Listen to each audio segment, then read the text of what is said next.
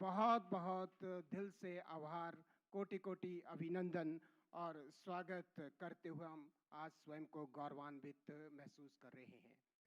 इनके साथ ही यहाँ उपस्थित हैं सम्माननीय उप मुख्य सचेतक श्री केवल सिंह पठानिया जी, जो भी वो अपने क्षेत्र में ऑर्गेनिक फार्मिंग के एक्सपर्ट्स हैं और स्वयं अपने खेतों में कार्य करते हैं और किसानों को प्रेरित करते हैं। उनका भी यहाँ पहुँचने पर हम अभिनंदन और स्वागत करते हैं। It's my immense pleasure and honor to welcome our guest from JICA project, Chief Representative Sri Takeuchi Takuro, who has graced with us with their warm presence today, and also welcome Senior Representative Shri Bakamatsu Ezi. यहाँ उपस्थित सम्माननीय HRTC के उपाध्यक्ष महोदय जी का भी अभिनंदन करते हैं। श्री वर्मा जी का, एपीएमसी के चेयरमैन श्री निशु मोंगरा जी का भी अभिनंदन और स्वागत है। और यहाँ उपस्थित जाइका प्रोजेक्ट के head project director doctor Sunil Chauhan ji का भी हम अभिनंदन और स्वागत यहाँ पर करते हैं। वरिष्ठ सलाहकार श्री बलजीत संधू जी यहाँ उपस्थित हुए हैं, उनका भी स्वागत अभिनंदन है। जाइका प्रोजेक्ट के डेलीगेट्स पूरे प्रदेश भर से यहाँ आए हुए हैं, उनका स्वागत अभिनंदन है। एग्रीकल्चर विभाग के जॉइंट डायरेक्टर श्री राहुल कटोच जी का भी अभिनंदन और स्वागत हम यहाँ पर करते हैं। और यहाँ उपस्थित जाइका प्रोजेक्ट से जुड़े हुए किसान भी यहाँ विभिन्न प्रदेश के विभिन्न कोनों से यहाँ उपस्थित हुए हैं, उनका भी हम स्वागत अभिनंदन यहाँ पर करते हैं। इससे पहले कि इस कार्यक्रम को हम विधिवत रूप से आगे बढ़ाएं, दीप प्रज्वलन के साथ इस कार्यक्रम की इस राष्ट्रीय कार्यशाला की हम विधिवत शुभारंभ करेंगे। हमारा निवेदन रहेगा सम्माननीय मुख्य अतिथि माननीय कृषि मंत्री महोदय जी से दीप प्रज्वलन के लिए, और साथ में उप मुख्य सचेतक महोदय जी, साथ में हमारे जाइका प्रोजेक्ट्स के चीफ रिप्रेजेंटेटिव, सीनियर रिप्रेजेंटेटिव और हमारे एचआरटीसी के उपाध्यक्ष महोदय जी, एपीएमसी के चेयरमैन श्री निशु मोंगरा जी से, प्रोजेक्ट डायरेक्टर महोदय जी से, श्री संधू जी से कि कृपया दीप प्रज्वलन के साथ इस कार्यक्रम की शुरुआत के लिए सम्माननीय मुख्य अतिथि महोदय जी।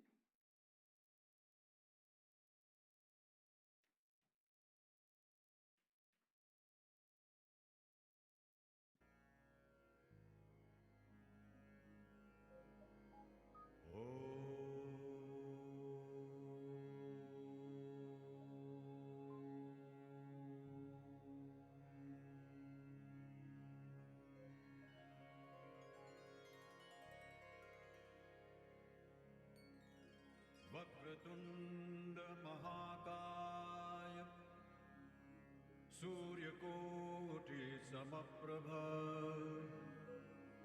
निर्विघ्नं कुरु मे देव सर्वकार्येषु सर्वदा।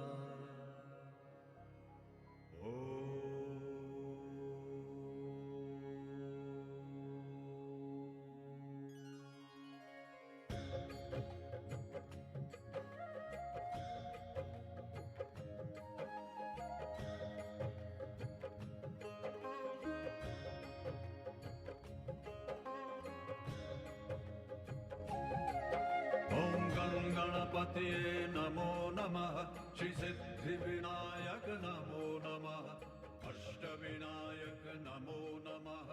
दीपो ज्योति नमस्तुते. Lightning of lamp symbolizes invoking divine wisdom, prosperity of knowledge over ignorance. दीप प्रज्वलन के साथ इस राष्ट्रीय कार्यशाला का शुभारंभ सम्मान्य मुख्य अतिथि और यहाँ गणमान्य अतिथिगणों द्वारा किया गया है। अब इससे आगे बढ़ते हुए इस कार्यक्रम में यहाँ पर कॉफ़ी टेबल बुक्स का भी सम्मान्य मुख्य अतिथि के महोदय जी के कर कमलों से विमोचन किया जाएगा। तो सबसे पहले 100 कंप्लीटेड इरिगेशन स्कीम्स का सम्मान्य मुख्य अतिथि महोदय जी के कर कमलों से शुभारंभ यहाँ पे किया जाएगा। जायका प्रोजेक्ट के तहत सस्टेनेबिलिटी के लिए जो काम यहाँ पर हुए हैं उसको इस बुक के माध्यम से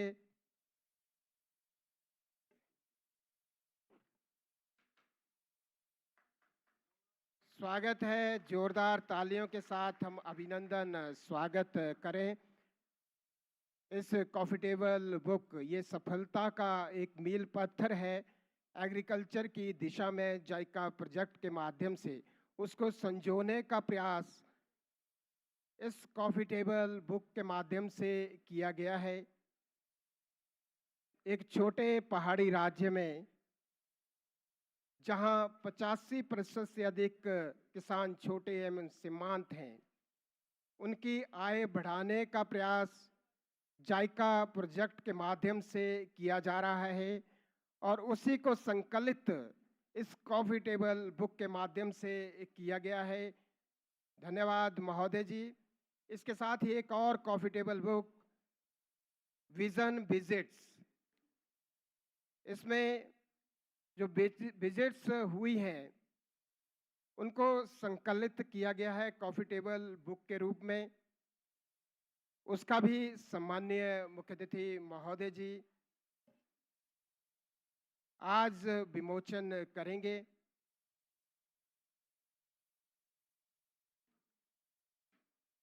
द्वितीय चरण में जायका प्रोजेक्ट हिमाचल प्रदेश के सभी जिलों में क्रियान्वित किया जाएगा और इसका प्रमुख लक्ष्य यही है कि किसानों की आमदनी में बढ़ोतरी हो और उस दिशा में जायका के चरण 1 में भी हम सफल हुए हैं। एग्रीकल्चर को सस्टेन करने की दिशा में जायका प्रोजेक्ट का योगदान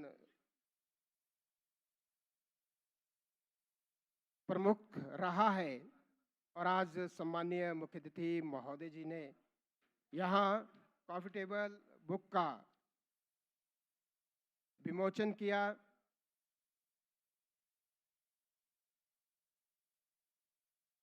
धन्यवाद महोदय जी।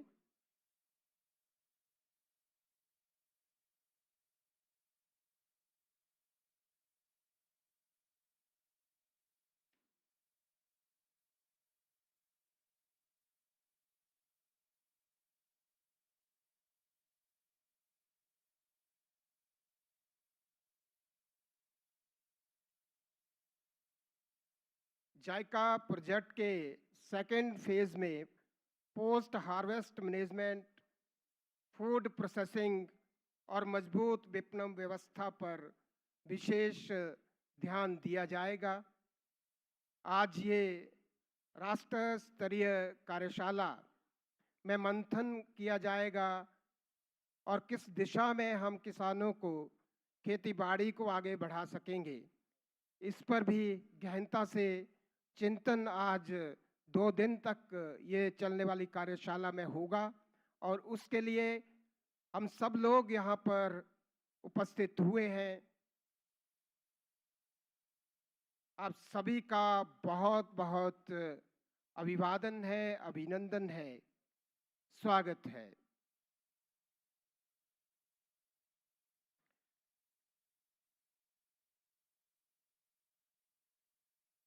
अतिथि देवो भव की परंपरा का निर्वहन हमारे इस पहाड़ी प्रदेश की समृद्ध संस्कृति रही है और उसी कड़ी में आज हम यहाँ पर अपने सम्मान्य मुख्य अतिथि महोदय जी, गणमान्य अतिथिगणों को सम्मानित कर अपने पहाड़ों की इस समृद्ध परंपरा का निर्वहन सुनिश्चित करेंगे। हमारा निवेदन रहेगा सम्मान्य project director doctor Sunil Chauhan ji से कि सम्मानीय आज के कार्यक्रम के मुख्य अतिथि माननीय एग्रीकल्चर मिनिस्टर प्रोफेसर चंद्र कुमार चौधरी जी को यहाँ पर शॉल टोपी भेंट कर उनके स्वागत और आतिथ्य सत्कार के लिए निवेदन रहेगा। एक बार जोरदार तालियों के साथ हम स्वागत और अभिनंदन यहाँ पर करते हैं।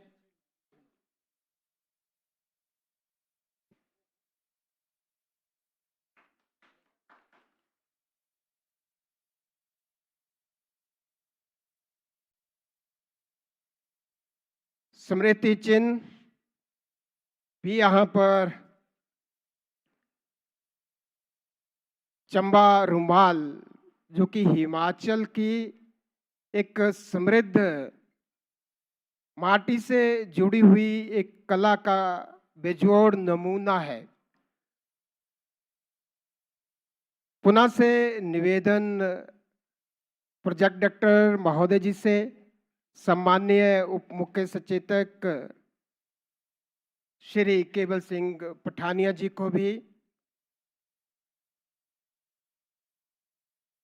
आतिथ्य सत्कार कर अनुग्रहित करें।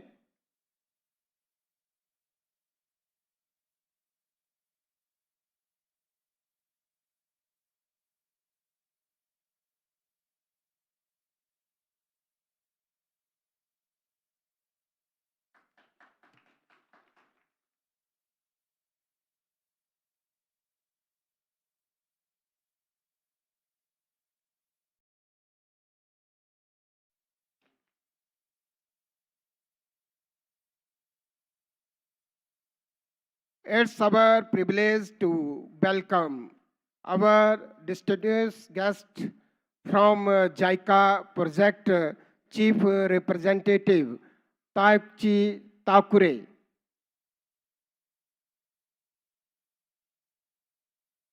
डायरेक्टर जायका से निवेदन रहेगा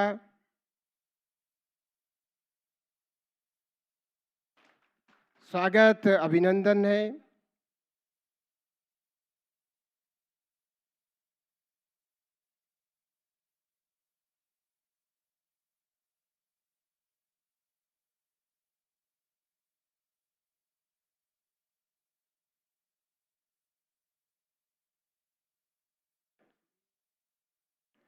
थैंक यू। पुनः से निवेदन रहेगा प्रोजेक्ट डायरेक्टर महोदय जी से welcome our distinguished guest senior representative JICA India Bakamatsu एजी। Welcome sir.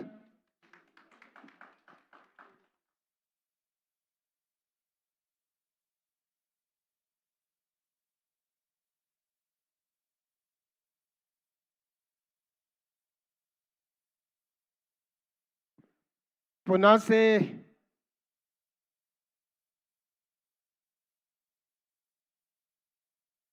निवेदन रहेगा प्रोजेक्ट डायरेक्टर महोदय जी से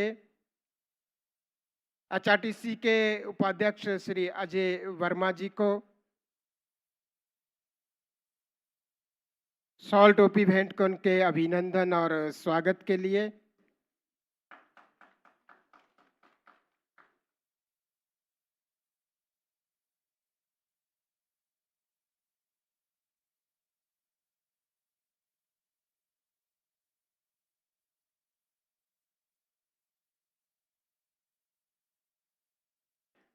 स्वागत अभिनंदन है। पुनः से निवेदन रहेगा प्रोजेक्ट डायरेक्टर महोदय जी से एपीएमसी के चेयरमैन श्री निशु मोंगरा जी भी यहाँ उपस्थित हैं, उनके स्वागत अभिनंदन के लिए।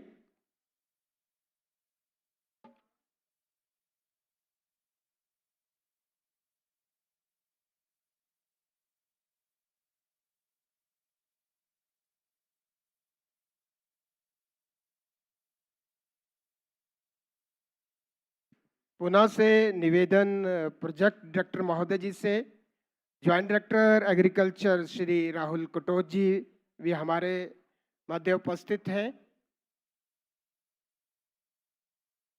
स्वागत अभिनंदन के लिए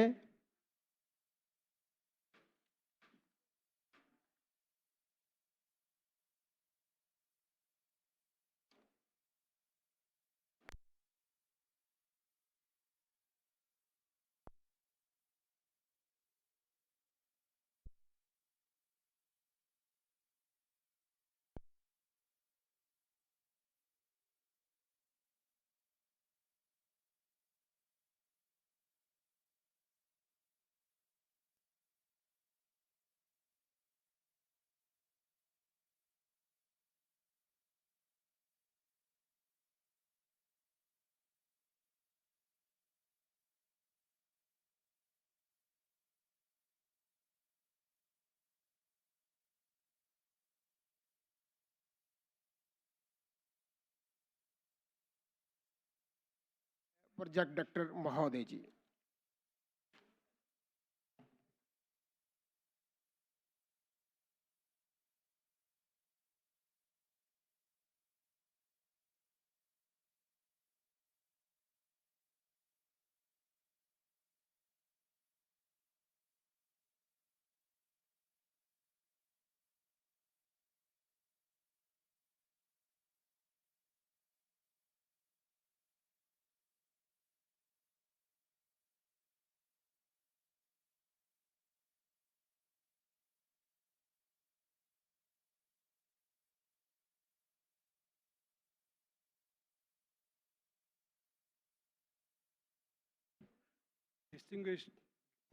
Distinguished honored chief guest of honor, delegates, ladies and gentlemen. We are honored to have the benign presence of Professor Chandra Kumarji, Honorable Minister of Agriculture and Animal Husbandry, Government of Himachal Pradesh, having provided us his precious time as the chief guest at this national workshop. We have been getting due and needed guidance from Professor Chandra Kumarji as the Minister of Agriculture and Chairman of the governing body of Himachal Pradesh Agriculture Development Society for the Crop Diversification Promotion Project in the state. Honorable Sir, your sparing this valuable time today is the most significant for us as this workshop on sustainable agriculture and agribusiness development by the HPCDP2 is the first national level workshop of the Jica-ODA agriculture projects in India. We extend our sincere and heartfelt gratitude for your gracious presence at the inaugural session, sir. It is also an honor to us that the Honorable Minister released 2 coffee table books today, marking the journey of the project to achieve its defined outputs along with the responsibility of transparency and accountability. One coffee table book that is released today marks first batch of hundreds of projects out of 296 where irrigation infrastructure have been completed for the farmers, while the other one marks visits to the project areas, interactions with the project staff and the farmers by the dignitaries over past years. We are building this more strongly as a social audit tool for the project interventions as well. I'm honored to welcome here our Deputy Chief Whip and Honorable Member of Legislative Assembly, Shri Keval Singh Pathania ji, who has been guiding us from time to time in the field on effective planning and implementation of the project. I am honored to welcome here at the national workshop Mr. Takechi Takiro, Chief Representative of JICA India, as guest of honor, whose presence has inspired us all for organizing this event. His recent visit to the project areas as the leader of midterm review mission has enlightened us on various key points to be taken care of during the upcoming execution period of the project. Once again, my warm welcome to the JICA India Chief, Along with Mr. Takechi, we have Mr. Vakamastu IG, the senior representative, and Ms. Nishta Venglekar, the development specialist of JICA India, for their on this occasion. I extend my warm welcome to them for their continuous vigil on the JICA assisted projects in India. I also extend warm welcome to our respected Ajay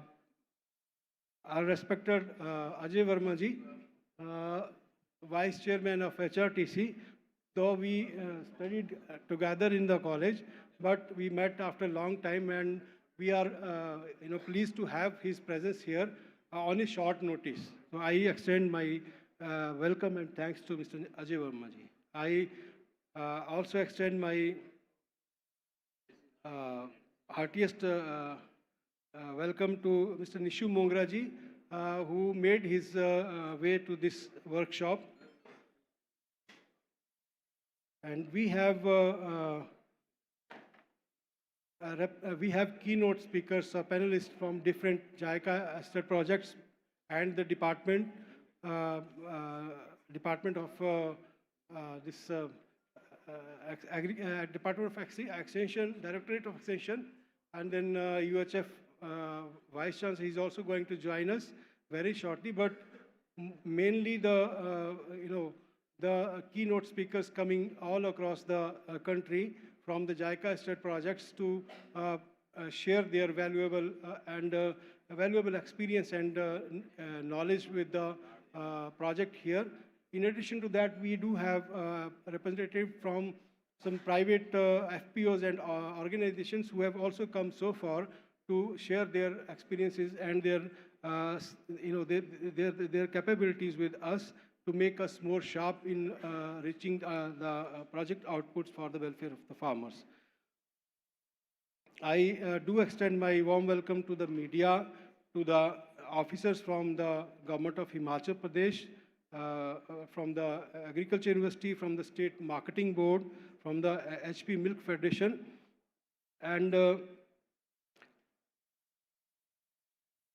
over and above, I do extend my heartiest welcome and thanks to the farmers who have come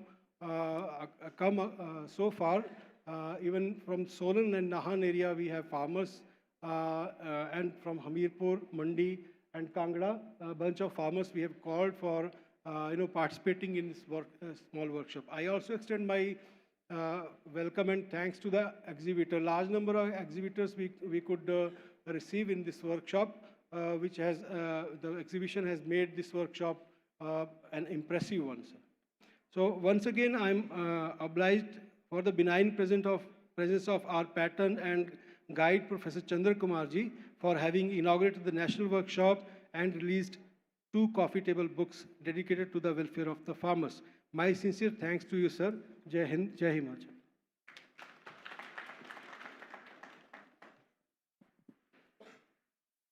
Thank you, sir. The active support from JICA for this ambitious project covering all the districts in expected to make Himachal Pradesh as model hill state in agriculture development. Now I would like to request presentation from development representative of JICA, Nishtha Bengru Lekar. Vinay ji, I have presentation.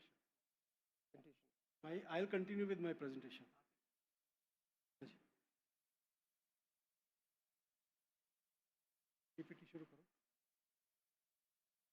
So, sir, I'll be briefly presenting the the framework of the this phase 2 of the JICA state project on agriculture, and also some progress made and some plannings that we have for the achievement of the project output, sir.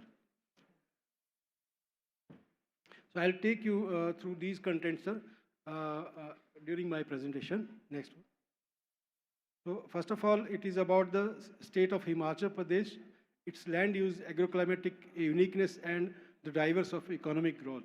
So as in the slide, we can see that we have, 55,67,000 approximate hectare area, geographical area of the state, and just the 9.76% area is the net zone area.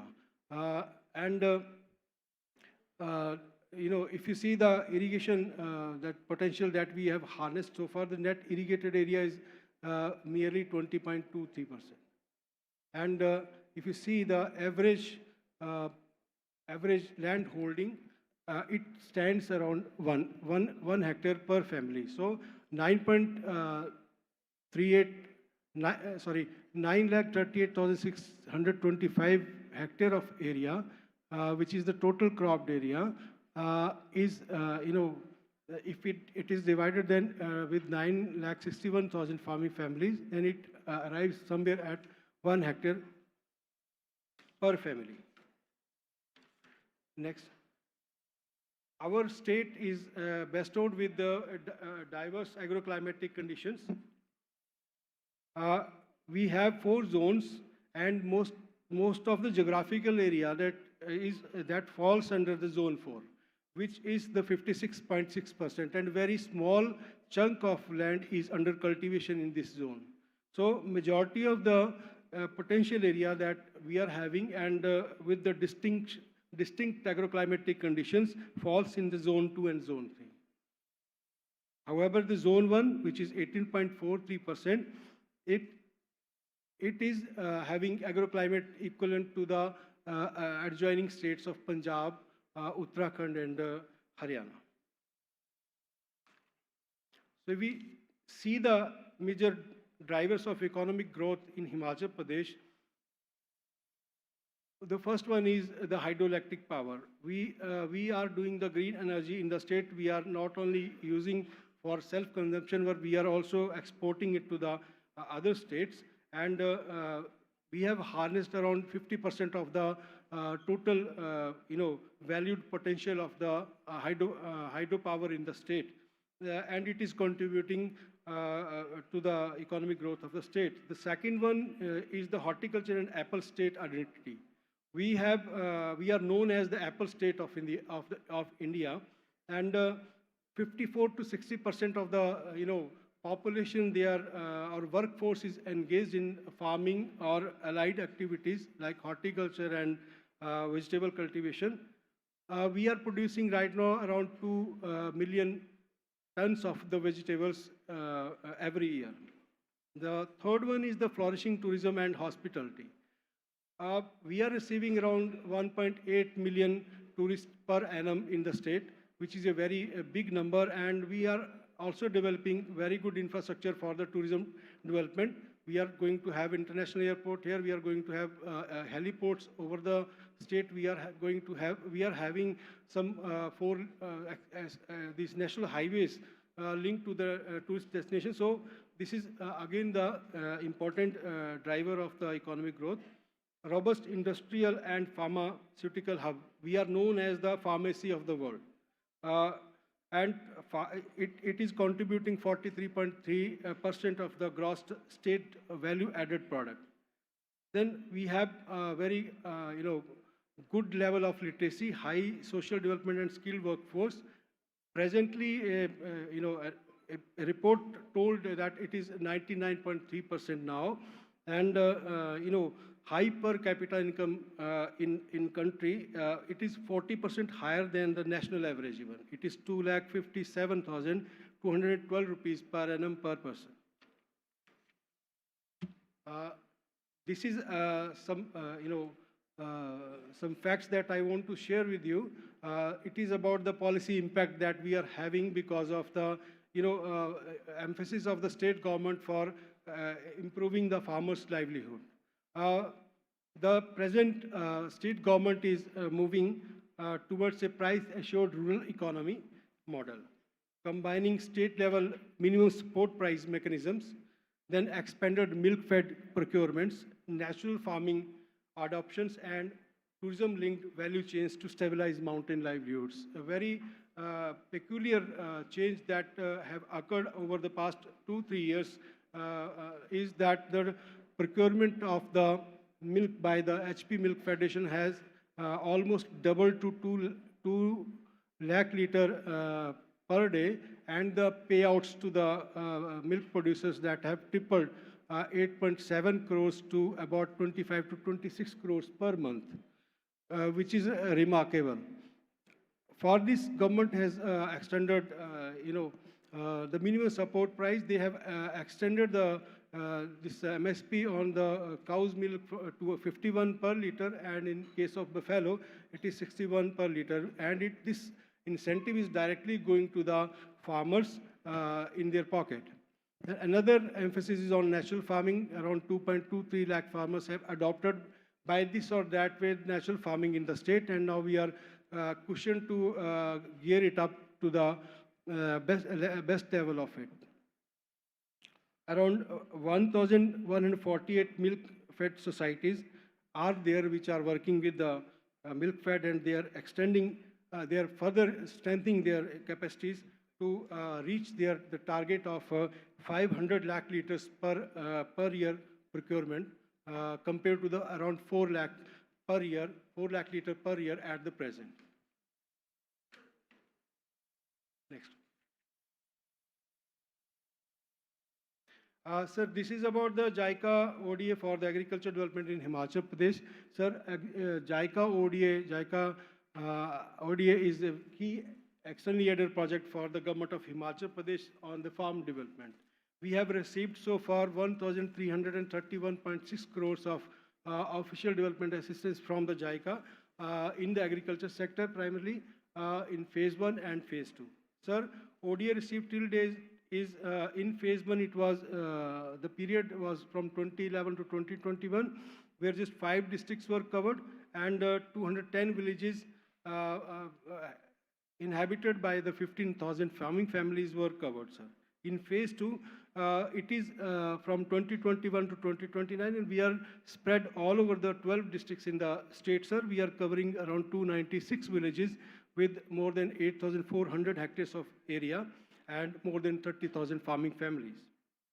Sir, the execution of the this ODA loan project in the state of Himachal Pradesh is through the in a society mode through the Himachal Pradesh Agriculture Development Society, which is registered under Society Registration Act, and it is headed at the governing body level by the Honorable Agriculture Minister of Himachal Pradesh, and the executive committee, it is headed by the worthy Secretary of Agriculture to the government of Himachal Pradesh. So this is the comparative showcase of the budget that has been received from the Jica through its ODA loan project, sir. First phase was of 321 crore. This phase is of 1,010.6 crore rupees, sir. Main change that have been brought in the phase 2 is the, sir, component number 3, the value chain and market development. So, in addition to the infrastructure development and farmers' capacity building, institutional strengthening, the provision says that we have to link the farmers to the market to ensure their realization of the value of their produces. On similar pattern, the government of Himachal Pradesh is heading towards strengthening the rural economy, sir. Next. So these are the objectives of the project. We are heading with 3 major objectives, sir. The first one is to promote sustainable crop diversification to high-value crops. Second one is to improvement of farmers' income by development of important infrastructure like irrigation systems, then farm access roads, then support to the farmers on crop production and other institutional development aspects. Then the final and foremost important objective is the strengthening of the farmers' sales force with marketing development. So we have to develop, sir, around 10 farmer producer organizations in the project area, and we have the mandate to at least link 5 such FPOs with the agribusiness operators or the private companies in the similar way that the milk producers are being linked to the milk fed, sir.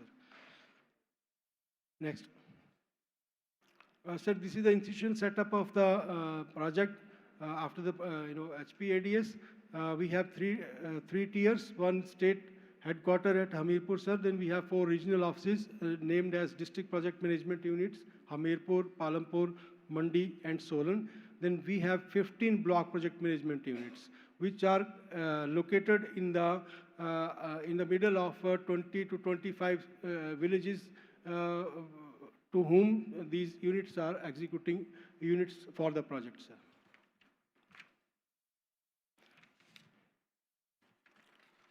Sir, this is the spread of distribution and coverage of sub-projects of phase 2, sir. As I initially told that a large chunk of land falls under the zone 4, which is comprised of Lahaul Spiti, Kinnaur, parts of Chamba and parts of Shimla.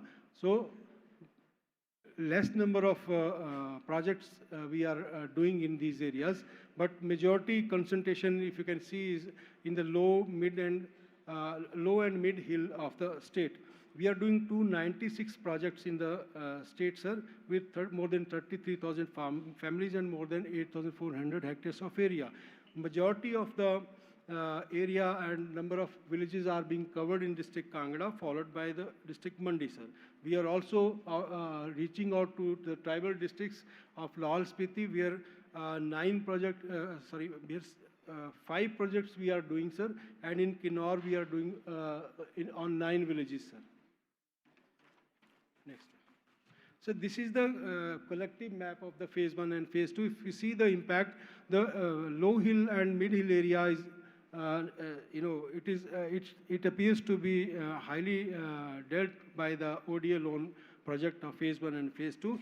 This way we are covering 506 villages in the state and more than 30,000 hectares of area under assured irrigation, sir, and around 50,000 farming families are benefited under the ODA loan projects. So this is about the different kind of irrigation systems that we are developing with the farmers. Majority is, sir, flow irrigation schemes. The natural spring water is, that is being strengthened or improved to reach to the forest places. 215 villages are under flow irrigation schemes. Lift irrigation scheme and shallow tube wells, they are in the lower areas, subtropical area zone of the state of the Himachal Pradesh. This is the entire status of the execution of the irrigation systems in the project, sir. We have completed 142 number of irrigation infrastructure development works covering 3,300 around hectare of CCS, sir. Out of these 142, we your worthiness just released a coffee table book where we have tried to depict the good information about the project, the benefited families, the amount spent, and the area covered, sir. We are at the execution on 141 irrigation systems, and 13 are at the planning stage, sir. Some photographs of the infrastructure development, sir. These are the typical, sir, lift irrigation scheme, some photographs, the hydrants, the pump house, and the main delivery tanks, sir. Next. Sir, this is about the farm access roads that we are working with the farmers. And under this, sir, we are at present we are in progress with the 4,317 farmers and covering 1,100, more than 1,100 hectares of area, sir. Next one. Sir, this is about the community mobilization at the village level. Overall, we have a target of 296 sub-projects to be covered under the project. By now, sir, we have completed the community mobilization and their society formation at the village level in 283 villages, sir. And remaining 13 are in planning, sir. And, sir, we are also doing the baseline survey of each and every farming family. So we have lots of data gathered for this, and we have, we have got it in the soft shape, and on the basis of the baseline survey, sir, and the information that are mandated to be there from the project side, we have prepared micro plans. And the directions were from Honorable Minister of Agriculture to go for micro planning and do some good work on the occupational structures to revive the occupational structures in the state for the farmers. So we have done the baseline survey in 269 villages, sir, out of 283, and 258 micro plans we have prepared for the project, sir, in these villages. Next. Sir, on the basis of the data that we have captured, 258 micro plans that we have formulated and got them punched on the data sheets, we could figure out that out of 30,000 farming families, around 66% farming families are conservative, sir, who are not that much willing to take farming as their primary occupation. Merely just 33% farming families, they are there. We can say them as advanced farmers or near advanced or intermediate farmers, sir. So we have also worked out around 1,000 or 3% of the farming families as vulnerable farming families. Primarily, they are the widow women in the villages or the BPL families that are there, sir. So this way, we have created the a sort of focus group ecosystem in the villages, and our approaches are now being directed to cater to the needs and resources of these different focus groups in the project areas. Landholders, sir, it is another specific thing that we could do, sir. Actually, in the revenue record, the division of the this land to the wards of a landowner takes time, sir. So for the DPR preparation, we could figure out the landowners whose land is there. So we considered that and prepared the estimates for the irrigation system, sir. But for the extension purpose, we figured out the legal heirs of those, legal heirs means whose name the land is to be transferred afterwards, but presently it is in the name of father and the sons, they are cultivating it. So we named them custodians, sir, and we, for extension purpose, we gave them the farmer registration numbers, sir, FRN numbers, and they are being now treated as the beneficiary farming families for the project. So this is just because of your directions to take on the micro planning side for the project, sir. We could now figure out that actual beneficiaries to whom we have to reach out for the extension purpose are the custodians, which are 30,344 families. Around 2,000 families have been identified as absentee who are not dealing with their land and doing some other businesses outside the vicinity, sir. Sir, we have, because of that micro planning, we could figure out the social inclusiveness of the project outreach in the state, sir. If you see that out of 283 KVS that have been formed, the management committee, which comprises of 7 to 8 members per village, sir, around 25% of the members of the management committee, they are the women folks of the villages, sir, which is a very good level of participation at the decision-making level, sir. The second one shows about the scheduled communities which are there in the Constitution of India, sir. We are working with 18 villages which have the population of scheduled caste families more than 50%, sir. And 471 hectare area is being benefited for 2,315 farming families. Similarly, we are working with the scheduled tribe population in 14 villages, covering 453 hectare of area and more than 1,400 families, sir.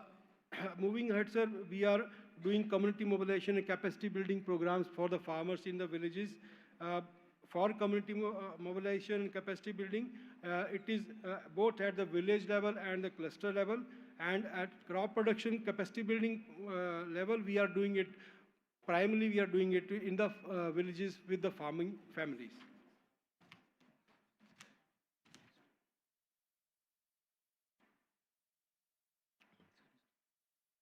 If we see that the targets of project, we have the targets to expand area under the vegetable crops and enhance the productivity of the vegetable crops. But simultaneously, there will be a reduction in the area under food grain crops. So we have the target to enhance the productivity of the food grain crops as well as the vegetable crops. Sir, to capture this change that which is being happened at the village level, we are doing the data recording of each village and each family. We are preparing monitoring sheets, sir, and on that basis we are consolidating the database and presenting it to the funding agency because it is one of the major qualitative and quantitative indicator mentioned in the project document, sir. So if you see the trend, sir, during the Rabi season 2024-25, actually by now we have mobilized just 144 villages for crop diversification promotion, a crop diversification plan implementation.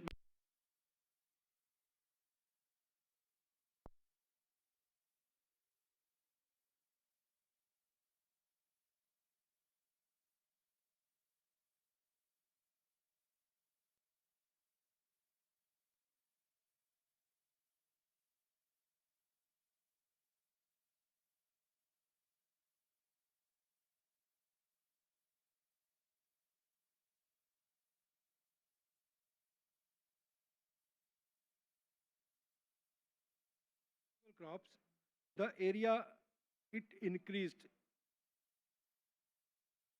from 120.8 hectares to 297.63 hectares, and productivity it is enhanced from 25 to 26%.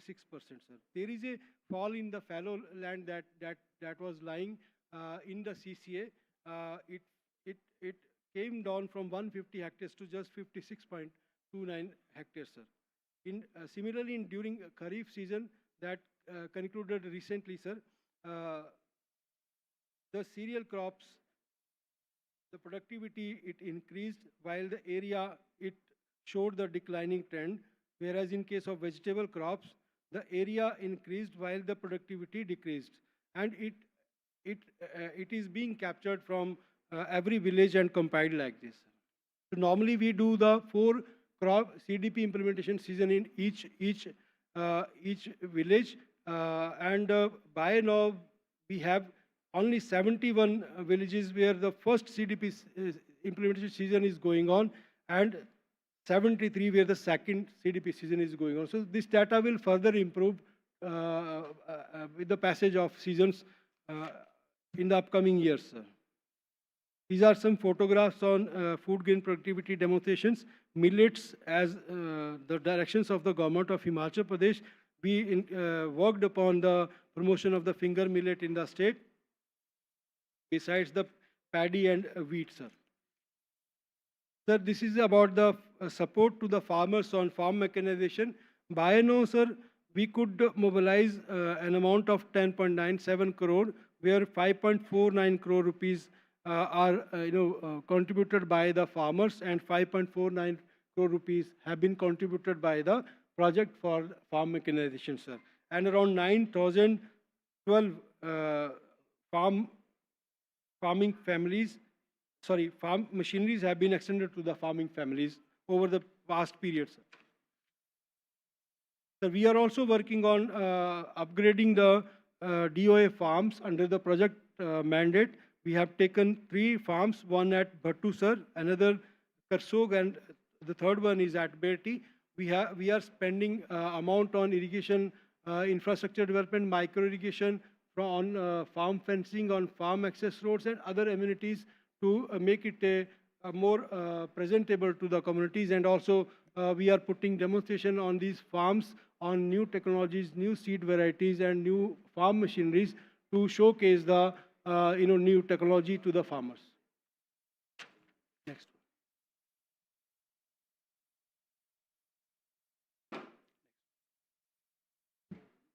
So this is the farmer support component we are going now.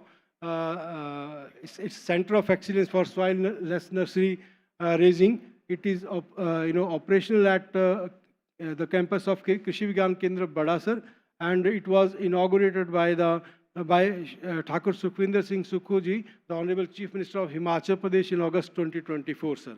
Since then, we could produce and supply around 5.5 lakh of high-value soilless seedlings to the farmers, amounting around 16.71 lakhs, sir. Next. Sir, this is the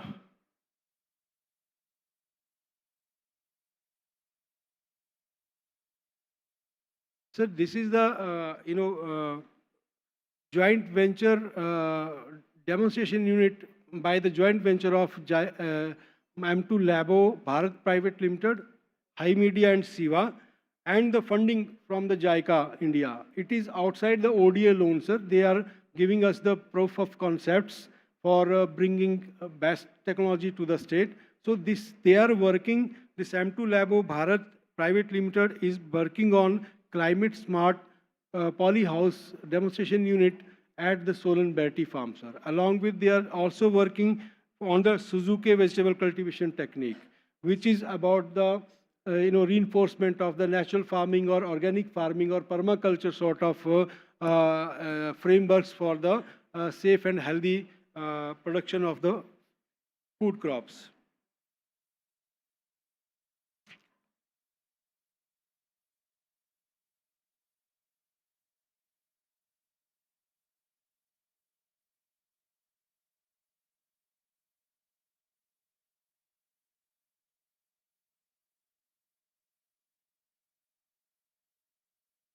Sir, this is the mushroom shiitake cultivation and training center, Palampur, which was inaugurated by the Honorable Minister, sir. And from then we are working hard to popularize, not only popularize, but also help the farmers to grow more and more shiitake to get high remuneration or at least diversification of their mushroom production. Previously, just the dhingri and button mushrooms were being grown, but now this would add new dimension to the diversification of the mushroom cultivation, sir. We have enlarged the facilities at the SCTC Palampur. We have enhanced we have established our own spawn laboratory at this SCTC, sir. We have increased the incubation rooms from 1 to 2, and facility to dry the shiitake mushrooms have been increased. So we are very much self-sufficient in not only dissemination of the technology, but also providing the ready-to-fruit blocks to the farmers and to the other consumers, sir. This is about the strengthening of the value chain and market development in the state, sir. We have extended support to the State Agriculture Marketing Board to the tune of 31 crore rupees, sir. One of the APMC market yard at Solan was inaugurated in your auspicious presence by the Honorable Chief Minister of Himachal Pradesh, whose photographs we are showing, sir. 13 APMC market yards have been, they have been strengthened for benefiting the farmers and the traders there. Sir, as I said that we have the value chain market development component, we have lots of exposure now, and your clear direction to work on the occupational structure, sir. We are just eyeing upon and orienting our strategies to, create parallel market development for the farm produce from the Himachal Pradesh, sir. And the major challenge that remains is how to convert infrastructure investment into sustained farmer income, sir. And that we need the transition from production-centric to the market-centric agriculture system, and we are reaching out, and probably this workshop is also one of the tools that we are going to utilize for this change in the strategy of the project, sir. Next. So in-house, in the project, we have designed this 3-tier strategy to promote this crop diversification amongst the farmers, sir. Actually, when there is a need, then definitely the farmers will undertake the cultivation of different crops or different vegetables, sir. So we have linked it, these three tiers, as in the initial slides, we saw that, just 33% of the farmers are advanced or near advanced. 66% are conservative. So just 20% we are eyeing upon as a market-ready clusters in the tier 3, sir. We are going to work, or we are working on a structured multi-commodity value chains through FPO industry partnerships, sir. And the tier 2, it is about the localized fresh market monetization. We saw that lots of tourist influx is there in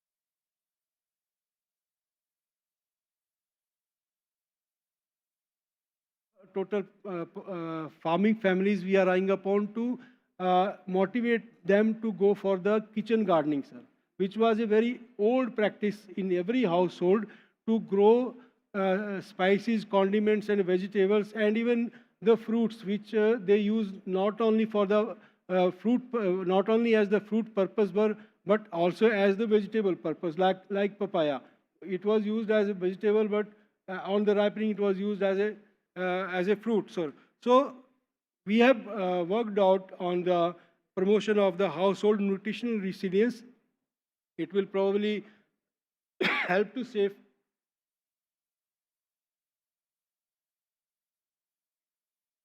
It will probably help to save around 12,000 to 18,000 rupees per family if they go for the kitchen gardening, sir. But moreover, they will be, prevented from any type of residual, intake in the family, especially the aged people and the children, sir. So they will be protected, sir.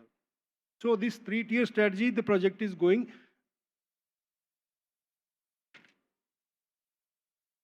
इसको ठीक करवाओ यार,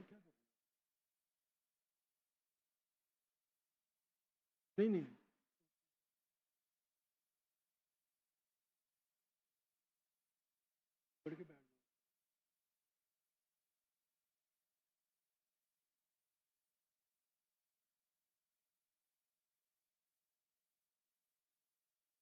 Sir, this is the progress.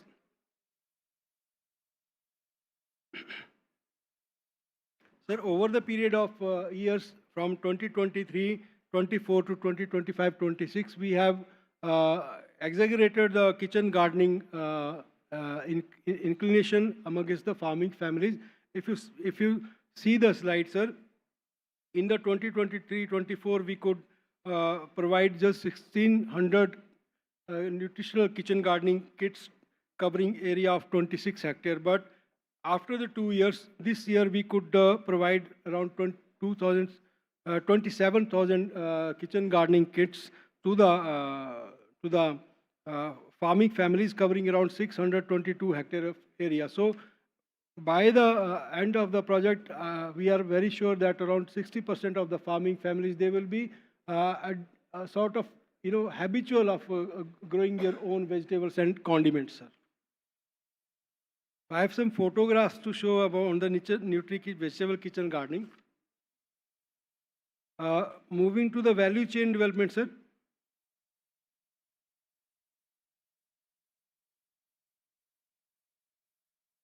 In a local retail fresh marketing built up, sir, we are targeting the farm gate stalls, tourist corridor kiosks, weekly village hearts, homestay supply linkages, mobile vending vans, and hotel and dhaba basket supply chain, sir. We just started with the roadside vendors, sir, and the local retailers. The farmers who are producing their produce and selling their, daily or, on alternate days on the roadsides, their fresh produce to the tourists or the local people who are traveling through those sites. Uh, in addition to that, we are also using such the SHAP approach, which is a SHAP approach, which is a grow to sell approach instead of grow and sell. Previously, it was like that we used to grow as per our understanding and then go to find the buyers outside. And now in the SHAP, which is a JICA module, international module, with which we are teaching the training the farmers to reach out to the retailers or the buyers, and accordingly they are diversifying. A farmer who was growing 10 quintals of cabbages, now he is diversifying to a part of cauliflower, broccoli, spinach and other things to make his kitty a diversified kitty for the quick retailing of their produce. So we have mobilized around 299 farmers across different sub-projects, sir. We have identified 54 roadside retail vendors. We have connected farmers with 37 retailers, 7 institutions and 18 aggregators who are aggregating the produce from the village and taking it to some roadside vending or the APMC market yard. This is about the roadside vendors spot that we could connect with, and they were in very bad shape, although they are not having the legal authority to sit there, but yes, they go occasionally and sell their produce. So we provided them some amenities for the for their good and healthy life, sir, with the project funds.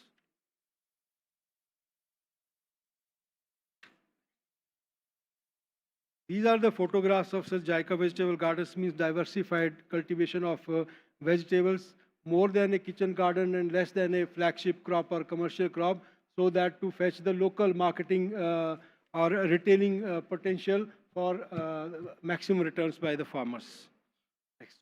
So this is the tier 3, sir, structured multi-commodity value chains through FPO industry partnerships.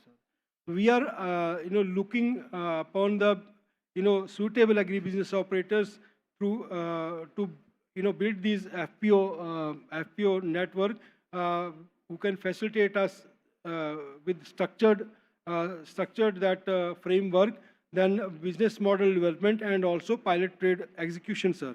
So FPOs are being aligned to commodities and markets, not geography. If tomato is the flagship crop in Solan district and Mandi, so we are not restricting it like the FPO of Solan.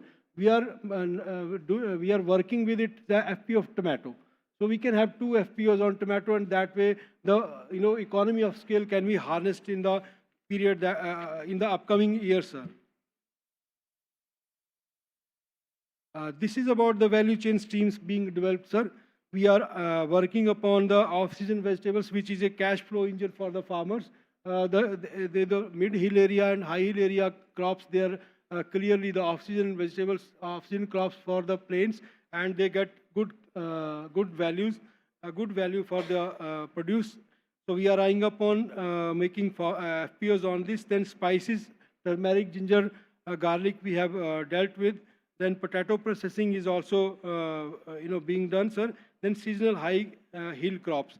So far we are in a process. We are just to get registered 4 FPOs in the project, sir. 2 on tomato, 1 in Solan and Mandi, 1 on garlic in Nahan area, sir, in district Sirmaur, and then Gohar is known for pea, sir.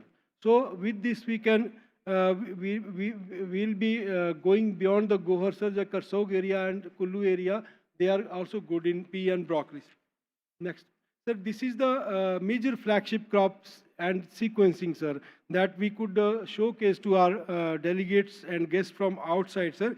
Like if we see the tomato crop, sir, in subtropical, sub-mountain, low-hill zone, where we have 116 projects, sir, and more than 3,000 hectare area is there, sir. So tomato is grown in Kharif as well as in summer, sir. On the culmination of this, we get the tomato produce started from the zone 2, where we have 143 projects and more than 4,000 hectare area, sir. And it is also grown in summer and Kharif in this zone also. After the completion of the crop or produce from this zone 2, we get the produce from zone 3 in the summer, sir. Similarly, the case for the pea. So we have a continuous sequencing of the crops with which we can supply to a buyer or an organized retail chain or organized buyer over the period of 365 days. But from different pockets of the state and from different farmer bodies from the state, sir. As a basic framework of the FPO formation, sir, we are forming the common interest groups. In 2023, we started with P, sir, and now in 2025-26, we have around 6 crops covered and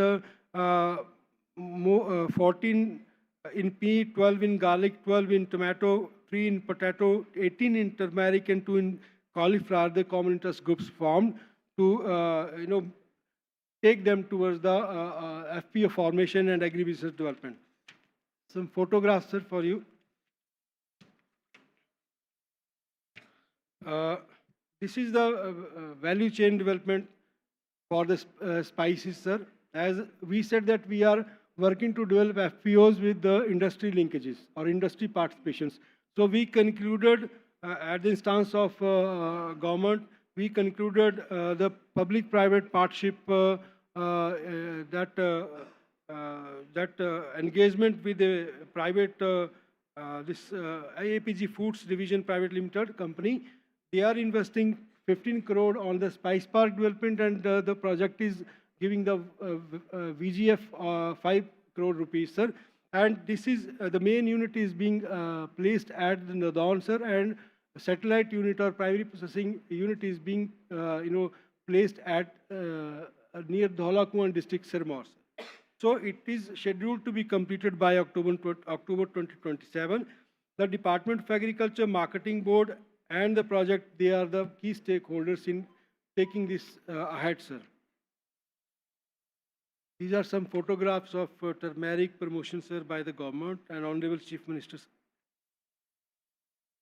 In potato, sir, we have fetched this PPP mode participation by private investor. They are going to establish a potato flake processing unit at district Una, sir, with the investment of 45 crore rupees from the private investor and 15 crore VGF from the government of Himachal Pradesh. We are also having earmarked funds for, again, the FPO industry partnership. Here, we are extending funds for the infrastructure development, for the preservation and processing of the milk from the producers, milk producers of the state, and Milkfed is being provided the assistance on these 3 infrastructure projects by the ODA loan projects. Sir, these are to make the stakeholders, farmers, and other people around the project aware about the government initiatives and the JICA assistance, Government of Japan assistance. We are doing lots of IEC activities, sir.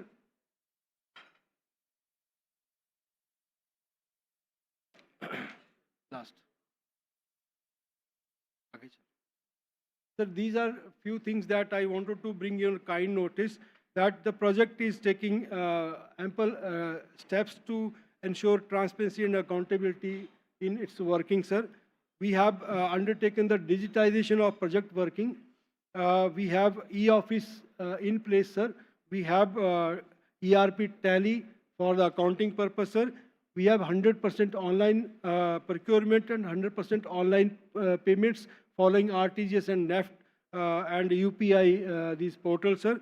And we have also adopted the Himupasthiti app recently launched by the government of Himachal Pradesh and Honorable Chief Minister of Himachal Pradesh, sir.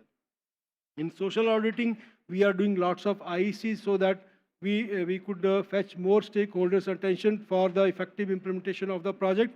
Recently, sir, today you launched or released a coffee table book where we have tried to show the visionary visits from the dignitaries, especially the public representative and the administration to our project areas interacting with the farmers and others. So these are the measures with your honored guidance we are taking for effective implementation and effective outputs of the project for the farmers in the state, sir.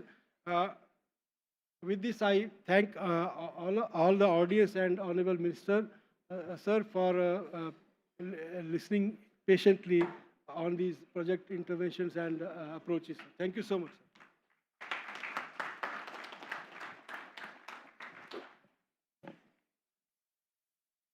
Thank you, sir, for sharing valuable and detailed information about Jica project with us. The present government, under the dynamic leadership of Honorable CM, also launched many programs and schemes for the development of agriculture.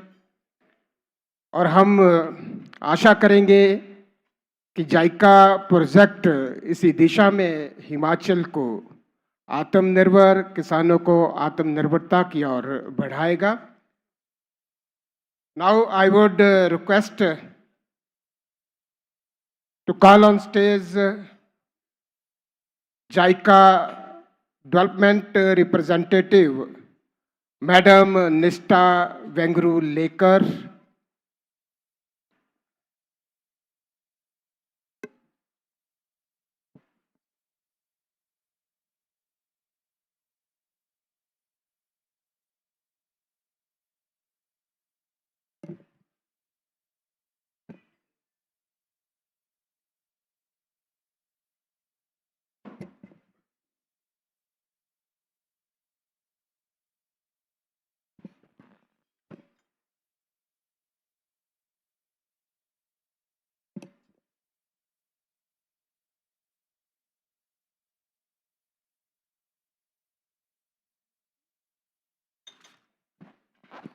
Good afternoon, everyone. Namaste.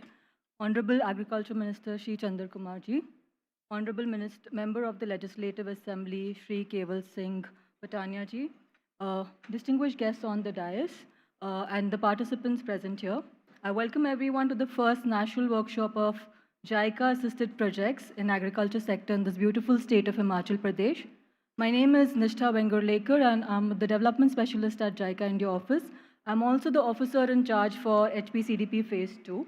Today I'll be taking you briefly through JICA's work in the agriculture sector. In the interest of time, maybe I'll run through the slides. If anything intrigues you or you find anything curious, I'm here, my colleagues are here. Please feel free to reach out to any one of us and we'll be happy to talk to you about what we're doing in detail.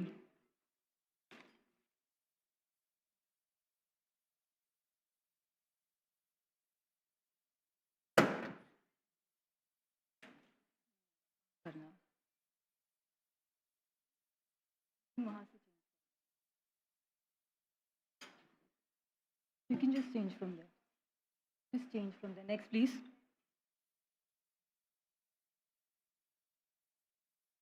So briefly about JICA. JICA is a nodal institution implementing Japanese government's official development assistance in India.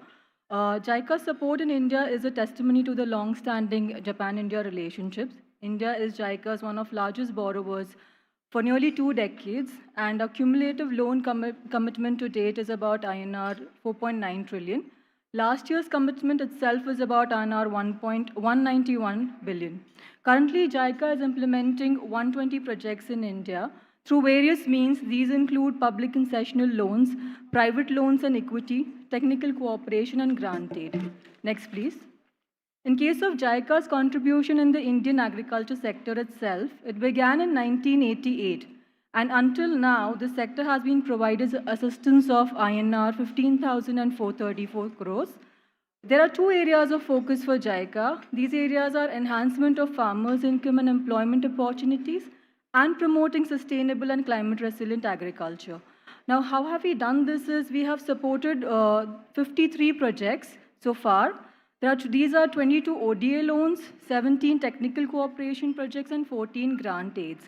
These projects have benefited about 1 lakh farmers and led to an increase in the irrigated area of over 9.5 lakhs. Next, please. Looking at JICA's reach overall through its ongoing projects, as you can see in this, it gives you an overall picture of where we are working and what we are doing.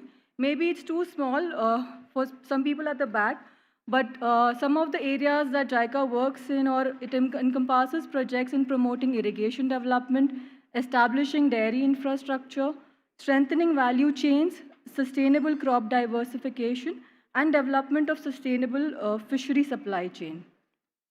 Next, please.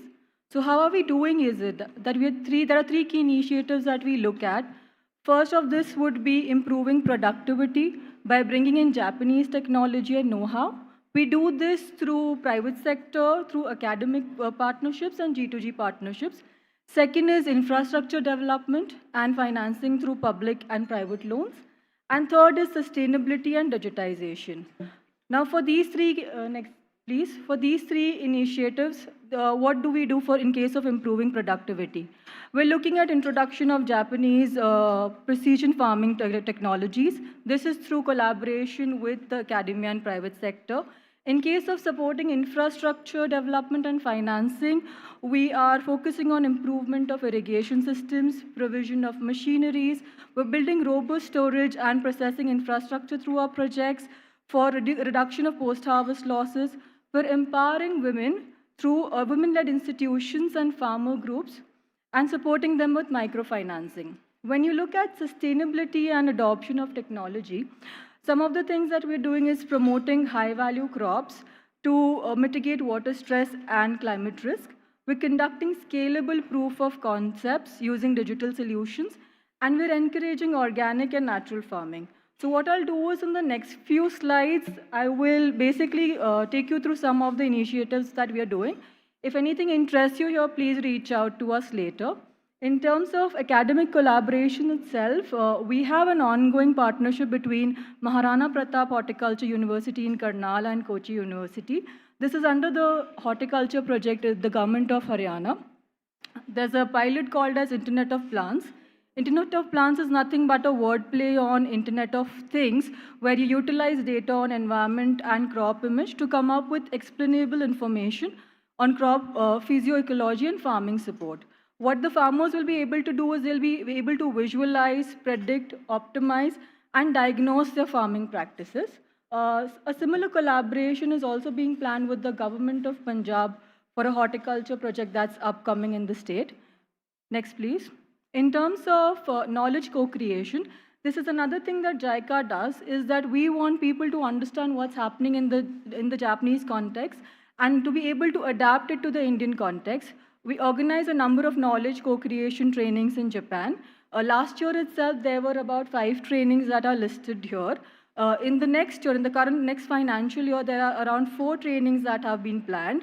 One of them is related to prospective agriculture technologies as solutions of climate change. There's one on food value chain for young leaders. There's another on enhancing capacity for sustainable fisheries development. So I would urge all the JICA participants who are here to nominate their staff so that they can go to Japan, learn what's happening there, see what's happening, and come back and see how could it be adapted in the Indian context. On the slide itself, you will see pictures from a trainee from Himachal Pradesh who went to Japan 2 years ago, and these are pictures from her, of her experience in Japan. Next, please. SATRIPS is, I think, a good example of academic collaboration as well as sustainability that JICA is implementing. SATRIPS is nothing but a short form for Science and Technology Research Partnership for Sustainable Development. It's between a Japanese institution and an Indian academic institution. As you can see, there is an ongoing project which is called as Project for Establishment of Nitrogen-Efficient Wheat Production Systems in Indo-Gangetic Plains. Basically, what it does is it introduces BNI functions into Indian wheat varieties that can grow on reduced nitrogen application. On the slide itself, you will see a picture on the side. If you look at it, the left side exhibits better absorption and higher yield level even with low nitrogen, which is BNI enabled wheat, than the original variety. Next, please. This is a private sector engagement that we are facilitating in this project, Himachal Pradesh Crop Diversification Promotion Project. And similar engagements are being envisioned in the upcoming JICA projects.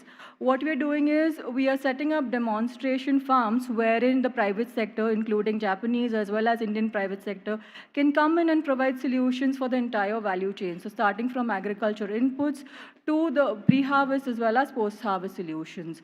We'll be setting up demo farms in the project, supporting for business matching study and networking events through this component. The M Square Labo initiative that Dr. Sunil Chauhan spoke about earlier is also something that JICA is promoting, is envisioned as would be taken up as a private sector engagement within the project itself. Next, please. The SCG Business Verification Survey is another way of engaging private sector. This is again a partnership between Indian and Japanese private sector for business model validation. If you look at the slide, there are a couple of initiatives that are listed out here. For example, there is one on shiitake mushroom cultivation and sales. There's one on building a cold chain with ice battery system. The idea is that a Japanese private sector comes and collaborates with the Indian private sector. We look at models that could be established in the Indian context and also look at how it could be scaled up. Next, please. In terms of creating of infrastructure, this is an example of the model that we are going to do in the Haryana horticulture project, where we're looking at creating storage infrastructure to reduce post-harvest losses. We look at a hub and spoke model over here, where there'll be a lead pack house and there'll be feed pack houses that would support the producer groups, and they'll support the producer groups with business setup and capacity building. And also, in the project, we envision if the farmers can be provided support with e-commerce as well as export. Next, please. This is an example of SHEP, again aligns with women empowerment, creating software infrastructures. SHEP was initiated in Kenya. In the Indian context itself, we began as a pilot in 2023. What SHEP does is it tries to change the mindset of the farmers from grow and sell to grow to sell. Under this project so far, there's one case study that has been listed here. So in that case study, if you look at it in the case of Jharkhand, what they're saying is that the farmers were able to grow the same types of vegetables. Owing to bulk production, the buyers came to their village to buy the produce. Women were also able to communicate with the buyers and get necessary information. Basically, what SHEP has done is it has brought women outside of the village, taken them to the market, and they're able to communicate with the buyers there. Currently, there is a SHEP being implemented as a technical cooperation project in Uttarakhand. The idea is that this would then act as a model and we'll be able to promote SHEP through other JICA projects as well. Next, please. This is an example of a DX lab initiative that we undertook in the state. I think the slide is self-explanatory. What we did is that we engaged with a private partner called Dehat. Dehat provided a solution, an online solution for market linkage to the farmers. There are certain pictures of the apps that were developed and customized for the state. What the farmers were able to do is they were able to get real-time visibility of the prices. They were able, not just what Dehat is offering, but also what the APMC is offering or what the other players are offering. Also, what Dehat was able to do was build a collection center which was closer to the farmers. Dehat also helped the farmers with grading or sorting of the products. So that's something that, a new initiative that was undertaken in the project. You can move on to the next slide. These are just some pictures and what is the impact that the project created. So if you look at the last circle, it says that there was an increase in the price realization of farmers from 11 to 13%. Next, please. So I think this is my last slide. This is basically about JICA strategy and what we're going to do ahead. So far, what we have done is aligns with this as well, but it's something that we would focus on more going forward. There are basically 4 key areas. One would be how do we bring in Indo-Japan collaboration with demonstrable outcomes? How do we create a multi-layered network between Japanese and Indian agriculture, including Indo-Japan private sector and research institutions? And how do we enable scalable Japanese technology? And fourth is technology validation. How do we connect for overseas market and also human resource and knowledge exchange? So I think that's it from my side. Thank you so much for listening, and thank you to the PMU and the HPCDB team for organizing this workshop. Thank you so much.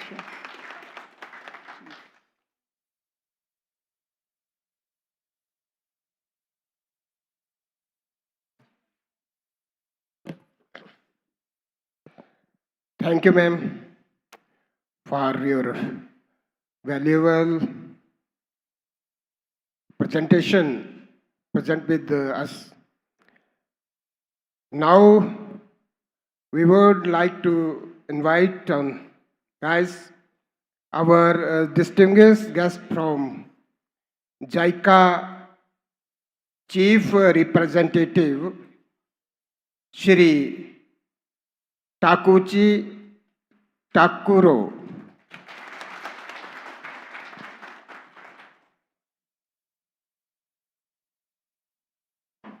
Namaste and hello. My name is Takeuchi. I'm Chief Representative of JICA in the office. And Honorable Agriculture Minister of Himachal Pradesh, Professor Shri Chanda Kumar, and Honorable Member of Legislative Assembly, Shri Kewal Singh Patania, and the distinguished dignitaries and delegates from various states, and academia, colleagues, and friends. My draft is very good morning, but hello, and good afternoon to all of you. It is my honor and privilege to address this esteemed gathering today. Himachal Pradesh, and here in Dharamshala, it is a place I feel most attached to. I'm truly happy to be back for the second time in the last 3 weeks here. And first of all, I extend my heartfelt gratitude to the Department of Agriculture, Government of Himachal Pradesh, for organizing the first National Agriculture Workshop of JICA Cooperative Project on Sustainable Agriculture and Agriculture Development. This workshop became possible only because of great energy, effort, and warm hospitality of Honorable Agriculture Minister and Secretary Agriculture, and especially Dr. Sunil Chauhan, and his team. I sincerely thank all of you. And I would also like to thank all the participants for taking your precious time to share your experience, knowledge, and commitment to strengthen India's agricultural landscape. We JICA, with over 44 years of experience of cooperation, we have implemented more than 50 projects in India's agriculture sector. We have contributed to expand irrigation covered by over 9.5 lakh hectares and support several lakh farmers across the country. Distinguished participants, the message of this speech is quite simple, just one word. In agriculture project, real value comes from people, only this. The value grows from the strong vision and determination of the top leaders, the commitment of dedicated managers, and their effort to be with farmers and understand the reality of the field. Today, in my speech, I'd like to discuss this key message from two perspectives. The first perspective is the lessons learned from the Himachal Pradesh crop diversification project. These lessons clearly show that the value of the agricultural project comes from people. First of all, I'd like to touch upon the result of the project, but Dr. Chauhan already explained the contents and achievement of the project. I just repeat the project has changed farming in Himachal a lot. And recent report shows a clear shift from cereal to vegetables, supported by the better irrigation, and most crops now positive growth and with higher yield due to technical support and training. And vegetable cultivation has increased significantly in Rabi 232% and in Kharif 328%. It's remarkable. And farmers achieved a remarkable income increase of 3 to 5 times, and more than 15,000 families benefited from the project. But the key point I'd like to stress here is that these achievements were not made only by building infrastructure and so making good plans. So they were made possible by competent leaders such as Agriculture Minister, and also under the leadership of Honorable Chief Minister, so who value people and by strong investment in people. In this regard, we learned there are 5 important elements.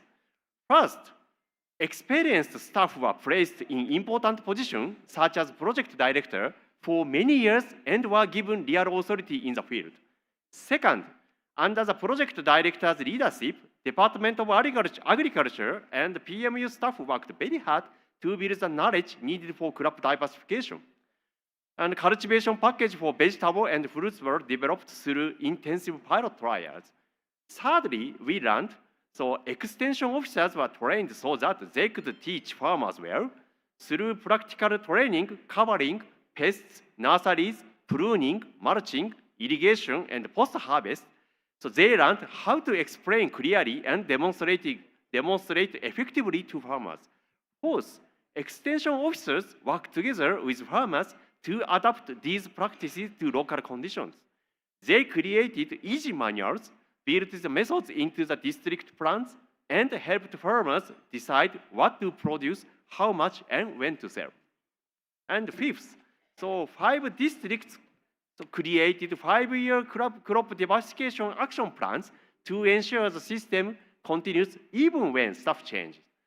In short, the innovations created in this project and the spread of technology were made possible by the leaders' keen insight, continuous investment in people, and the steady work of those who test, learn, and share in the field. In other words, the real value of the project comes from people's insight, commitment, and steady effort. The second perspective about my key message that I would like to highlight here is the great potential for co-creation between India and Japan. In agriculture, India has strong potential to improve people's skills through human-to-human exchange with Japan. There are 2 main reasons for this. First, Japan has world-class agricultural innovation and is known for producing high-quality crops. So these strengths will help India as it deals with climate change, efficient water use, and soil degradations and other challenges. They can also help India on its path to becoming a developed economy by increasing farmers' incomes and improving the diet of people across the country. Second, Japanese agriculture is facing a serious issue, that is, a rapid decline in the number of farmers. In 2024, the number of core farmers was about 1.1 million, less than half of what it was 20 years ago. But the Japanese government also predicts that in the next 20 years, the number of core farmers may further fall to about 1/4 of the today's level, from 1.1 million to around 300,000. But this creates a major opportunity for India. Japan needs more people in agriculture, from managers, researchers, and food processors and field workers. So there is growing room for Indians to work in Japan and gain valuable skills. Furthermore, because of labor shortages, Japan faces difficulty in meeting domestic and global demand for several agricultural products. So example is matcha, strawberry, grapes, and apples, and so forth. So some Japanese companies are now interested in sharing their technologies with Indian farmers and jointly producing these crops in India for both the Japanese and global market. This trade may continue to grow. If Indian farmers and researchers can work well with Japanese farmers and companies, India will have greater opportunities to gain advanced knowledge and skills. In Himachal Pradesh, Japanese companies have already begun working with Indian farmers on shiitake mushrooms and strawberries. In Haryana, so preparations are underway for joint research on smart agriculture technology between India and Japanese university, as my colleague Ms. Nishita already introduced. In Punjab, the new project assuming co-creation with Japanese companies are also starting. So these developments give India a major chance to improve productivity and quality in agriculture and to strengthen the food processing sector by using Japanese technologies. India can attract broader and deeper cooperation from Japan, and JICA aims to act as a catalyst between India and Japan, creating many collaborations that bring great benefits to Indian agriculture while also helping Japanese address its social challenges. To achieve this, JICA will further strengthen people-to-people exchange in agriculture projects and actively contribute to building the skill of Indian agriculture workers who are the source of the value in this sector. Now, I'd like to close my speech soon. So, respected participants, the workshop is truly the best place to strengthen people's abilities, which are the real source of value in agriculture. India is a diverse country, and each state has its own agricultural strengths and knowledge and innovations. So this workshop allows us to learn from these differences, understand each other's unique approaches, and exchange ideas that are rooted in the real field conditions. Agriculture advances most effectively when solutions reflect local soil, climate, culture, tradition, practice, and market behavior. By drawing on each state's natural strengths and local wisdom, we can design agricultural projects that are practical, sustainable, and truly transformative. In closing, I'm truly honored to be here at the first workshop, so bringing together everyone involved in JICA's agriculture project. I encourage all the participants utilizing this opportunity to interact and collaborate with each other. And I invite all of you to engage with openness, curiosity, and collaboration. Let us make this workshop a space where ideas become actions and where partnership leads to progress. Together, we can shape a future where Indian agriculture is more resilient, more innovative, and more empowering than every farmer. Thank you so much for your attention.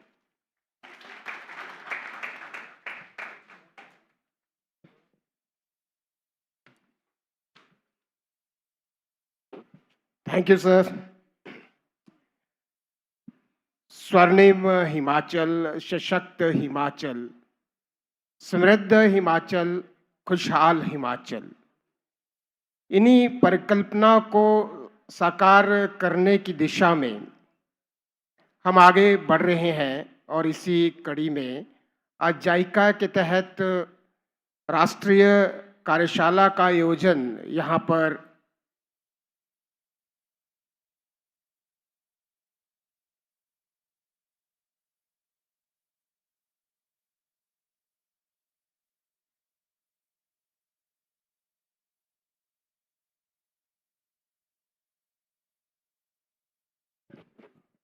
बढ़ रहे हैं।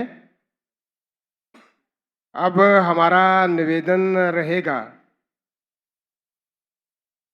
विधानसभा में उप मुख्य सचेतक श्री केवल सिंह पठानिया जी से, जो कि स्वयं भी ऑर्गेनिक फार्मिंग के साथ जुड़े हुए हैं।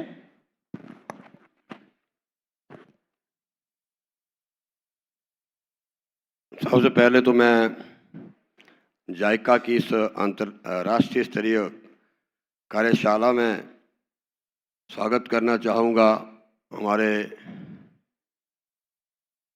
कृषि मंत्री आदरणीय प्रोफेसर चंद्र कुमार जी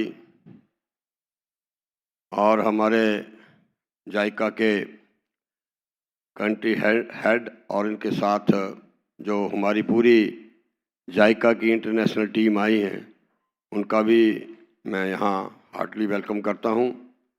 हमारे बीच आदरणीय अजय वर्मा जी जो वाइस चेयरमैन है HRTC के, निशु मोंगरा जी जो कि APMC के चेयरमैन हैं, सुनील चौहान जी जो कि हमारे प्रोजेक्ट डायरेक्टर हैं जायका के आदरणीय Rahul Katoch ji, joint director agriculture, vice chancellor of the horticulture university Rajeshwar Chandel ji, Atul ji हमारे जो डायरेक्टर एक्सटेंशन रहे हैं, और सभी पार्टिसिपेंट, एग्रीकल्चर डिपार्टमेंट के मेरे अधिकारी, एनिमल हस्बेंड्री के अधिकारी और पत्रकार बंधुओं, बड़े विस्तार से जायका के जो हमारे पीडी हैं सुनील चौहान जी और हमारे जो जायका के कंट्री हेड हैं, उन्होंने बड़े विस्तार से किस तरीके से वर्तमान में हिमाचल प्रदेश में जो जायका प्रोजेक्ट है वो काम कर रहा है।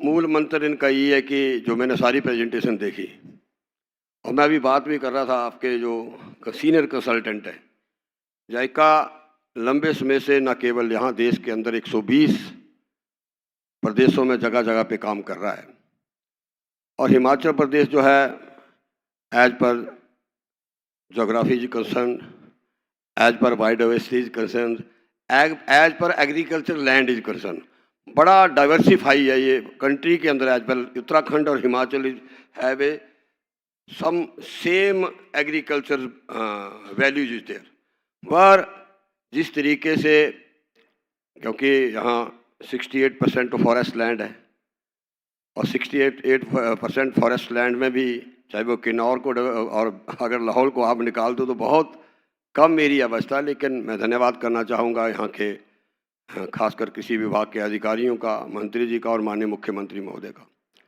क्योंकि किसी भी देश या प्रदेश की इकॉनमी जो है वो निर्भर करती है।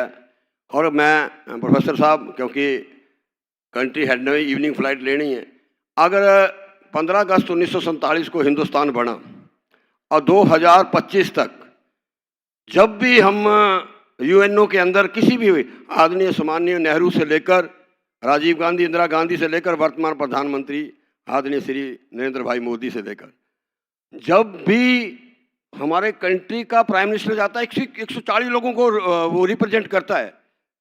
फर्स्ट 10 शब्द क्या है? India is a agriculture based economic country. From 15 August 1947 till 2026। इसीलिए चाहे वो जायका हो, चाहे we are the west market. आप क्या सोचते हैं?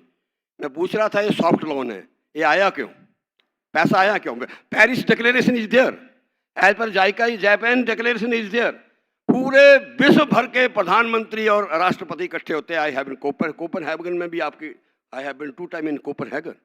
ये सारा कुल मिला के जो मार्केट है ना, that market is 140 crore people. ये सॉफ्ट लोन नहीं है, ये सारा experiment as per agriculture is concern, as per forest is concern, as per capita is concern. Amazon, I have been headquarter of Amazon also. ये सारा कुल मिलाकर CEO कंपनी जो वर्ल्ड के जितने भी रिप्रेजेंटेटिव हैं ये, लेकिन हमारे को मदद कर रहे हैं, और हमारे को मदद कर रहे हैं चाहे डेयरी के रूप में, फिश फार्मिंग के रूप में, एग्रीकल्चर के रूप में, ये सब कुछ है। पर इसके साथ साथ मैं बाहर देख रहा था जहाँ माननीय मंत्री महोदय को ट्रैक्टर दिखा रहे थे। मैं एनिमल हस्बेंड्री दिस इज जो स्टे कैटल आई है ना, इसके कारण आई नहीं आई है। स्टे कैटल हमारे यहाँ हम 100% जो स्पीड पकड़ लेंगे ना, उसका हमेशा उसका रिजल्ट जो है ना एक्सीडेंट होगा। तो हमने मिक्स नहीं पकड़ा, और उसके कारण ही आज प्रदेश के अंदर भी चाहे स्टे कैटल हो। अब हम बात कर रहे हैं नेचुरल खेती की, जो बुजुर्गों का वर्किंग प्लान था, उस जो आज आप प्रेजेंटेशन में देख रहे हो, this is the clear cut working plan of our दादाज एंड फादर। मैं गलत नहीं कह रहा हूँ, यही दादा एंड फादर्स। उसको अब यहाँ से एक्सेप्ट नहीं कर रहे हैं। Japan is there, Paris is there, UNO is there, Indian IMF is there. वहाँ से सोच के आ रहा है। तो ये जो हमारे को आज फैसिलिटेट कर रहे हैं, इसको एग्जीक्यूट करने की जो मुख्यमंत्री महोदय का ध्येय है कि हम नेचुरल फार्मिंग में जाएं, और हमारे कृषि मंत्री का जो ध्येय है, और इसका रिजल्ट ये है इंटरनेशनल। आज आप निकालो WHO की और निकालो, we are number 2 in cancer. Himachal is number 2 in cancer, number 1 is Arunachal. इसका मतलब धीरे धीरे धीरे जो हमने जो इनऑर्गेनिक और ज़्यादा इंजेक्शन जो दिया है, तो आज मैं धन्यवाद करना चाहता हूँ कि नेचुरल फार्मिंग पे वर्तमान सरकार काम कर रही है, और डेयरी पे काम कर रही है। ये मल्टीपर्पज़ है, डेयरी और एग्रीकल्चर। हमारा अगर मेन बेस हमारा काम होगा, इससे दैट रिजल्ट जो हॉस्पिटल के अंदर नंबर ऑफ ओपीडी बढ़ी है। वर्किंग प्लान हमारा खेत के अंदर ज़्यादा था, वर्किंग प्लान हमारा एनुअल सरेंडरी के अंदर ज़्यादा था। उदाहरण के तौर पर मैं ख़त्म करना चाहूँगा प्रोफेसर साहब, आई हैव बिन यूएनओ में था किसी कॉन्फ्रेंस में, तो मैंने एक पैम्पलेट देखा अतुल जी और जदेल जी, उन्होंने पता क्या रखा हुआ है, विद $358, मैं गाँव में कहता हूँ mud therapy is there. Mud therapy means जो पीछे किसान बैठे हैं, जो हम ऊर लगाते हैं ना, है कि नहीं है, दैट इज कॉल्ड, यानी कि पूरा दिन वो पैकेज में ले जाएंगे, न्यू जर्सी घुमाएंगे, हैरिसबर्ग ले जाएंगे, रास्ते में बढ़िया आपको आपका वो चिकट आएगा, उसके साथ आप करोगे, और 358 है। तो देखो कहाँ से कहाँ है। तो ये एक्चुअली जो बुजुर्गों का वर्किंग प्लान था, मैं धन्यवाद करना चाहूँगा प्रोफेसर साहब आपका और मुख्यमंत्री महोदय का। और जो नेचुरल फार्म आज नहीं है, वक्त की जरूरत है, वी आर नंबर 2 इन, फिर हम बाद में चर्चा करते हैं। अगर यहाँ कम हो गए, हॉस्पिटल में ओपीडी ज़्यादा होगी, फिर भी वो वर्ड का बाहर आ गया, प्रदेश सरकारों का बाहर आ गया। तो आने वाले टाइम में जो मुख्यमंत्री ने नेचुरल फार्मिंग की, मैं आपको उदाहरण देना चाहूँगा, आई हैव बिन गुजरात, मैं धन्यवाद करना चाहता हूँ गुजरात के गवर्नर का। उन्होंने, हम गए थे पीएसी कमेटी, उन्होंने थैंक्स का स्पेशल एज पर Himachal government is concern, special thank to the chief minister of Himachal Pradesh, जो मेरा मैंडेट है उसको आगे उन्होंने बढ़ाया है। चंद्र कुमार जी, मैं आपका भी धन्यवाद करना चाहूँगा। और जायका के मैं चाहूँगा, एक मेरी पर्सनल रिक्वेस्ट है प्रोफेसर चंद्र कुमार जी और कंट्री हेड से, आपकी जो कुल्लें बन रही हैं, इसमें मैं इनको भी कह रहा हूँ, इंजीनियरिंग इज टोटली फेल। मैं आई हैव बिन, मैं एमएलए हूँ, 6 प्रोजेक्ट मेरे पास चल पड़े, 6 प्रोजेक्ट हुए हैं 12 करोड़ रुपए के, लेकिन इनकी जो इंजीनियरिंग है, ये जो आपको कंसल्टेंट आए हैं, ऐसी इंजीनियरिंग है वो स्टील, क्योंकि आज पर Himachal is concern, all are मेरे पास चल पड़ना, यहाँ से 12 किलोमीटर दूर है, that pilot project is there. इनकी जो पुरानी इंजीनियरिंग चली है, प्रोफेसर चंद्र कुमार जी को, सुनील जी को भी हम कहते हैं, सुनील जी कहते हैं ये अच्छा मंच है आप, मैं कहता हूँ you have set up A committee, मैं आज पर मैं इन राइटिंग दूंगा आपके जो कंट्री का हेड है, भैया वो कुल्ले मत बढ़ाओ, जैसे ही इनकी कुल्ले बनती हैं पानी आता, और फिर द टेक्निकल, जब मैं चौहान साहब या सेक्रेटरी एग्रीकल्चर को कहता हूँ, ये कहते हैं हमारी प्लानिंग ही ऐसी है। भैया फिर जैपनीज टेक्नोलॉजी यहाँ आ रही है और प्लानिंग ऐसी है कि हमारा हेडवेयर, इसको डंगाल कहते हैं, मैं जानता हूँ हिंदी अंग्रेजी में, हेडवेयर ही चला जाता है पर योर इंजीनियरिंग कंसर्न, क्योंकि इसमें जापानीज कंट्री हेड की गलती नहीं है, हमारा का जो लोकल डीपीआर है, उस डीपीआर को चौहान साहब कंट्री के डीपीआर, क्योंकि हमारा फ्लो ऑफ वाटर प्लेन नहीं है, एज पर डीपीआर इज कंसर्न, इन्होंने जो डीपीआर बनाई है वो प्लेन के लिए बनाई है, क्योंकि Japan, I have been 3 time in Japan, वो जापान के हिसाब से साढ़े का भाई पानी सीधा धौलाधार थे, तेरी डंगाड़ा ही रही, फिर हम बीपीएम को क्रिटिसाइज कर रहे हैं, डीपीएम को क्रिटिसाइज कर रहे हैं, इंजीनियरों को क्रिटिसाइज कर रहे हैं। तो ये मैं चाहता हूँ इस आपके कंट्री हेड आयन को इन राइटिंग दूंगा, इस पे अगर जो आप हमारे बीच यहाँ बोल के गई हैं, जो इंडिया को रिप्रेजेंट करती हैं, इस पे इंजीनियरिंग पे you have A setup of committee, how many जो सक्सेसफुल आपकी स्टोरीज हैं और इसको कैसे हम अमेंड कर सकते हैं। माननीय मंत्री महोदय, आपका बहुत बहुत धन्यवाद, जायका टीम का बहुत बहुत धन्यवाद, और सुनील चौहान जी ने, मैं कहता हूँ इनकी टीम ने ग्राउंड पे लेके आए हैं, special thank to JICA head and whole of the team, जोरदार तालियां बजाओ। ये 3 सालों में ग्राउंड पे बहुत से किसान अब जायका के बारे में, प्रोग्रेसिव फार्मर के बारे में, लोगों को ये भी पता नहीं तो क्या पता लगता है बीपीएम भी है, कोई डीपीएम है नहीं, डीपू का कोई बंदा नहीं, तो अब उन्होंने काम करना स्टार्ट किया, then the recognition of team is there. बहुत बहुत धन्यवाद। जय हिंद, जय भारत, जय हिमाचल प्रदेश। धन्यवाद महोदय जी। हिमाचल गांवों में बसता है और ग्रामीण अर्थव्यवस्था को कृषि के माध्यम से ही मजबूत किया जा सकता है, और इस दिशा में हिमाचल सरकार ने भी, देश की पहला राज्य ऐसा है जो सबसे ज़्यादा एमएसपी मक्की, गेहूं और हल्दी पे दे रहा है। हम बड़े ही अदब और एहतराम के साथ गुजारिश निवेदन करना चाहेंगे आज के सम्माननीय मुख्य अतिथि महोदय जी से।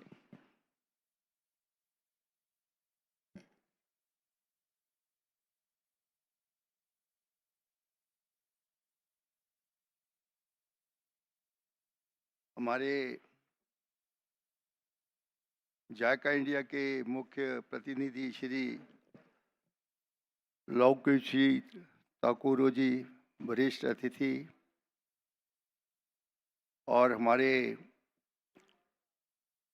दाका मातुसी एड जी जो वरिष्ठ प्रतिनिधि जायका इंडिया के हैं, हमारे बीच में हमारे माननीय श्री केवल सिंह पठानिया जी, उप मुख्य सचेतक एवं माननीय विधायक शाहपुर, हमारे बीच में श्री अजय वर्मा जी, चेयरमैन HRTC,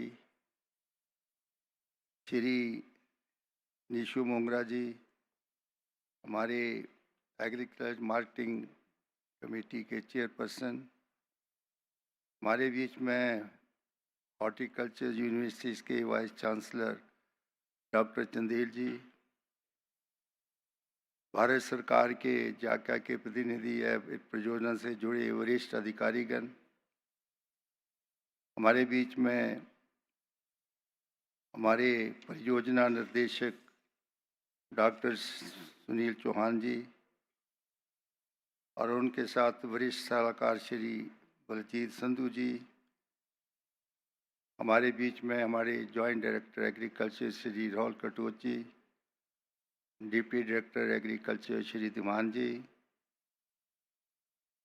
और doctor Sujesh assistant director animal husbandry, doctor Sandeep Mishra ji assistant director animal husbandry और इस सभागार में बैठे सभी हमारे जाका के वरिष्ठ पदाधिकारीगण, ऑफिसर साहिबान और जहाँ पर उपस्थित हमारे प्रोग्रेसिव फार्मर्स जो कि इस वर्कशॉप में जो सारे हिंदुस्तान की पहली वर्कशॉप जो ऑर्गेनाइज की है हिमाचल प्रदेश में और ख़ास करके धर्मशाला में, उसके लिए आप सभी लोग जहाँ आए आपका दिल की गहराइयों से आभार प्रकट करता हूँ। आज मुख्यमंत्री श्री सुखविंदर सिंह सुक्खू जी ने इस कार्यक्रम और वर्कशॉप की उद्घाटन के लिए आना था जो 2 दिन चलेगी, लेकिन कुछ व्यस्तता के कारण, क्योंकि वो दिल्ली में थे, इसलिए उन्होंने कहा कि आप मेरी तरफ से सभी को इस वर्कशॉप की मुबारकबाद दे करके एक अच्छी इंटरेक्शन जो है वो हमारे भी साइंटिस्ट और दूसरे लोगों के बीच में होगी। ये वर्कशॉप हमारी जो जायका समर्पित कृषि परियोजना है, ये उसका एक हिस्सा है। ये हमारी जापान इंटरनेशनल कोऑपरेशन एजेंसी जो कि सारे हिंदुस्तान में हर राज्य में एक ODA के रूप में, कुछ लोन्स के रूप में, कुछ हेल्प के बीच में भिन्न भिन्न इकाइयों में, कहीं एग्रीकल्चर में, कहीं फॉरेस्ट्री में, कहीं हॉर्टिकल्चर्स में, कहीं एनिमल हस्बेंड्रीज में, कहीं फिशरी में, ये हमारे लोगों को जो है मैत्रिक के नाते एक फ्रेंडशिप रिलेशनशिप के माध्यम से कुछ लोनिंग देती है, कुछ ग्रांट्स देती है, जिससे कि हमारा जो खेती बाड़ी से जुड़ा हुए जो हमारे व्यवसाय हैं, चाहे वो हॉर्टिकल्चर है, फ्लोरिकल्चर है, फिशरी है, एनिमल हस्बेंड्री है, यही हमारी खेती बाड़ी का एक स्वरूप है।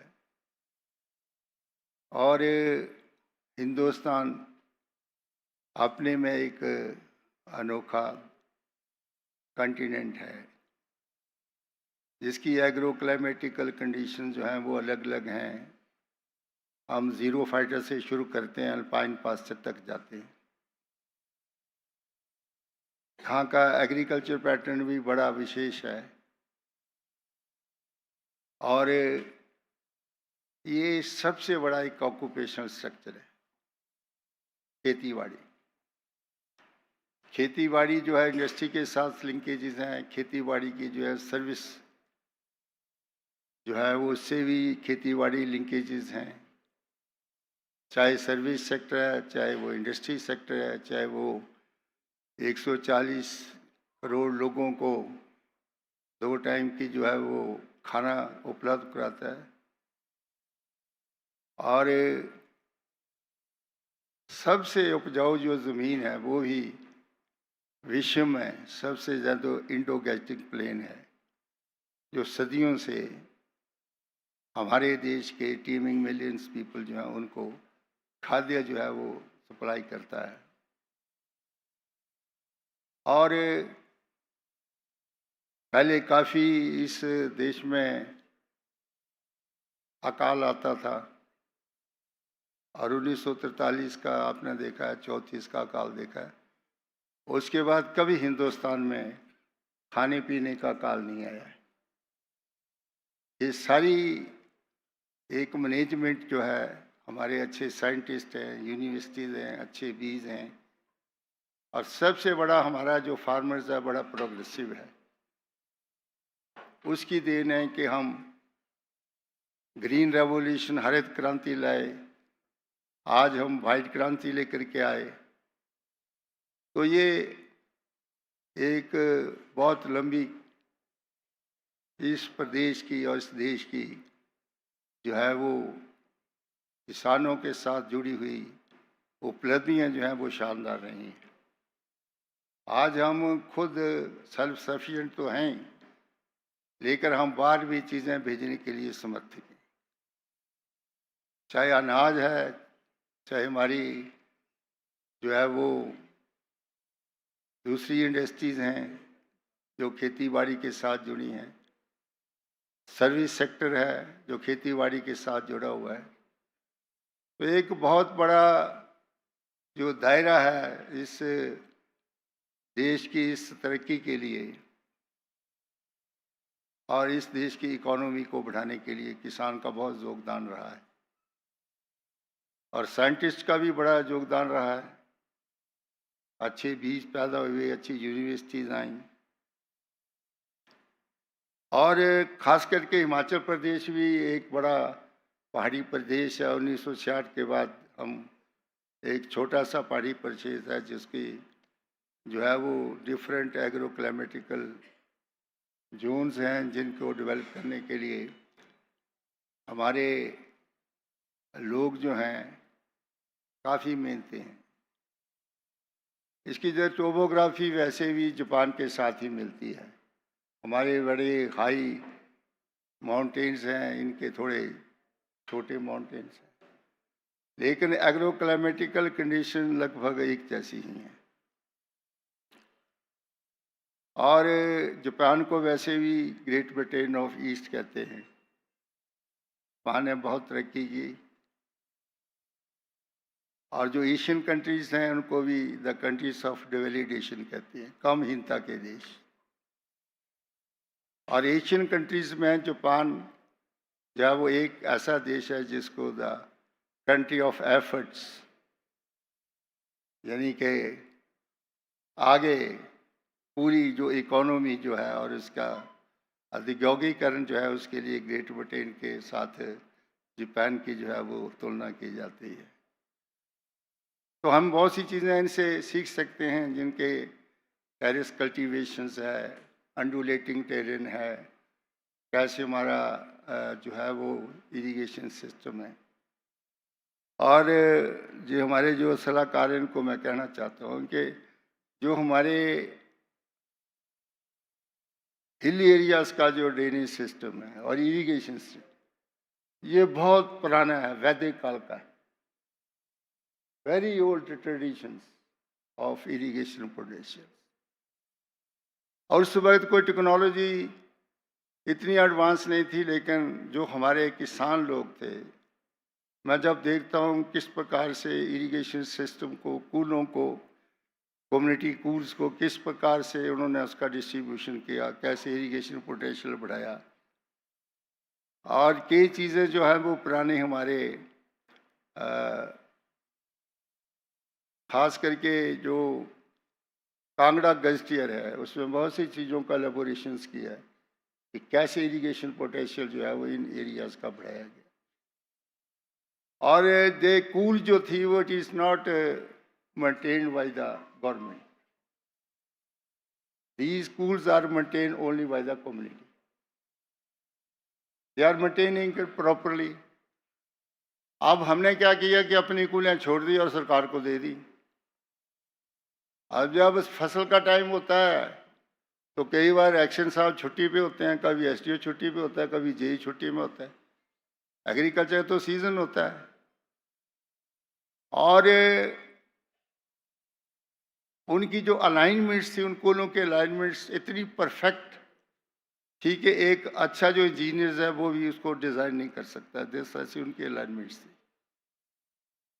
बहुत पहले जब मेरे पास इरिगेशन पब्लिक हेल्थ मिनिस्टर था, तो one of the delegation from Japan he came to me and they were asking me that we are renovating all these traditional pools.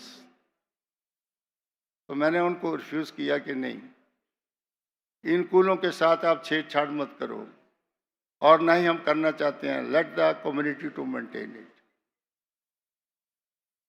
और थोड़ा बहुत जो पैसा मैं मिलता था उस वक्त महात्मा गांधी रोजगार गारंटी योजना, when I was the MP 2004, तो वो पैसा हमने कूलें जो थी उसमें डाली थी कि फार्मर्स को जो है वो थोड़ा बहुत पैसा इनकी रीमॉडलिंग के लिए, इनकी मेंटेनेंस के लिए जो है वो मनरेगा से पैसा दिया जाए, ताकि बार बार जो है वो सरकार के पास ना जाए। ये जो है कूलों की जो रख रखाव जो है वो कम्युनिटी का कंसेप्ट है, इसलिए कम्युनिटी को इसको दे दिया जाए। लेकिन सक्सेसिव गवर्नमेंट्स आई कि जिन्होंने कूलें टेक ओवर कर ली कि गवर्नमेंट इनको बनाएगी, और जिन की कूलों को टेक ओवर किया टेल एंड में पानी कभी पहुंचा ही नहीं और सारी ज़मीनें बंजर कदीम हो गई। तो पहले तो इनकी जो एक पूरी हिस्ट्री जो है वो हमें देख करके ही इन कूलों को जो है वो मेंटेन करना चाहिए था, उसको हमने किया नहीं। अब इस माहे है with the participation of the community, लोगों की पार्टिसिपेशन के साथ we can maintain all the schools. हमारी जो इंडिजिनियस टेक्नोलॉजी है उसको भी हमें सप्लीमेंट करना चाहिए, जो मॉडर्न ट्रेंड से हम अपनी टेक्नोलॉजी को देते हैं। हम ये नहीं सोचना चाहिए कि जो पुराने लोग थे उन्होंने अच्छा नहीं किया। मेरे गांव में इतनी सुंदर सुंदर कूलें थी, एक जो है रूल कूल होती थी और वो 3000 कम से कम 150 किलोमीटर्स में वो कूल इरिगेट करती, और बड़ी कूलें जो थी वो पूरे को पूरे लुधून बेसिन को जो थी वो इरिगेट करती। It was the bowls of irrigation. कोई ब्यास से निकलती थी, कोई पेरिनियल सिस्टम सारी कूलों का था। मेरे अपने गांव की कूल थी मनपरी कूल, it was maintain by the community. अब मैं अफसरों को पूछता हूँ कि इसको दोबारा रिटेन करना है, मेंटेन करना है, तो वो इतना बड़ा बजट बना के ले आते हैं, दैट इज़ नॉट फीजिबल। इतना पैसा कहाँ से लाएंगे उनको रिटेन करने की? तो ये सब चीज़ें जो हैं वो हमें बड़े सोच समझ के जो है वो करनी चाहिए। और ये हमारा जो जायका प्रोजेक्ट है ये 4 फेज़ में है। फर्स्ट फेज़ में हमने गाँवों में छोटे छोटे ग्रुप्स बनाए, पार्टिसिपेशन किया, फार्मर्स के ग्रुप बनाए, महलों के ग्रुप बनाए, और उनको जो है वो डाइवर्सिफिकेशन ऑफ क्रॉप्स के बारे में उनको दिखाया कि हम किस प्रकार से प्रिसीजन एग्रीकल्चर की तरफ जा सकते हैं। जितना हमारा छोटा जोत है उसी प्रकार का क्रॉप पैटर्न हम कैसे डेवलप कर सकते हैं। अगर हमारा जोत जो है वो बिल्कुल माइक्रो लेवल पे है तो किस प्रकार की क्रॉप हम जो है वो इंट्रोड्यूस कर सकते हैं। इस प्रकार की जो है वो डाइवर्सिफिकेशन जो है वो हम क्रॉप पैटर्न में भी कर सकते हैं। कई बार हम फर्टिलिटी सॉइल की कैसे रिटेन कर सकते हैं, मिक्स फार्मिंग कर सकते हैं। किसी बार जो है वो क्रॉप पैटर्न जो है उसको बदल सकते हैं। तो बहुत सी चीज़ें जो है वो हम फील्ड में जा कर के लोगों से इंटरेक्शन करके जो है वो उन चीज़ों को ज़्यादा जो है वो सीख सकते हैं। और एक अच्छा प्रयास है कि हमारे साइंटिस्ट और हमारे जो प्रोग्रेसिव किसान हैं उनमें आपस में इंटरेक्शन करके उनसे भी हम कुछ सीख सकते हैं, जो लोग जो है वो गाँवों का काम करते हैं। मैं कल एक गांव में गया था तो वहाँ पर एक लेडी है, बिल्कुल अनपढ़ थी, तो मैंने देखा कि उसकी किचन गार्डनिंग को मैं देखने चला गया,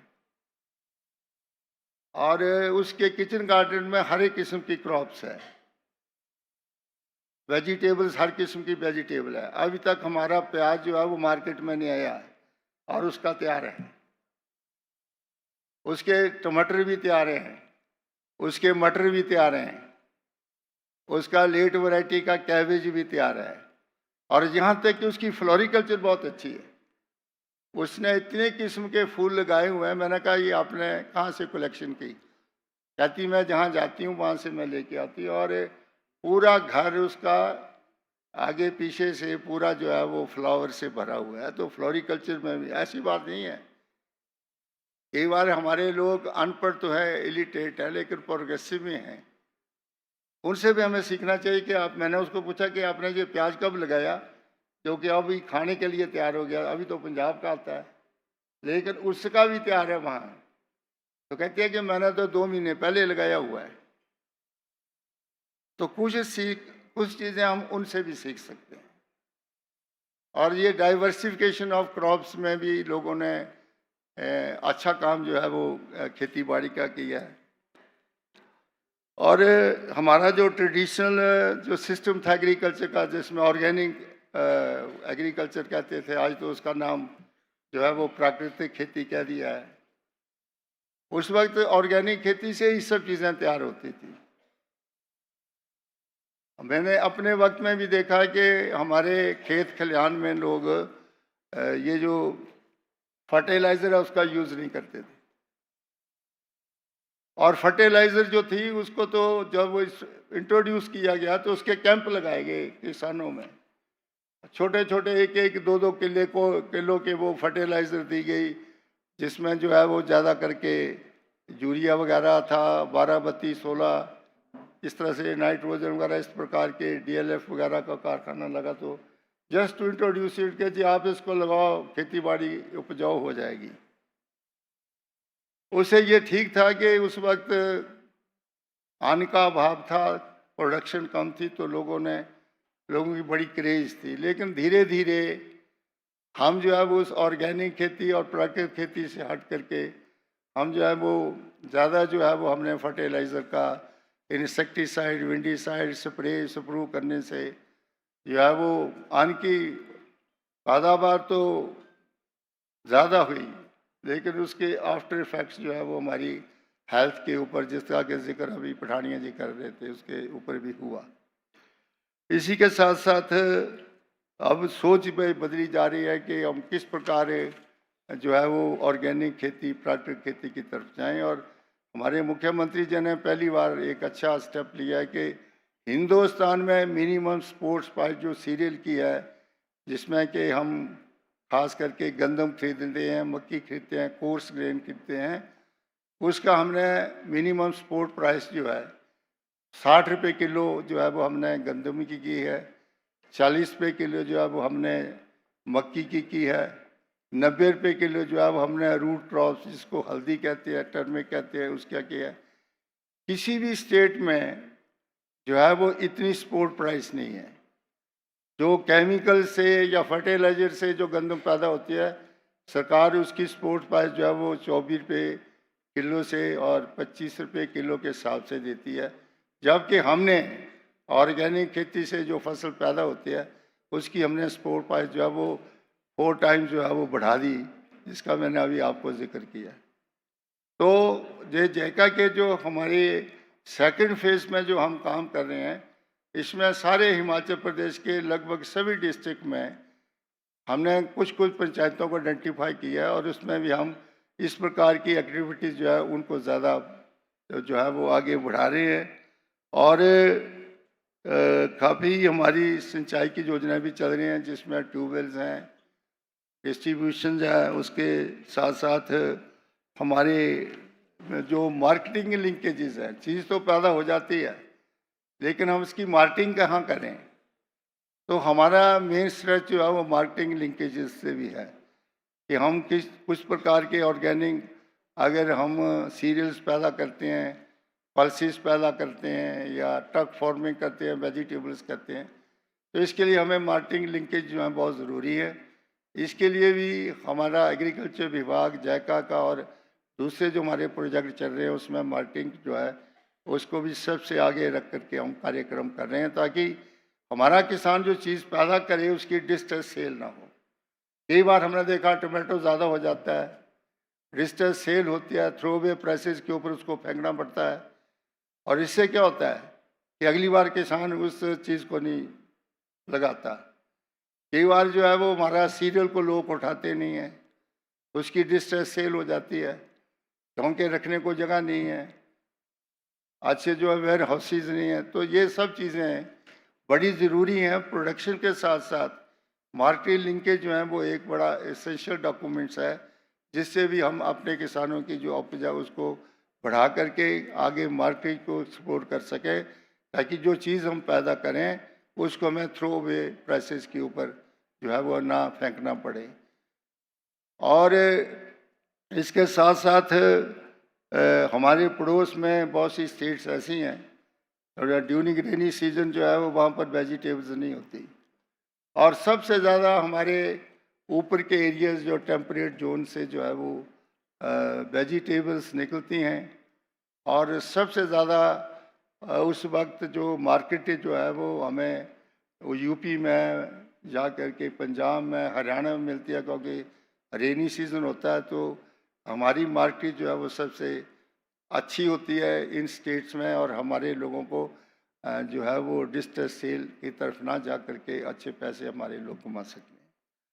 तो ये कुछ बातें जो थी वो आज हमने करनी है। आज का 2 दिन का जो आपका सेमिनार होगा, इसमें काफ़ी एक्सपर्ट लोग यहाँ बैठे हैं, वो आपको अच्छी बातें बताएंगे वाटर मार्केट लिंकेजेस के बारे में, और ये क्रॉप पैटर्न जो है, डाइवर्सिफिकेशन है, क्योंकि हमारी जो एग्रो क्लाइमेट है ये दूसरी स्टेट्स की निस्बत सबसे बढ़िया है, और हमें जो है वो ज़्यादा मार्केट को एक्सप्लोर करने में या लिंकेजेस करने में इतनी मुश्किल नहीं आएगी, क्योंकि हम लोग जो हैं वो समय के साथ हम चीज़ों को कभी बढ़ाते हैं कभी कम करते हैं, और जिससे हमारी मार्केट जो है वो ज़रा स्टेबल रहती है। मैं इन्हीं शब्दों के साथ एक बार फिर आप लोगों का आभार प्रकट करता हूँ कि 2 दिन के इस नेशनल सेमिनार में आप लोग जो है अपनी अच्छी कंट्रीब्यूशंस करेंगे, और साइंटिस्ट भी आपके साथ इंटरेक्ट करेंगे।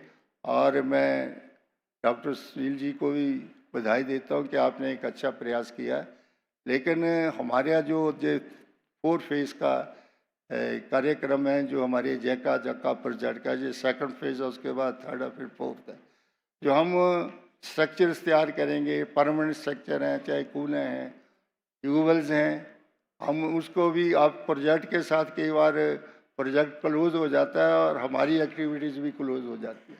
तो मैं चाहता हूँ कि हमें वी विल कीप अप, क्योंकि बहुत से प्रोजेक्ट हिमाचल प्रदेश में आए हैं, क्योंकि मैं बड़े दिनों से सरकार में हूँ, और इसके पहले जर्मन्स के कई प्रोजेक्ट आए, लेकिन जब प्रोजेक्ट जो है वो वाइंड अप हो जाता है तो हमारी एक्टिविटीज़ भी वाइंड अप हो जाती हैं। इससे कोई अच्छी बात नहीं है। जब कोई प्रोजेक्ट आता है, हम अच्छी चीज़ें जो हैं वो प्रोजेक्ट के साथ साथ करते हैं, तो भी हमें उनको जारी रखना चाहिए, उनमें जो कमी है उसको दूर करना चाहिए, और हमें जो है वो उनसे ज़्यादा जो है वो इंटरेस्ट लेकर के करना चाहिए। हम ये ना फॉर्मेलिटी करें कि जब तक प्रोजेक्ट है तब तक तो ठीक है, और जब प्रोजेक्ट बंद हो गया तो हमारी सारी एक्टिविटीज़ भी बंद हो जाएं। ये चीज़ हमारे में नहीं आनी चाहिए। एक बार फिर मैं सभी का इस 2 दिन के सेमिनार जो जहाँ रखा है, इसके लिए मैं आपको बधाई देता हूँ, और इसके भी जो भी रिकमेंडेशन होंगी उसको हम लोग जो हैं वो गाँवों तक लेके जाएंगे, ताकि लोग जो हैं उनके साथ जो हैं वो अपना तालमेल जो है वो बनाए रखें। आपका बहुत बहुत धन्यवाद। जय हिंद, जय हिमाचल प्रदेश। एक बार फिर मैं जो हमारे गेस्ट हैं जापान के, जो इसको सारे प्रोजेक्ट को रिव्यू कर रहे हैं, उनका भी मैं दिल की गहराइयों से आभार प्रकट करता हूँ। धन्यवाद। जय हिंद।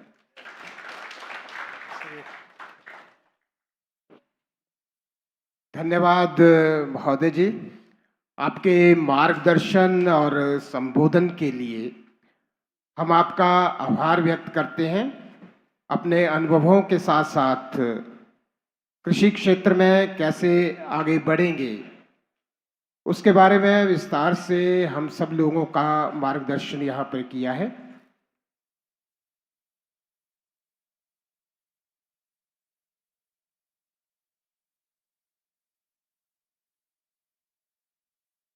अब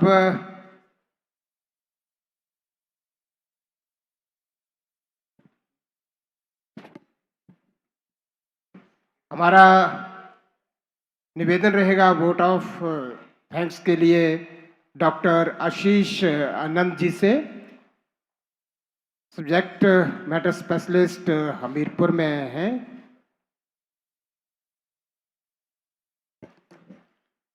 Good afternoon all. Respected Chief Guest, Professor Chandra Kumar ji, Honorable Agriculture and Animal Husbandry Minister, Himachal Pradesh, Guest of Honors, Mr. Wakamatsu Izi, Senior Representative Jica India, Shri Kebal Singh Pathania ji, Deputy Chief Whip, Shri Ajay Verma ji, Vice Chairman HRTC, Shri Nishu Mongra ji, Chairman APMC Kangra, other distinguished guests and delegates. I take this opportunity to extend my vote of thanks to all the dignitaries, delegates, and all other stakeholders who have put in efforts to be here at the inaugural ceremony of the first national workshop of JICA-assisted agriculture projects in India on sustainable agriculture and agribusiness development. My prime thanks are towards our chief guest, Professor Chandra Kumar ji, Honorable Agriculture and Animal Husbandry Minister, Himachal Pradesh, who has been kind enough to bestow his blessings on this occasion. I am further obliged to convey my sincere thanks to our guests of honor, Mr. Takuchi Takuro, Chief Representative, JICA India, Mr. Wakamatsuiji, Senior Representative, JICA India, for providing resources for the upliftment of farming families in the state of Himachal Pradesh. I am also obliged for the benign presence of Shri Kebal Singh Pathania ji, Deputy Chief Whip, and all other honored dignitaries who have obliged us with their presence. I extend my sincere thanks to the senior dignitaries and officials from Government of Himachal Pradesh and Government of India for their continuous guidance and support for promoting agriculture, natural resource management, market linkages, and agribusiness development, and also laying region-specific strong foundations for resilient and inclusive agriculture. On behalf of Phase 2 of HPCDP, I convey our profound appreciation to the Japan International Cooperation Agency, JICA, for its steadfast partnership and support. The collaboration between India and Japan under JICA-assisted projects has significantly strengthened the institutional capacities, improved irrigation and water use efficiency, promoted high-value crop cultivation, and enhanced livelihood opportunities for the farmers of the state. This workshop is a reflection of that enduring partnership and shared vision for sustainable development. I warmly acknowledge the participation of all the project directors, technical experts, and representatives from various JICA-assisted agriculture projects and rural development projects in the country. Your presence here transforms this event into a true national platform for cross-learning, experience sharing, collective problem solving. The exchange of best practices in crop diversification, protected cultivation, post-harvest management, agribusiness incubation, and FPOs will undoubtedly generate actionable insights. Our sincere thanks are also due to the distinguished resource persons, especially Dr. Rajeshwar Singh Chandel, Honorable Vice Chancellor, University of Horticulture and Forestry, Noni, and Dr. Atul, Director Extension retired from CSKHPKV Palampur, who have kindly agreed to contribute their knowledge and field experiences over the coming days. Your expertise will enrich the deliberations and help shape practical strategies aligned with sustainability, market competitiveness, and climatic adaptation. I would also like to place on record our appreciation for the dedicated efforts of the officers and staff of the Parent Department of Agriculture, line departments, PMUs, and all members of the organizing committee. We are particularly grateful to the media representatives who will help disseminate the key outcomes of this national workshop to have a wider audience, ensuring that the learning benefits farmers and the concerned stakeholders beyond this hall. As we move forward into the technical sessions and deliberations over the next 3 days, I am confident that this platform will not only strengthen collaboration among JICA-assisted projects, but will also contribute meaningfully to India's broader goal of sustainable agriculture enhanced agribusiness opportunities, and improved farmer livelihoods. With these words, I once again extend my heartiest thanks to our honorable chief guest, distinguished dignitaries, partners, delegates, and everyone who has contributed to make this inaugural session a success. Thank you very much, thank you all. धन्यवाद doctor Ashish ji. आप सभी chief guest महोदय जी, गणमान्य अतिथिगण और यहाँ जो delegates और farmers यहाँ उपस्थित हुए हैं, मीडिया के बंधुजन यहाँ उपस्थित हुए हैं, इस राष्ट्र स्तरीय कार्यशाला के शुभारंभ अवसर पर हम सब लोग यहाँ पर उसके साक्षी बने हैं। आप सब लोगों का यहाँ पहुँचने पर कोटि कोटि तहे दिल से हम आभार व्यक्त करते हैं। और इसके पश्चात यहाँ पे ब्रेक होगा और जो प्रतिभागी हैं अगले सेशन के लिए यहाँ पुनः से उपस्थित होंगे। और मीडिया के बंधुजनों से भी निवेदन है, 1 घंटे के बाद जो बाकी पार्टिसिपेंट्स हैं वो फिर पुनः से यहाँ एकत्रित होंगे और आप सभी लोग लंच के लिए जा सकते हैं। माननीय मुख्य अतिथि महोदय जी यहाँ प्रेस बाइट 5 मिनट के लिए करेंगे। मीडिया के लोगों से हमारा निवेदन रहेगा, कृपया कार्यशाला के संबंधित बाकी सभी लोग लंच के लिए जा सकते हैं जो डेलीगेट्स हैं। ठीक 1 घंटे बाद यहाँ सभी उपस्थित होंगे अगले सेशन के लिए जो प्रतिभागी हैं।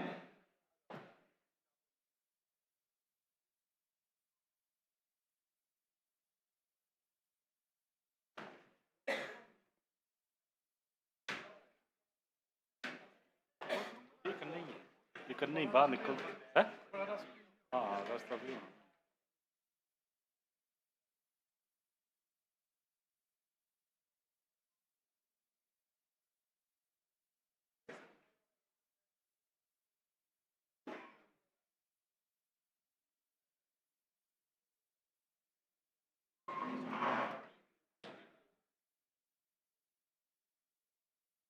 ODA, which welcomes all the dignitaries and delegates to the first national workshop of Jica-assisted agriculture projects in India on sustainable agriculture and agribusiness development.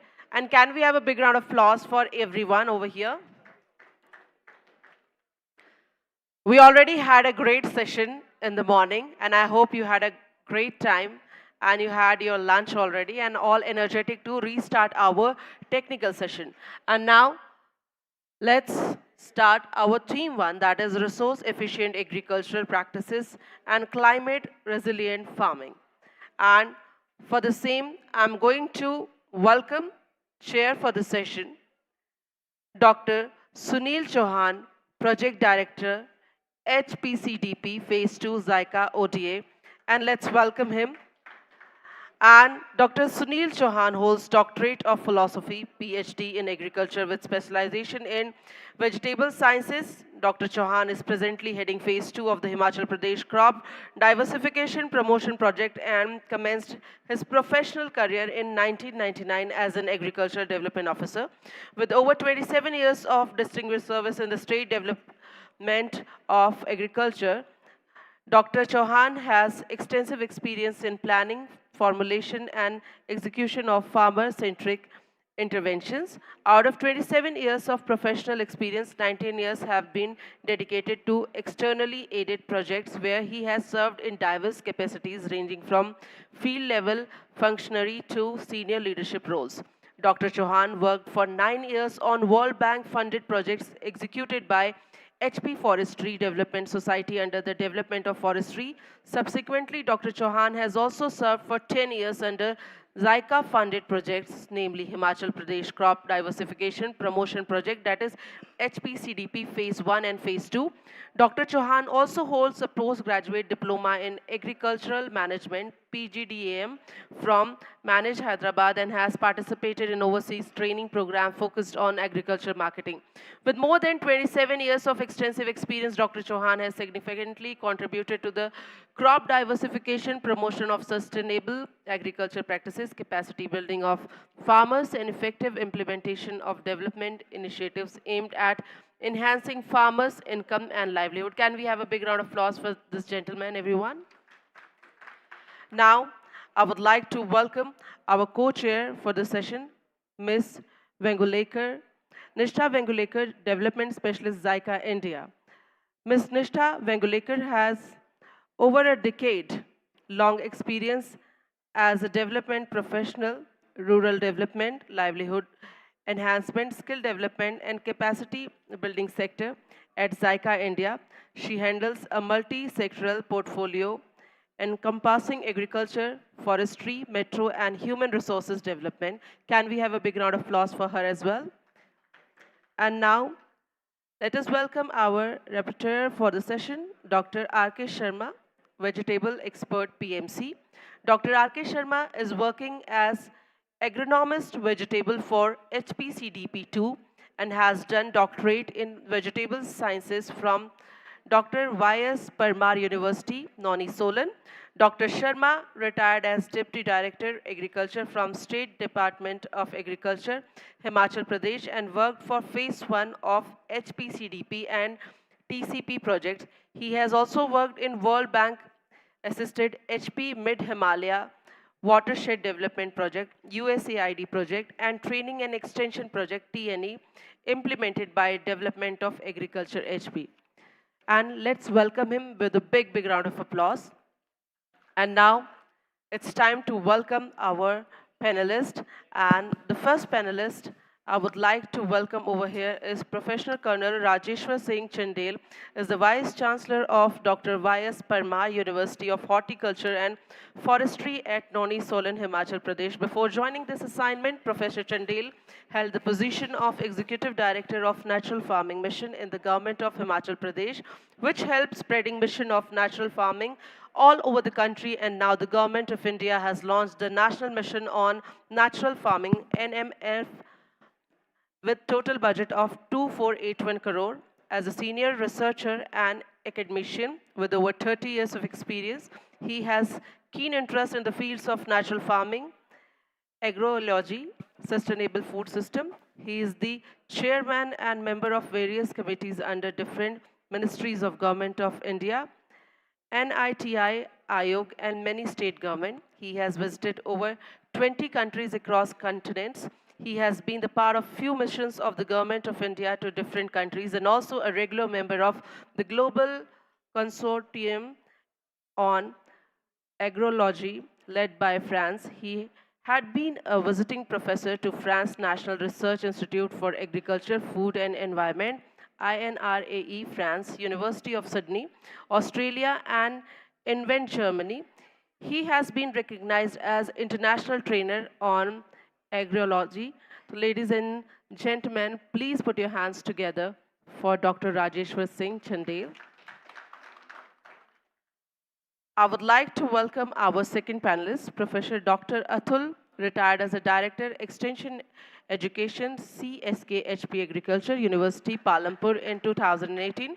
He had been Head Department of Agroforestry and Environmental Sciences and then as HOD Department, Agroforestry and Organic Agriculture, and he was initiating organic farming program in the university. As director, Human Resources Development Center was instrumental in imparting training on various aspects to different stakeholders, including State Agriculture Department officer. His expertise in fundraising, project planning, monitoring, and evaluation is apart from successful completion of more than 30 international CGIAR, World Bank, IDRC, HP, Jica, IFOA, METC, and National R&D project as project director. He developed first mobile app for DST GOI and HP CDPA Jica project, Presently, he is working as freelance consultant in the field of expertise. Can we have a big round of applause for him as well, ladies and gentlemen?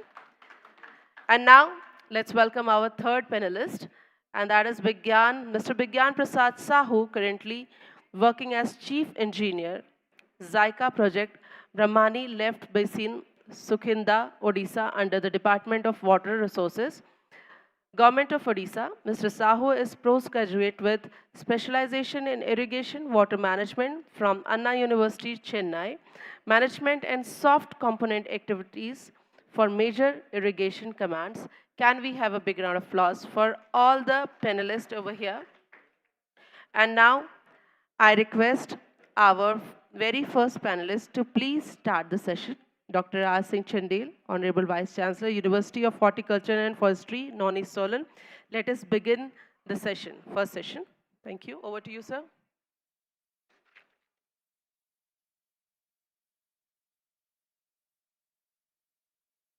So wherever you want.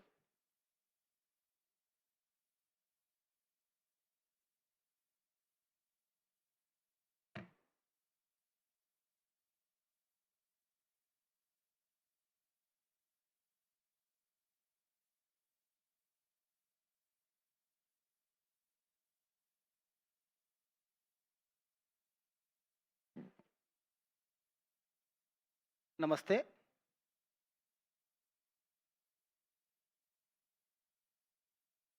First of all, I would like to thank the JICA for this opportunity to me as one of the speakers in this very important 3 days national workshop. All respected country head and other representative from JICA, the project director, Dr. Chauhan, my teacher and former director of extension, Dr. Atul, other fellow officers from JICA, distinguished participants, and press. Today my topic, although time is very less, I would like to respect your time. And it is always spoken that smaller is always beautiful. But I would like to meet the timeline. But just to start with, my topic is entirely different. And it is a hard reality. And it is the critical emergency also. So I'm talking about the natural farming. And whatsoever natural farming I am speaking, this is what we initially learned from Padam Shri Subhash Palekar. So these are our models on the farm. I'll start from this one. So these are the 4 bullets. If you look at, these are the 4 elements which we envision to see this India, a Viksit Bharat by 2047. This is a small picture of Himachal, although Himachal is a small area. In the morning we heard about the Honorable Minister and MLA that 66 to 68% area is under forest. So we are left with very few patches of the land which we utilize for the agriculture and horticulture purposes. But still, when we look at the challenges, so whole agriculture system is now being driven by the industry. So this is the biggest challenge to this Himalayan region.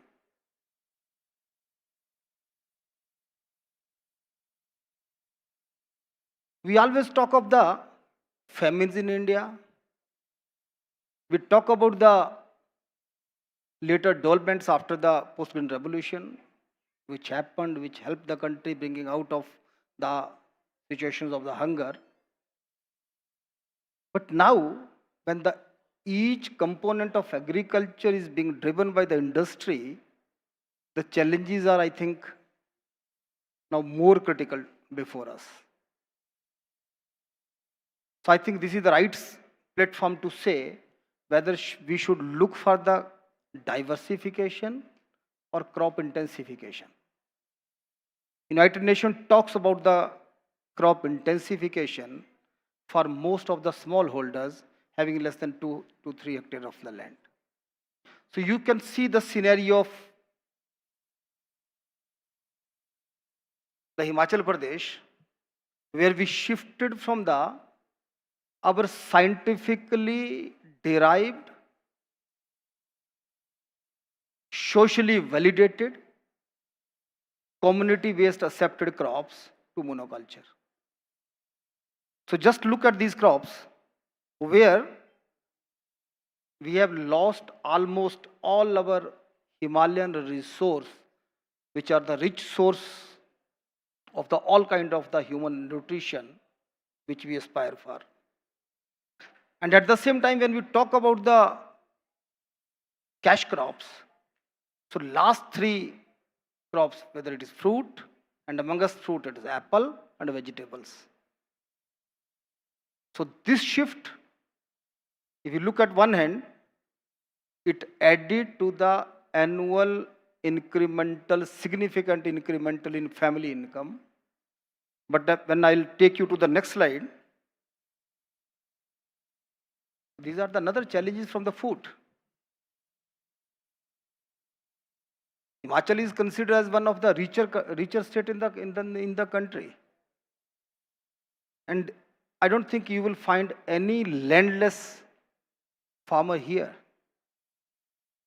But situation is worsening from 2015-16 to 2019-20 if you look at the National Family Health Survey. And on the right side,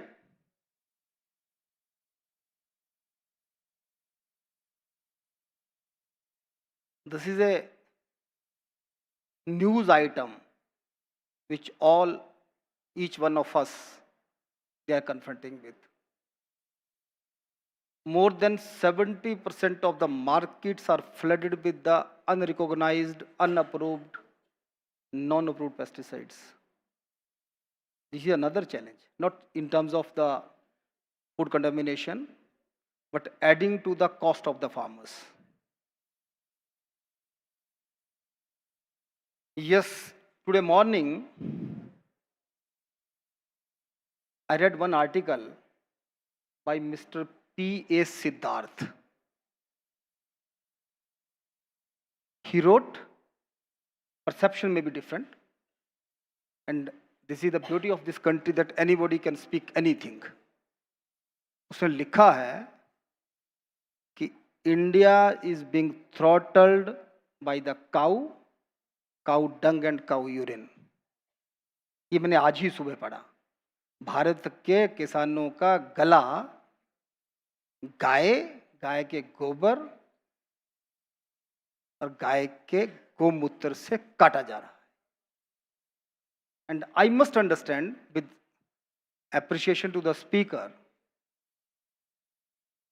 and I would request him also, I'll write a letter to him also, to come out from the AC rooms of the Delhi and see the situation of the smallholders. And I would say, convincingly say, scientifically, with the help of scientific data, I would say, it's not the alternative. The natural farming, which is based on the cow urine and cow dung, it's not that alternative. This is the complete paradigm shift. This is the complete paradigm shift in the agriculture format of India.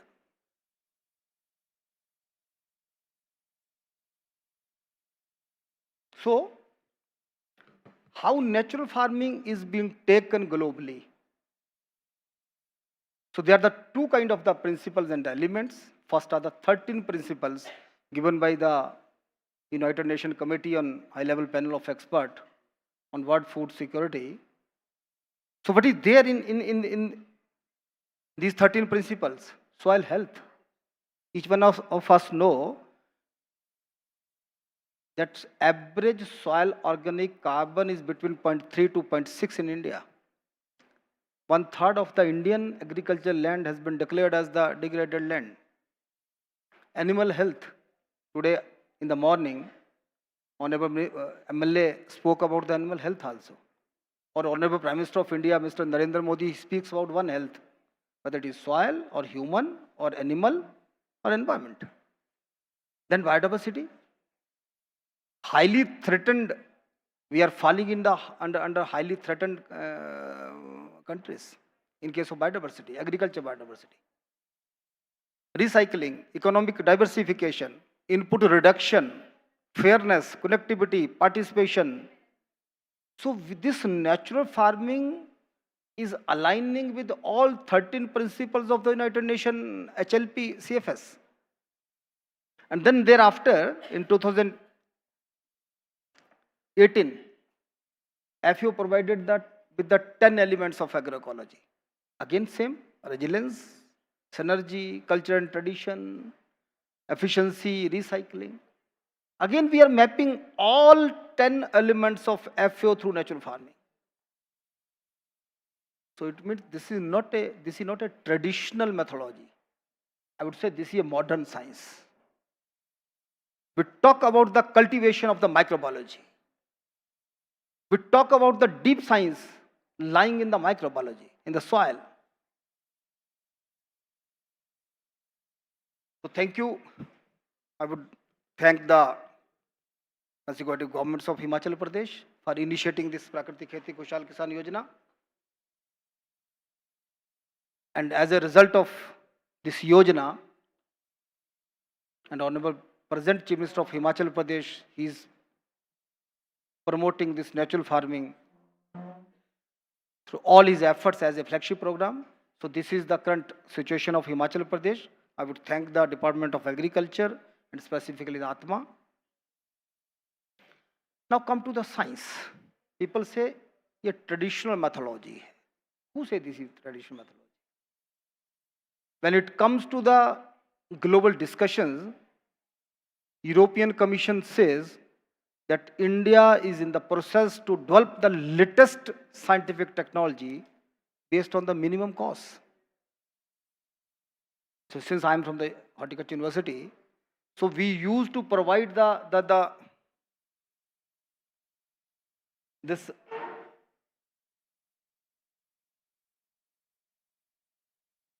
package of practice in terms of the round the year application of different chemical inputs.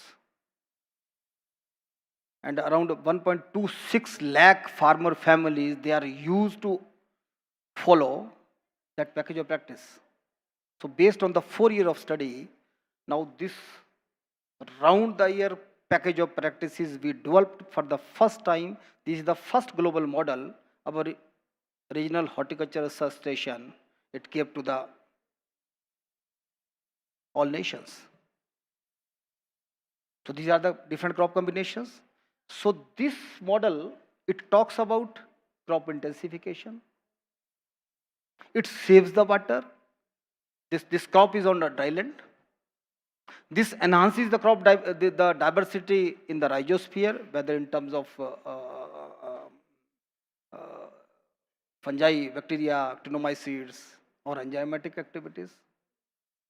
It enhances the diversity upland by having more number of the crops per unit area per unit time. And when we talk of the average apple productivity, although average is also a misleading word, but still we talk about the 8 to 10 ton per hectare productivity of the apple. This orchard, it gives 37 to 41 ton per hectare. So this is about the productivity. So these are the different yield and cost comparisons. Nowhere, because ultimately it's the yield which the farmer is looking at. Other concerns, whether soil degradation, whether food contamination or human health or animal health, these all are our concerns. Farmer first and foremost concern is yield, productivity. So we are meeting those productivity levels.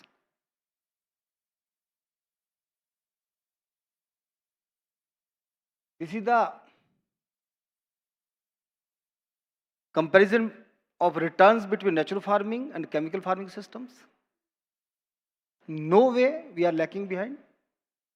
And this is a direct answer to the people who talks about the yield penalty or initial yield penalty in case of natural farming. So this is based on the 2 years data on soil organic carbon. We did it from the 330 meter above mean sea level till 3,400 meter above mean sea level. And everywhere you will find a additive advantage of the natural farming on the soil organic carbon, which is the base of all productivity levels. These are some of the models. Again, thanks to the Atma team of different districts who are very closely working with the farmers. So these are the model from 3,400 meter above mean sea level. So it shows that natural farming is neutral of the agroclimatic zones and across crops.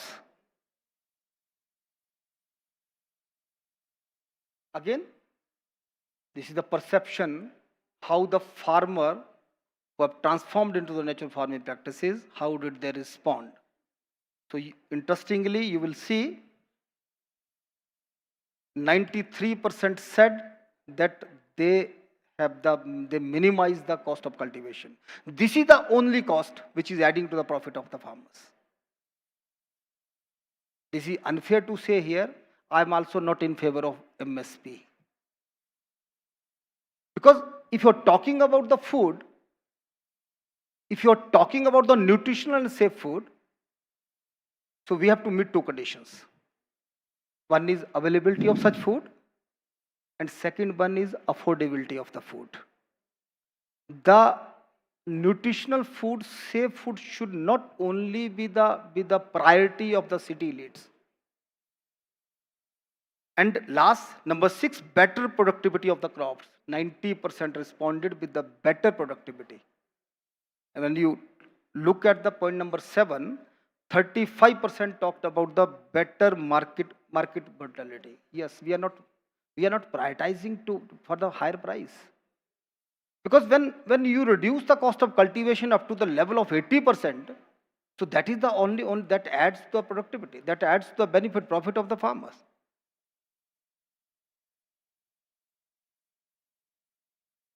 So finally, the state government, Himachal Pradesh, we visioned one SUSPNF platform, that is sustainable food production through natural farming. So we have this PK3Y Yojana. So through PKY Yojana, we have clustered the farmers into groups and clusters and finally into farmer producer companies. Now we have 12 farmer producer companies based only on the natural farmers in Himachal Pradesh. The 4 are being supported by the university. Then we have created one digitized Shikhar stack. This Shikhar stack is again the first global app which provides all information about the natural farming, whether it is the practices, whether it is the crop calendar or success stories or the connectivity between the farmer and the consumer, and Sitara certification system. Last year I was in Jica-ODA, where that global meeting of our project was going on. Sitara was considered as the cheapest certification system globally.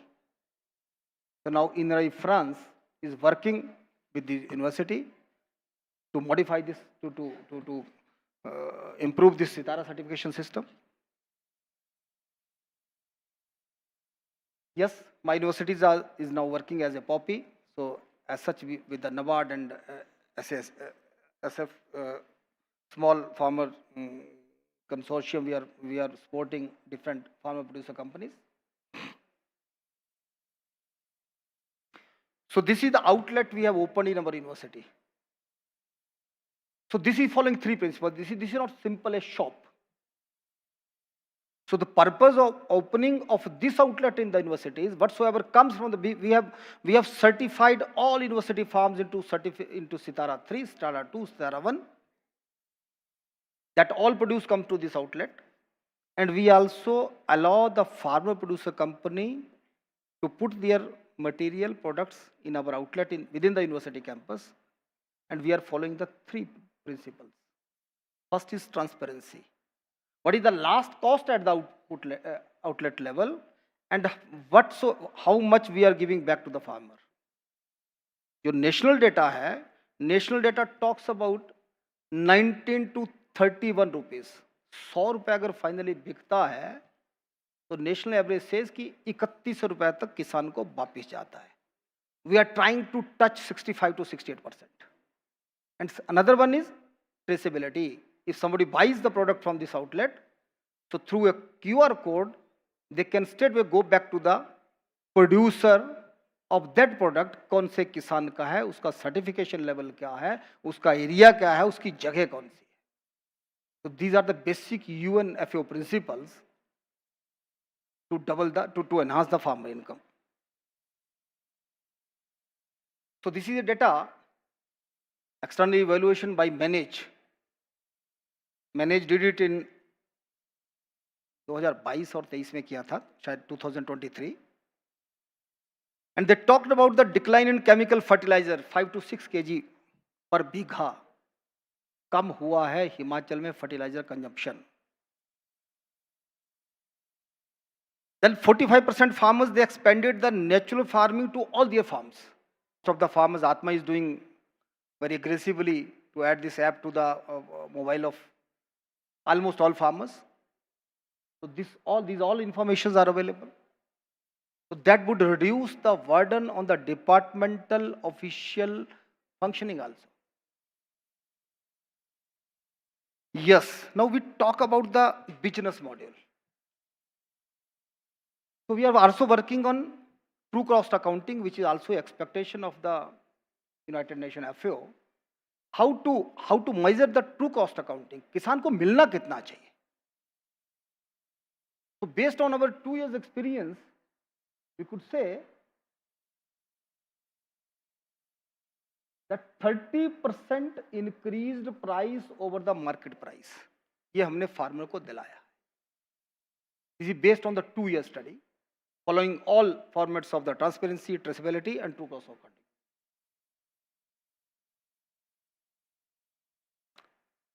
Problem आता है base price को कैसे establish करना.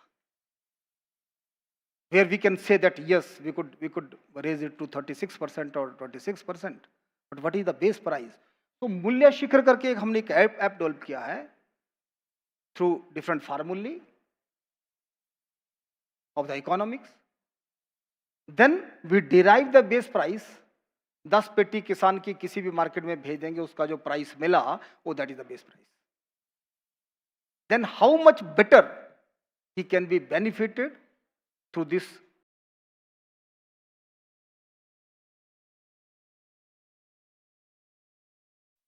Let's contribute to the small holders, because everybody talks about the big farmers, everybody talks about the big machines, but the priorities of small holders, which are mainly responsible to feed the global community. Thank you very much. Thank you.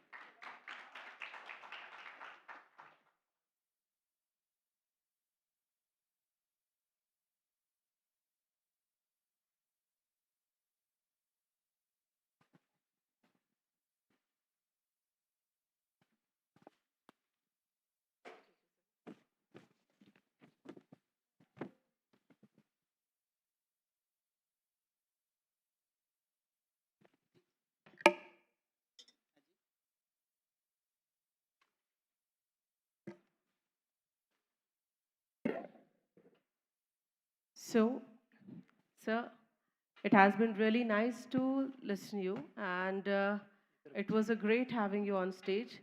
Now I request all the participants for the 5 minutes we can have the open discussion with Dr. R. Singh Chandel,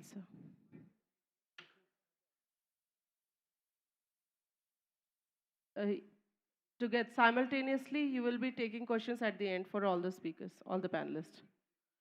Okay, sir. Okay, sir.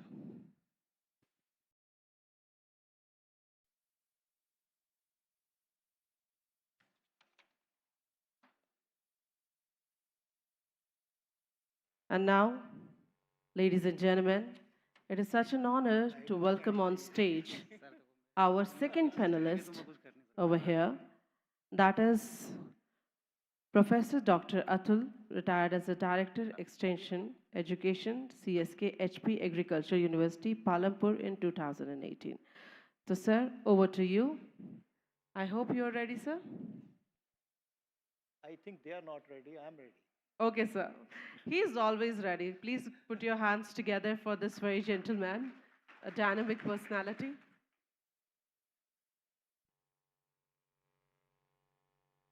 If you all want me to finish off quickly.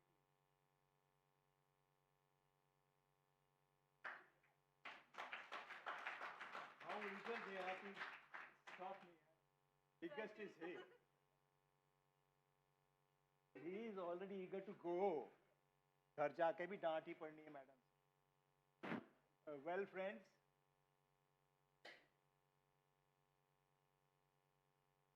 I'm so happy to be with all of you. The reason is when a teacher finds all his students as a vice chancellor, as a project director, as a deputy director, तो वो 56 inch का सीना जो है, was to come back to India in March end, and he forced me to come back in February end. So thank you very much, Sunil. I'm sorry I may not be using the doctor and all that because I know them by first name. Professor, आदमी इतनी ऊंची बोलूंगा पीछे तक सुनेगा. Tension नहीं. So you want me to speak in English or Hindi or mixed? Most of you understand English, right? तो जो मेरे जैसे लोग होंगे उनके लिए मैं बीच बीच में हिंदी बोलता रहूँगा, right? Because it is the era of combo. This is not a presentation. This is basically a curtain raiser. Because when I got all the detailed schedule, I thought I'm going to touch all those topics. All technical topics, but this is not a technical topic. This is the day-to-day activity which we all are facing. But something happens, it is because of climate change. If there is more rain, it is because of climate change. If it is more temperature, it is because of climate change. और जब मेरे friends को घर में madam से डांट पड़ती है तब भी वो सोचते हैं शायद क्लाइमेट ही चेंज हो गया. So friends, what actually I'll be covering out my this presentation, technical kind of thing, in 3 or 4 parts. One is what we actually know. What are the type of confusions we have in our mind when we talk about climate change? Then what are the impacts, especially on the agriculture? And what can be the options or the solutions for our future? What we know. What we know about the climate change, we loosely use this term, but it is not actually loosely used. It is that any significant change in the measure of climate lasting for extended period of time. Just one shower, one hot day doesn't talk about climate change. It is the extended period, and the period decided is 10 years minimum and 100 years. About temperature, precipitation, wind, and other indicators are also there. When scientifically we are talking, we always talk about global warming. Even the farmers, they say, why this is happening? Because it is global warming. And somebody will say it is climate change. A person like me who was in directed extension, I used to get confused. कि climate change हुआ है या global warming हुआ है? कि global warming से climate change हुआ है या climate change से global warming हुआ है? So I thought this is the answer. When the gradual increase of Earth's surface temperature is there, that is the global warming. Whole Earth, not one district, not one village. And climate change is long-term changes in the global weather patterns. So that is the weather patterns, that is the temperature of the Earth. What are the 5 factors? Global warming, volcanic eruption, non-uniform solar activity, depletion of non-renewable resources, and variation in Earth rotation. One of the technical part, my dearest Dr. Chandil has already covered. Other function in organic farming is biodynamic farming is also one of the type. Why day happen, why night happen, why when you all got married, your patris were, your charts of the planet at all were also seen, whether you are compatible or not compatible. Same is happening with all individuals. Big challenge for agriculture sector is greenhouse gas emissions. What is the challenge? You can see human activity, fertilizer in agriculture burning, natural process. What it happens? 5.3 billion tons comes from crop and livestock activity. I think we should stop growing agriculture, right? Because you want to change, you want to save. Then is 4 billion tons comes from the land use and land use changes. Then 3 billion tons comes from livestock production processes. So this is the biggest challenge with the agriculture sector. What are the causes? These are the causes starting from industrialization to agriculture practices to consumer practices. And what are the effects? The rising temperature, rising in sea level, unpredictable weather patterns. We generally reduce ourselves only to the agriculture or to the farm field, but it is not that. What is the social impact of the climate change? Displacement of people, poverty, loss of livelihood, hunger, malnutrition, and all these things are because of the change in weather, temperature, precipitation, and other things. Now comes India. We rank 6th in the climate risk index, which was quite recent in 2025. Because of 4,000 extreme events, 400 plus extreme events, then 80,000 fatalities and other kind of things. Since you are from different areas, you can see the status of climate change in your part of districts or your states. And especially those are from Himachal Pradesh project people, you can see that this is the status of Himachal Pradesh, which is most unfavorable and prone to climate change. Then comes vulnerability of the Indian agriculture to the climate change. What is vulnerability? Vulnerability is susceptible to harm. Especially friends, you can very well see in your state what is the status, but in Himachal, it is from medium to high, susceptible to the harm because of climate change only. Then exposure, that is the threat. My dear friends who are working in agriculture sector, particularly in Himachal, you can see we have got exposure index which run starting from low to medium, little better than other states. Then risk of climate change for the priority is severity. How much severe it is? We find it is wide sphere, but from medium to high level of severity. And then how much is the frequency? How much frequently it is happening? We say it is happening medium to high level, especially in Himachal. You can see your state if you want to see.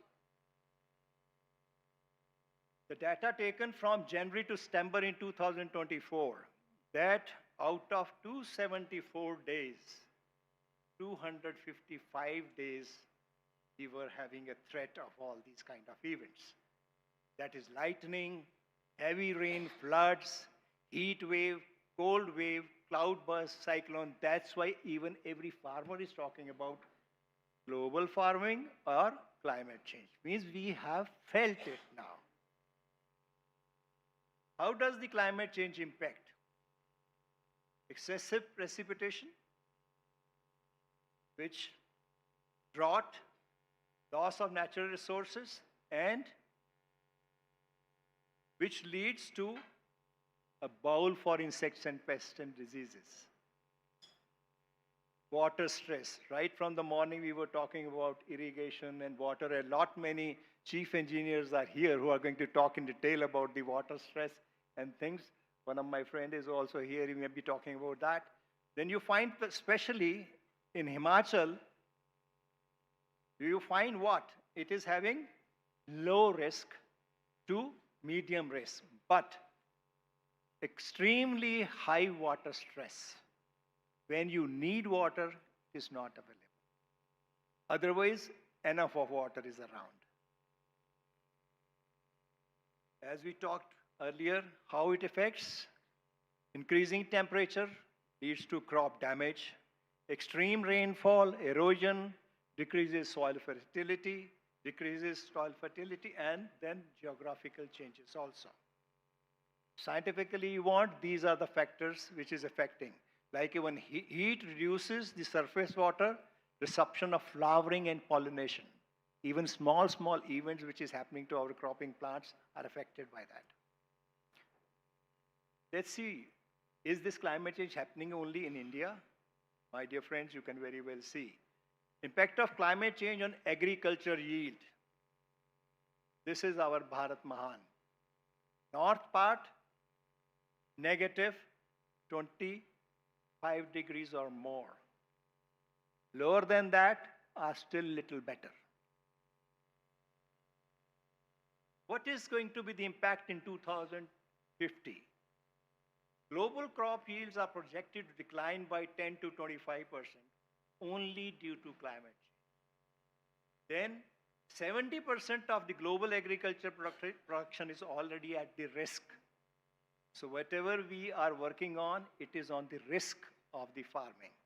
My dear friends, there is a difference between farming and agriculture. I was discussing with Dr. Chandel. Making to agriculture does not mean growing of crops only. Then you go a little bit, livestock also matter, gobar also matter, cow also matter. My dear friends, it is not that. It is farming. Single tree also matters. A grass leaf also matters. This is how it matters. It is the cyclic process. Crop yield affected in million hectares in India. It is fluctuating. You sometimes say now things are better. Next year it collapses. Then you again work on it, it increases a little bit. Again it collapses. Because of these changes, we are talking about sustainable agriculture. These are the sustainable agriculture goals which we in agriculture sector are going to work on and are also working on already. That is, we don't want to have poverty. That is no poverty. Then is zero hunger. We are good. You all had a good lunch. In North India, it's fine. But when you go down from Middle India to the South India, you find real hunger there. Then is good health and wellness. There is a difference between good health and wellness. You are healthy, but are you well? You are slim, are you well? So wellness index is very, very important. Then comes gender equality. We talk huge amount of things. I don't find any agriculture woman here. But a good sign. Nowadays, when we were in university, more and more women are coming into agriculture for BSc graduates. My friends used to talk, "Doctor sahab, ladkiyan hi ladkiyan aa rahi hain, khet mein hal kaise chalayenge?" मैं कहा time will tell. And that I'm going to tell you, kaise chalayenge. This is what we actually want. We want an agriculture production system, not only agriculture, production system, which meets our challenges of climate change and also ready for transformative changes. These are the two words which we generally hear: climate resilient agriculture, CRS, and then climate smart agriculture. A person like me again got confused.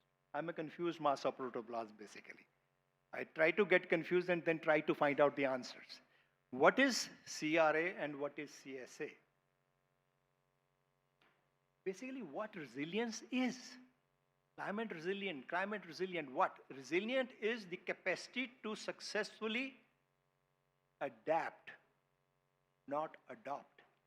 Adapt, withstand the recovery to overcome and a difficult or a challenge situation. So resilience exists in all of you, and the same resilience exists in everybody, irrespective caste, creed, sex, or kind of person, whether a farmer or a scientist. This resilience is already there. These are the kind of practices which we generally say. What is climate smart agriculture? You can very well see. And the benefits are increases yield stability. Having good yield is good, but is it stable? That is more important. Then soil health improvement. Then is enhanced livelihood for every stakeholder. These are the 7 steps to overcome the negative effect of climate change. There are positive effects too. Things which used to grow on higher hills are coming down. The things which used to grow in the middle are going still down. There is positive effect also. The apple which you used to get from higher reaches, now even middle or even plains are also making apple. So that is rainfall harvesting, which we talked about irrigation, but rainfall harvesting is most important. Practicing no tillage farming, which my friend Dr. Chandel said. Then stay updated with weather forecast. जब भी आप घर से बाहर निकलते हैं वो पुराना ज़माना चला गया जब वो न्यूज़पेपर वाला न्यूज़ पढ़ता था कि आज बारिश नहीं होगी और बाद में वो जब वो न्यूज़ रूम से बाहर जा रहा होता तो गीला होता था people there used to be a joke he must be from a weather forecasting unit but now the accuracy has increased to 99.9999%. You know what this is. Then is adapting organic farming. So this is how we can overcome the challenge. Then is improving soil health, which is a part of it, and then reducing livestock emissions and crop rotation. What we need to focus on, these are the points which it needs to focus on, which Honorable Vice Chancellor has very clearly said. Diversity of the crops and varieties. It is not only crop diversity, it is varietal diversity is going to make a difference. There can be a variety which can grow in little changing temperature of the same crop. So that we have to work on. Then is even water, quality and quantity both matters. When you are talking about water resource conservation techniques, what can be your first priority? Livestock drinking water. Second is horticulture, high value plantations, wherever there is a water conservation kind of things. And we come as a third priority, that is annual fruit crops. This one of my friends is going to speak a lot in details. Livestock feed management for this sustainable livestock production. Methane production potential of different categories of livestock feeds which comes from agriculture. You can very well see dry straw and cereals by-products are the maximum contributor for that. Whereas cereal grains and tree leaves comes at the lowest level. What we want to scale up for the smart agriculture, we need to develop a village level approach. So that clubbed with all your data collection which you have done, this model can be developed from climate impact to agroecological different regions. Can every farm be sustainable with the right support? We always say, when you want to do something, you have a new idea. No, your idea is good. Like our Honorable Minister has said, he brought a proposal, but the budget was so much, we could not do it. My dear friends, things have changed. National Mission for Sustainable Agriculture. Can you imagine how much budget the government of India is allocating for that? More than 1,08,000, 1 lakh crores is there. It is you who is to be ready to take that money. Not only this, government support for scaling climate smart agriculture in food system. You can very well see, these are the figures. These are not the figures which I am only speaking. These are the data. Jan Jal Shakti Mission, Parampragat Kheti Krishi Vikas Yojana, sir, for which he is the chairman of various other commissions also. Then Pradhan Mantri Krishi Sinchai Yojana, Soil Health Card. When these cards came, most of us got confused. One more work. We were not knowing what is happening. When that data came out with the help of NICRA project, that is National Innovation in Climate, Smart, Climate Resilient Agriculture, and which covers all these missions. Now you can say for agriculture sustainable, we got 1 lakh crore more. But in National Water Mission, it was 89,000 crores. And for National Mission on Strategic Knowledge and Climate Change, because we never thought having a knowledge also is going to need some funds. We have got 2,500 crores available with us. It is not only Government of India which is working on, even the State Action Plan on Climate Change exists. They have already made the policy, they have already made the allocation of the budget for from 2021 to 30. My dear friends, kindly focus on agriculture and water. Can you see? These are the same figures which they have estimated. Budget have been submitted for 4,895 crores for agriculture, 4,895 crores for water. So that combines together. It is not separate.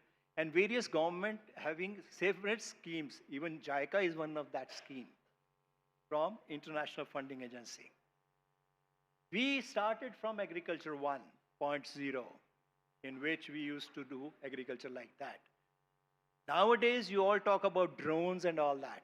That is agriculture 4.0. My dear friends, be ready. Agriculture 5.0 has already knocked on your doors. What is that agriculture 5.0? Digital farming. I raised a question whether वो girls क्या करेंगी, वो digital farming की तरफ ले जाएंगी. आप कितना एग्रीकल्चर ऑफिसर्स जाके खेत में खुद काम करते हो, करवाते हो ना, तो वो डिजिटल फार्मिंग से करवाएंगे. So no discrimination between he farmer and a she farmer. What are the future of farming of the latest technology, which is called as agri-tech?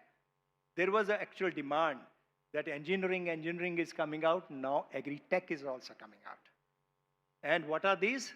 Robots, computers, satellites, drones, mobile devices, software apps, and big data analysis of the artificial intelligence.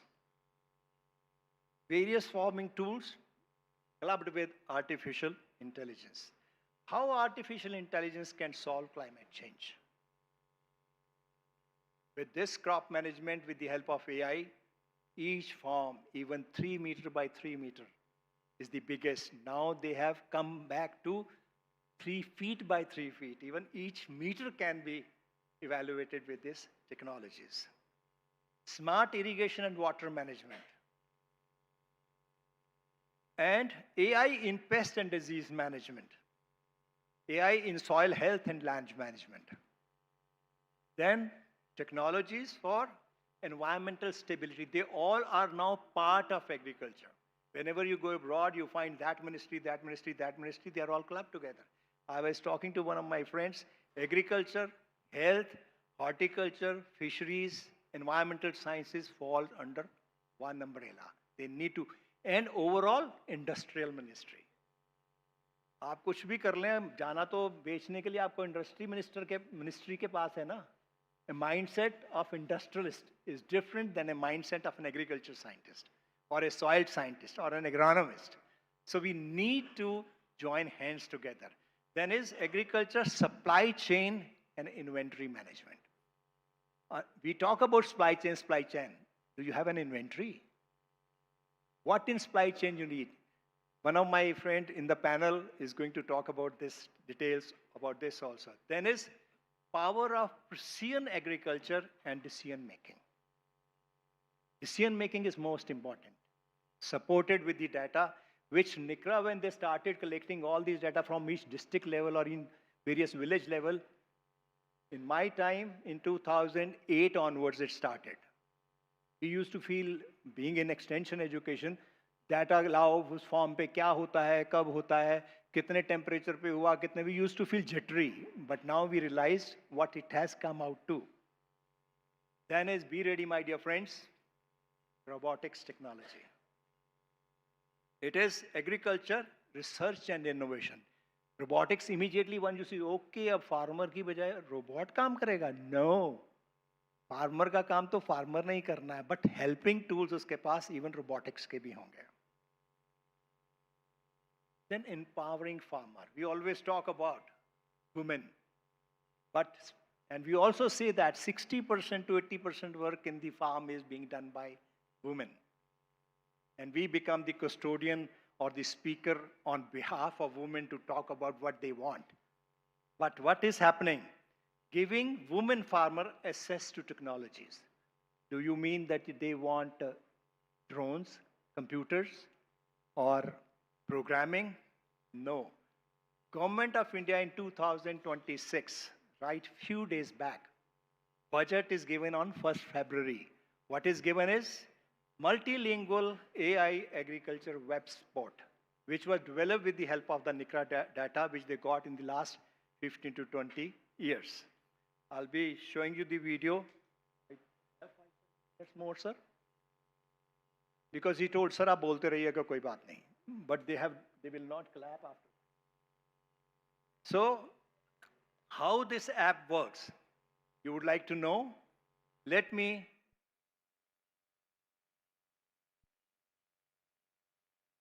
I will be putting out that about this Bharat Vistar. It is not extension education. It is India expanding. How it is done, how this Bharat Vistar works, and what are the guidelines, it is given in this slide. We talk about 2047. When we got, हमें आज़ादी कब मिली थी? 1947. It is the target of 100 years. Most of us do not know what in 1947 happened. We only hear from the agriculture minister like a person. Those who were alive at that time, we were not. We feel that it was a story, but it was not a story, it was the reality. Because the government of India has already developed a national adaptive plan, which has also been taken up by each state now. State level national adaptive plans. You are in 2000. Hello? चाय नहीं मिलेगी अगर आप बोलेंगे नहीं तो. 2026 is the year of climate smart farming. What it says, with the changing weather patterns, farmers need smarter, timely action to protect crops and their soil. We have already started, and this Jica project is one of that. Dr. Saab की प्राकृतिक खेती और zero budget farming has already started. That is efficient irrigation. Now we talk about efficiency. Weather-based planning, frost management, mulching of soil and cover, and smart choice today protect crop, livelihood, and future farming. My dear friends, this is the new dimension which is knocking at our door. You always talk about economics. This is the next generation farming. That is, a new income source for Indian farmer is carbon credit. Then you feel, okay, अभी तक तो climate smart agriculture थी, climate resilient agriculture थी, natural farming थी, एक अब एक और आ गई. ये scientist लोग are really gone. Now they are talking about step ahead. New income sources. What? Carbon farming or carbon credit. My dear friends, can you see the budget allocated for 2026? How much it is? 20,000 crores have already been allocated for those farmers who are going to come forward for this. It is a high-tech kind of thing, and one of my friends were talking when I was just listening, they have already started working on that, especially the industry or the market people, they are working on it. Is it new? What are the carbon farming practices? Are you doing that? Like you said, sir, eliminating bare fallows is part of carbon credit. Sowing companion crops is part of carbon credit. Reducing tillage is part of carbon credit. Then reducing fertilizer application is part of carbon credit. Then improving farm efficiency is part of carbon credit. Then increasing the production of cover crops is part of carbon farming. Then improved residue management is part of carbon farming or carbon credit. Isn't it? We all have been doing it. It's a new word to tell the farmer that you are no more poor now. And the last one is agroforestry, that is growing of trees, crops, livestock, fodder, all together in a unit of land is agroforestry practices. Climate and supply chain are linked with each other. But word agriculture generally talks about MSP and subsidies, isn't it? We always say subsidy and MSP. My dear friends, you talk because farmers are not poor. We always say because they are poor, bechara hai, usko chahiye. But they are the agriculture warriors. They are the one who are combating the risk of climate change on behalf of all the citizens. So they are the climate warriors.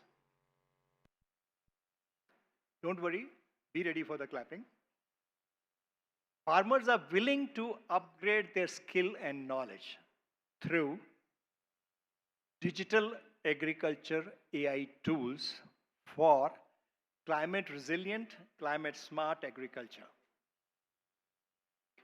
Let's support to adopt and adapt to carbon farming, because everybody said paisa chahiye, so new tool has already come. Whenever, if you want these things or anything you need, you can contact me on the mobile or the email for this. So thank you very much. Are you interested to listen to 1 minute video? पर clapping जोरदार होनी चाहिए, ये नहीं उसके बाद बंद कर दो.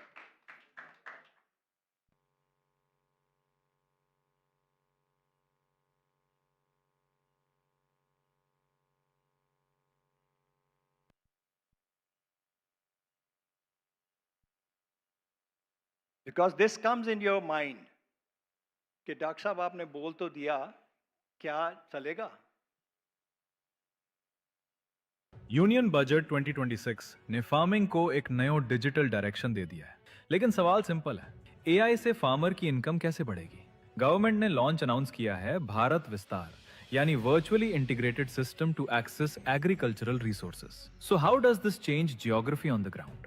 इंडिया एक कंट्री नहीं, मल्टीपल एग्रो क्लाइमेटिक जोन्स का मोज़ेक है. पंजाब के वीट फील्ड्स, कोस्टल एरियाज के कोकोनट और कैश्यू बेल्ट्स, नॉर्थ ईस्ट के अगर ट्रीज और हिमालयन रीजन्स के आमंड्स और वॉलनट्स. एक ही एडवाइजरी सबके लिए काम नहीं करती.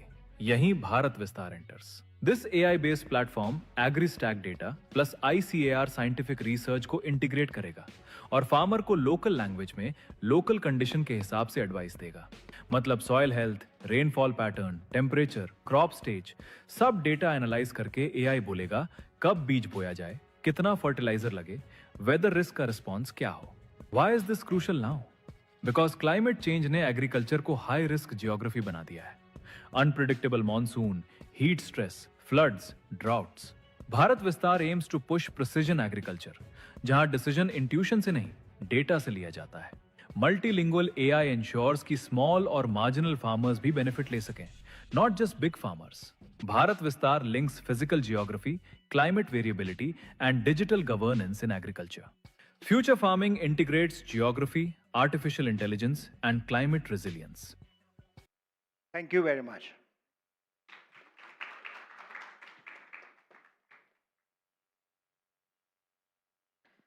Thank you so much, sir. It was really an informative session for us to see. And now, I would like to thank sir, and I would like to invite Mr. Bigyan Prasad Sahu, sir, who is our Chief Engineer, Ringali Irrigation Project Phase 2, on board to share his views, his ideas. Can we have a big round of applause for him, ladies and gentlemen, please?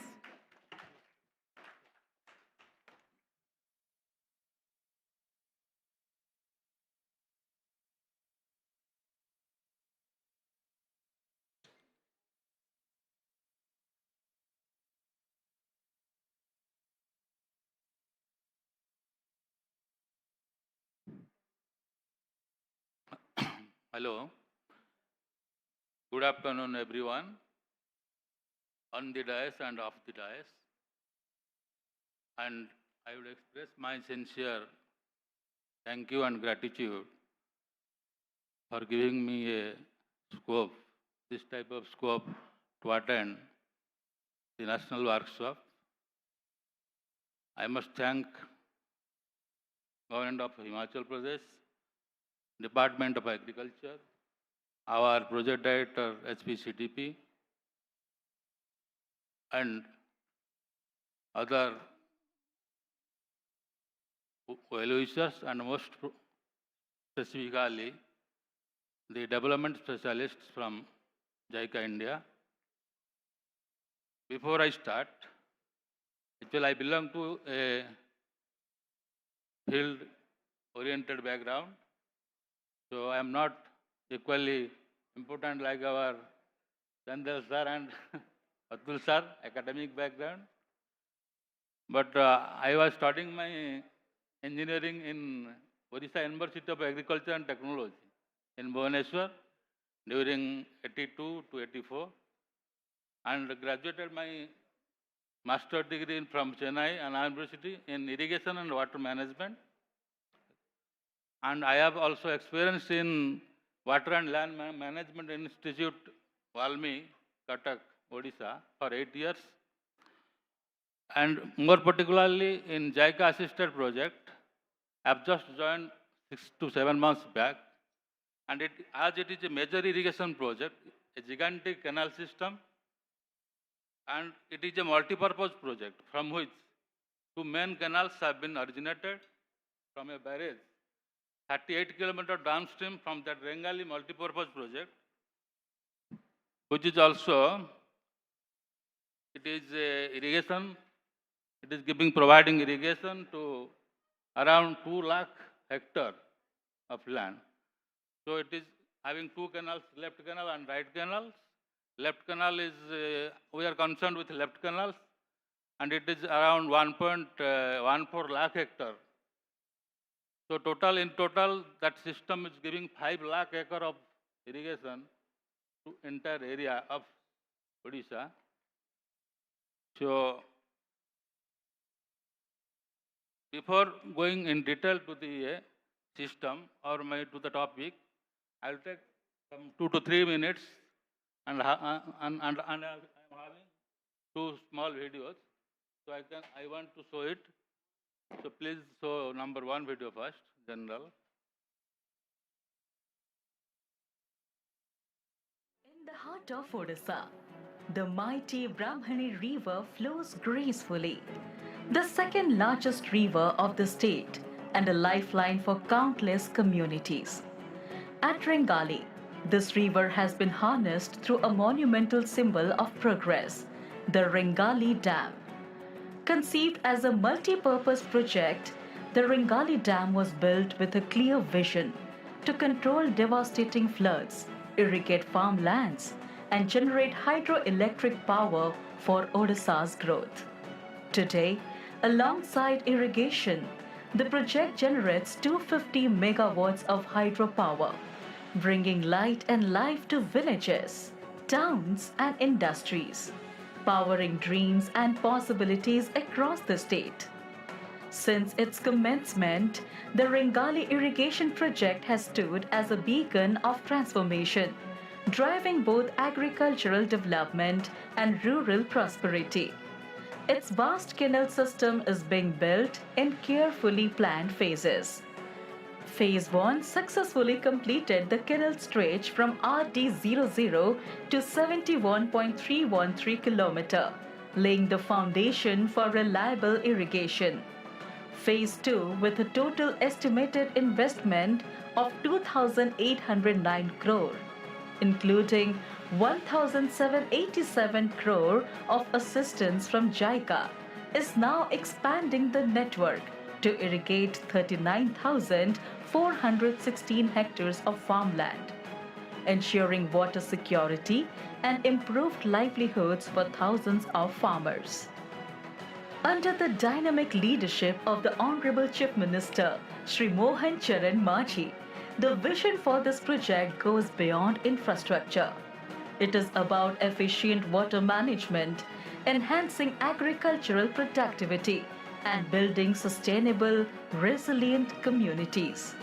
The JICA-assisted Ringali irrigation project, Phase 2, is a lifeline, bringing prosperity, resilience, and growth to thousands of families across Odisha. Alongside building canals, the project strengthens communities through soft components, forming water users associations promoting on-farm water management, empowering women through women's interest groups, and supporting agriculture and livelihoods for landless and marginal farmers. From irrigated paddy demonstrations to promoting crop diversification, the project drives agricultural innovation, helping farmers increase yields and move towards sustainable, high-value farming practices. When the project began, paddy yields averaged just 2 tons per hectare.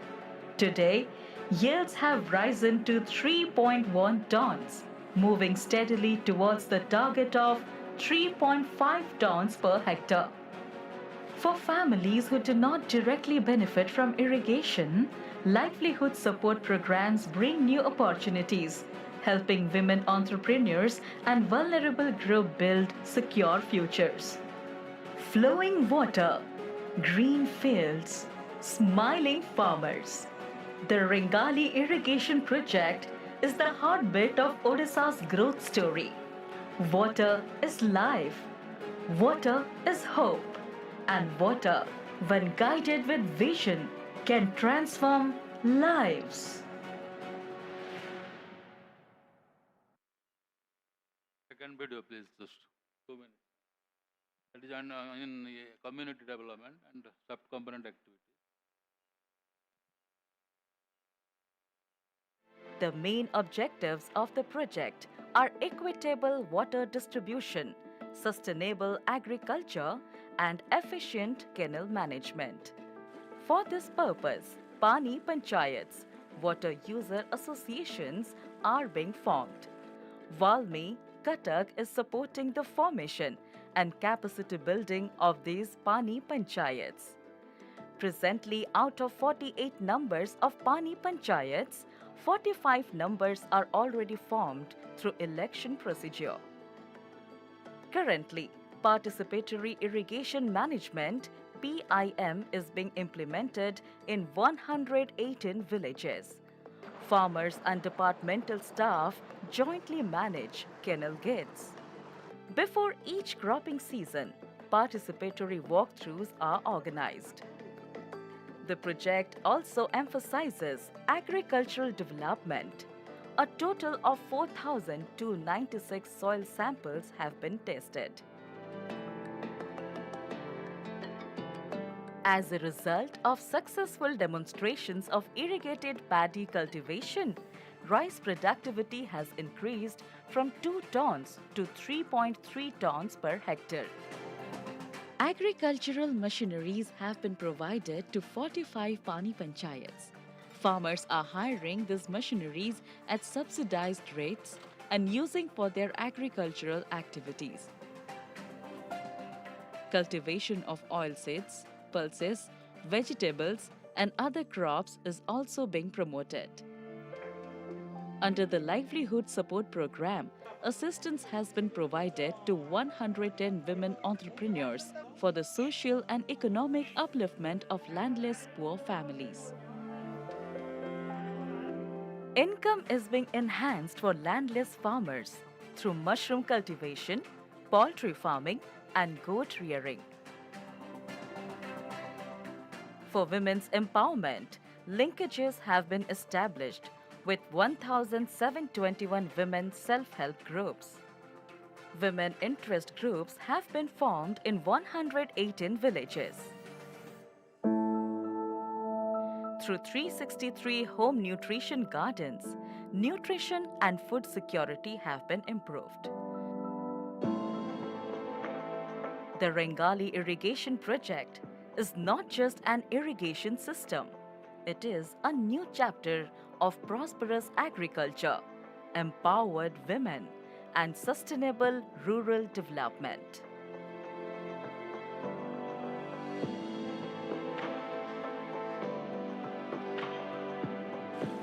Water is life. Rengali irrigation project is bringing a new flow of development in the state of Odisha.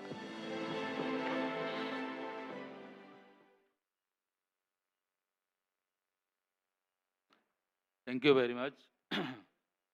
Actually, this project is a peculiar project and a special project. The beauty of this project is, actually we have started entering into community activities while construction is going on. In Odisha, it is one of the special projects because in all irrigation projects, what we do, first we complete it, then we go for Pani Panchayat or Water Users Association permission and giving them capacity building, and then forming one institution to act upon these activities. So here, the JICA introduced in their MOD, minutes of discussion, to start creating awareness among the farmers, local villagers, through a baseline survey, and see what are the indicators, what are the poverty line level, what is the land holding, and all base levels. It has been done 7 years back, during 16, when JICA assistance came into picture, phase 2. So during 16, July 15th, I think, July 15, we got this assistance, and from 16 onwards, we started constructing a system, and it is having, our concerned area is having around 40,000 hectares of irrigation potential to be created in that canal, and we are already completing 50% of that area, and that we have shown in your videos, around 48 Pani Panchayats we have formed by water users associations, and now we are giving irrigation to the farmers. It is already in function 3 years back. From 22 to 23, we are able to provide kharif irrigation around 18,000 hectares to that particular area, and balance area under that JICA assistance around 22,000 बाकी है, तो उसको वो जो 22,000 balance area will provide irrigation through underground pipeline, will not go for open canal system. So it will save land acquisition problem, forest problem, and also evaporation loss and seepage loss also. So in order to achieve these benefits, we are going to construct underground pipeline and will provide irrigation to those lands effectively. And most probably we are taking another 3 months. Project will be going to expire this year, March 26, and the proposal is with our Department of Economic Affairs, Delhi, for extension. We are hopeful for another 3 years extension. to work with this construction and activities. So please show me the PowerPoint.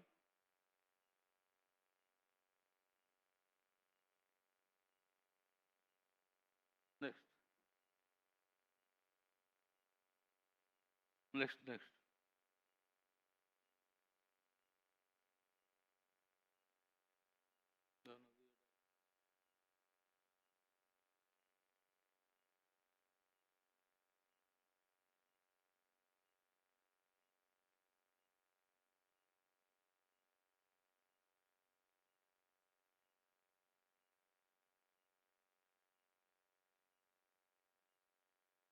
ठीक है हो गया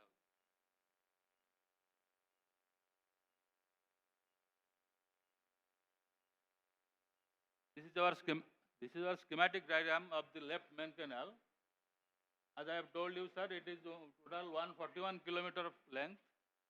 So from 0 RD to 71 kilometer RD, it is already completed in JICA phase 1 system and World Bank assistance. Now JICA is funding for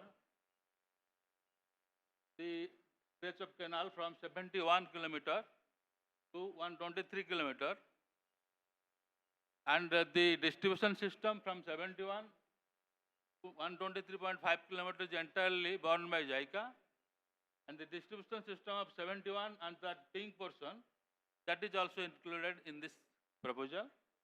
So we are able to provide 39,416 hectares of land for irrigation in another 3 years. Next. कहाँ गया वो? No. So these are the pink area. They have already, there are 4 branch canals, Bhuban branch canal, Sukinda, and this Korei and Barpada branch canal. This pink portion has been completed, and we have already provided irrigation to the 2 districts of this farming community. And we are now in the UGPL phase pipeline system. This green portion. Here are also 2 branch canals under construction. That is main canal. Main canal is construction going on. So my peculiarity is, while this pink portion is completed in around 4 to 5 years back, at that time our Pani Panchayat or Water Use Association community interference started, and what are the components involving the community strengthening has taken place in that phase only.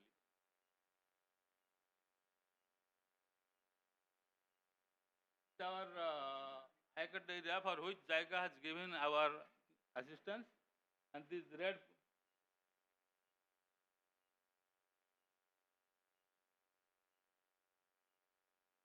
so the green area will be developing by JICA assistance further in same phase, phase 2, and this one it has been completed. So our components are from the project are construction of the common irrigation system, physical construction, and card works, command area development works in already created areas, and giving training to Pani Panchayat farmers, Water Use Association, Jica-ODA personnel, a formation of WA, of agricultural development. So we are able to achieve, we are applying for extension for another 3 years. We are hopeful to complete the activities or components of this project. So I have shown you in the video. So we are having JICA loans share around 1787 crore, and we are almost halfway. We are having cumulative expenditure of around 1500 crore out of 2800.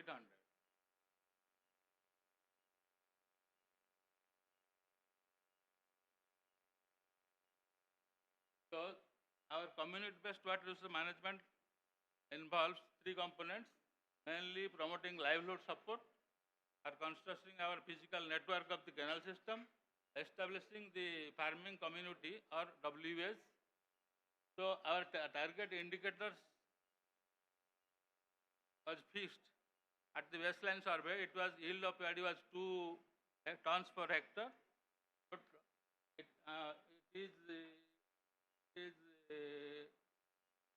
projected in the report to 3.5 ton per hectare, but we have already achieved 3.5 ton hectare in the mid-term of our year, and the Kharif and Rabi also. That intensity, crop intensity, it was 85%, and we are expecting to achieve 190% by 2026 or 29, most probably in 29. This is our main approach. These are the 5 outputs. So that is our irrigation conducting system to be established first, water user association to be formed, and participatory irrigation management to be introduced, and crop diversification will be developed, community-driven and market-led irrigation to be promoted. With these 5 outputs, we have worked and will be also working for balance area.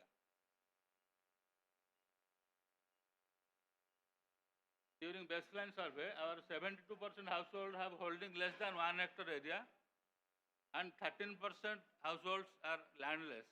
So our thrust was to improve their living standard by involving Pani Panchayats and community-driven approaches. These are the 8 components. We have these 8 components. We have involved in sub-component activities, livelihood support, general support, formation of water use association, what I have discussed earlier. Next.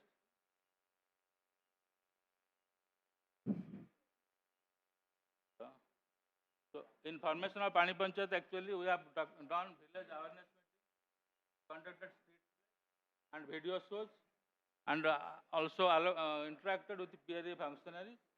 And we have also made some construction work like community mandaps under entry point activities. So our purpose is to facilitate how PMO will progress in the entire command area. Next. Our progress has been all 45 Pani Panchayats have been formed, and participatory walkthrough also we have completed done, and 87 community mandaps during our past activity periods we have also completed, and our aim is to involve farmers along with the construction of canal for formation of a towards farmer-led irrigation. Next. Next. This is the capacity building activities, how to train the farmers regarding roles and responsibilities. And we have conducted 71 project level training, 104 PP level skill trainings, and 10 one-day training cum exposure visit in national institute like Central Institute for Women in Agriculture at Bhubaneswar. So we have given training on crop diversification, vegetable cultivation, operation and maintenance, and gender equality also. Next. This is the command area development works. So we have taught them how to plan the crop calendar, how to distribute water equitably, and how to acting with the outlets and field channels and field drains. Next. So regarding agriculture, we have taught them, and we have imparted training on soil testing, how to test the soils, how to germination test in Valmi Central Library, and seed quality, how to check the quality of seeds, and how to how to converse with the different schemes of agriculture. This type of trainings we have given to the entire farmers of this package 17,000 hectares. All farmers have got training from our Valmi facility.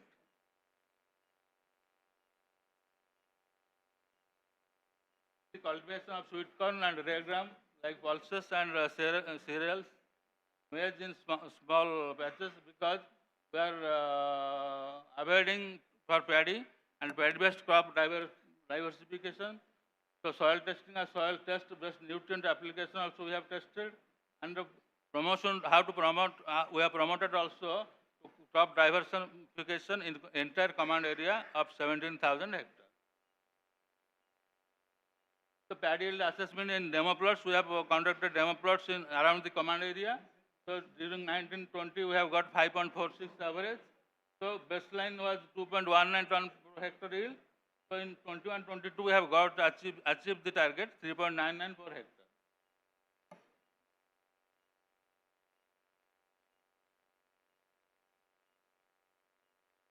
The agribusiness development, what we have shown in our video, we have given agricultural equipments or machineries to the farmers for power sprayer, power weeder, and power thresher. And in each pani panchayat, one machinery have been given, and other farmers will utilize on custom hiring basis in a subsidized rate, and they will be used for their personal farming practices. The livelihood support, and we are actually in 4 farming practices. We have adopted goat rearing, poultry, backward poultry, small scale broiler, mushroom farming. So according to Jica, 110 we have got the target of 110 women entrepreneurs, and we have achieved during this entire back period.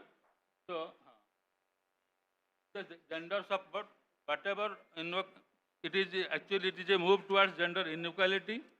So we have identified 110 women interest group, and we have involved them in pani panchayats and started them and taught them also how to manage canal maintenance and how to reduce conflict resolution among the entire pani panchayat members.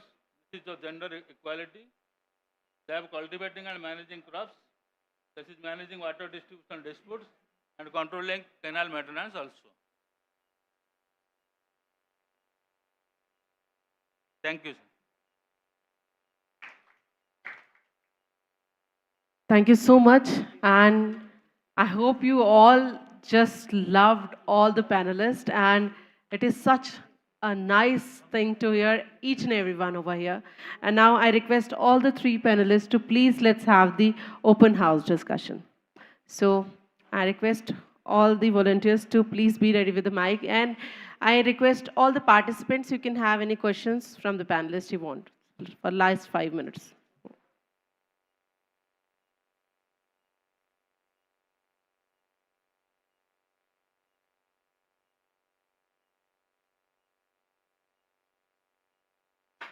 See, there are 2 scenarios. Either you understood everything and you have no questions, or you're scared to ask. Please shoot the questions.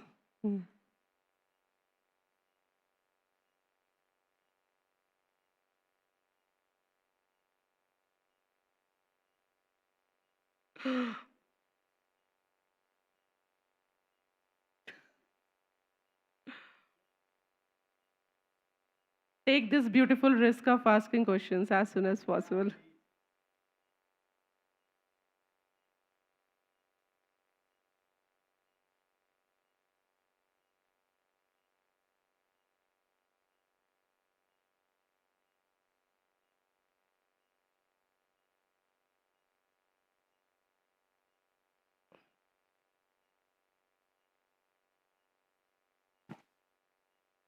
'86 में जब agriculture universities में हम लोग admission लिए थे, उस समय आपके जैसे जो प्रोफेसर थे, उन्होंने बोला कि केमिकल फर्टिलाइज़र को हमने कैसे इंट्रोड्यूस किया उनके पीरियड में। इंक्रीज़ किया, डिप्लीट किया, फिर नेचुरल फार्मिंग में जा रहे हैं। किसान करे तो क्या करे?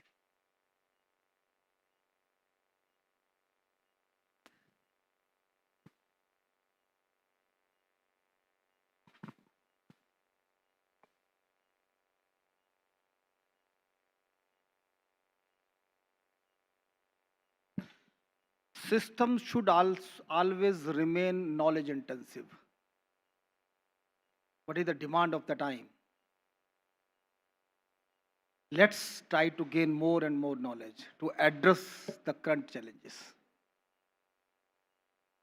At that point in time, your average organic carbon was from 2 to 2.5%.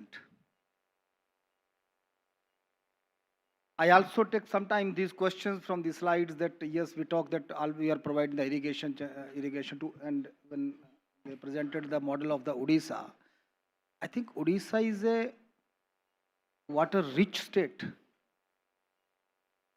So when we are taking the yield to 6.5 ton per hectare, what is the net output? Now country is not demanding the average productivity. The country's demand is to make the soil regenerative, to enhance the diversity, to save our water. Let's not sell the water along with the per kg rice. These are the bigger questions. Because now we need to focus on the system productivity. अभी जो हम काम कर रहे हैं with European Commission, they have selected 2 areas, we along with them, climate, by minimizing the emission, saving water, enhancing diversity, pollinators, natural enemies, and so on. And all this learning initially from Subhash Palekar, who basically developed and promoted this methodology, and then rest from farmers only. So knowledge is very intensive. We have studied only 2% of the microbiology. And natural farming is nothing, cultivation of the microbes. So let's look for 98%, which are still left untouched. Thank you.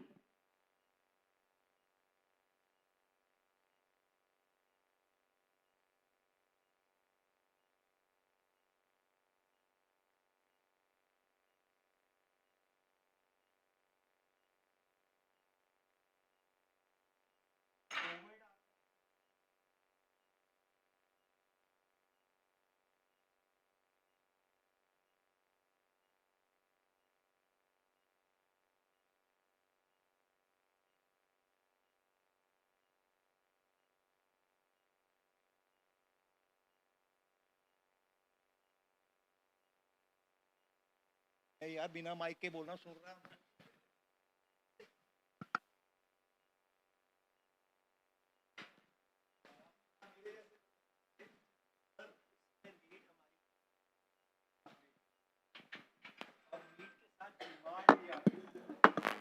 Farmer बहुत जल्दी होता था, आमतौर पे क्या बोलते हैं आप?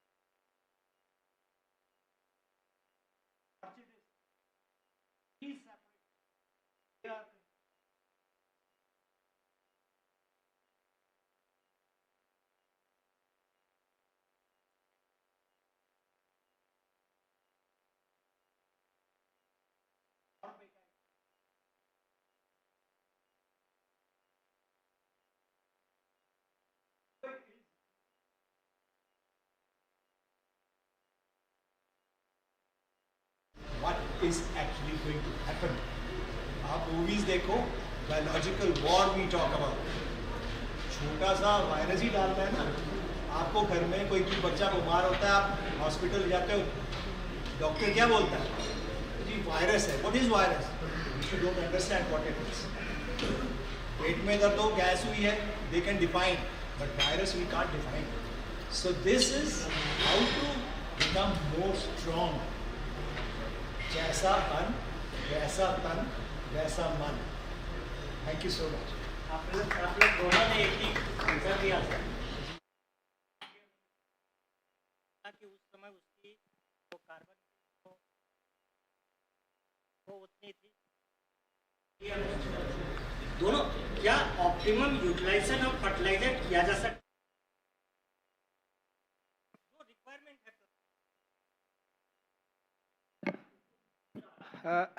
मैं आपको एक आंसर करूंगा. अब एक टाइम आ गया है जहां विदेशी वैलिडेशन को बंद करना पड़ेगा. This is the right time now. Agriculture is a biological activity. We just imported the technology. We made it the industrial driven. And finally, the whole sovereignty of the farmer that went in the hands of the private industry. It's not a chemistry based activity. दो बच्चों की शादी होती है, did we go with some kind of the POP की तुम्हें अब जिंदगी कैसे चलानी है? किसी के घर में बच्चा होता है, did we have present some package of practices की यस बच्चा को ऐसे पालना है. Same is with agriculture. Agriculture is a biological activity. Let's regulate our soil, everything will happen normally.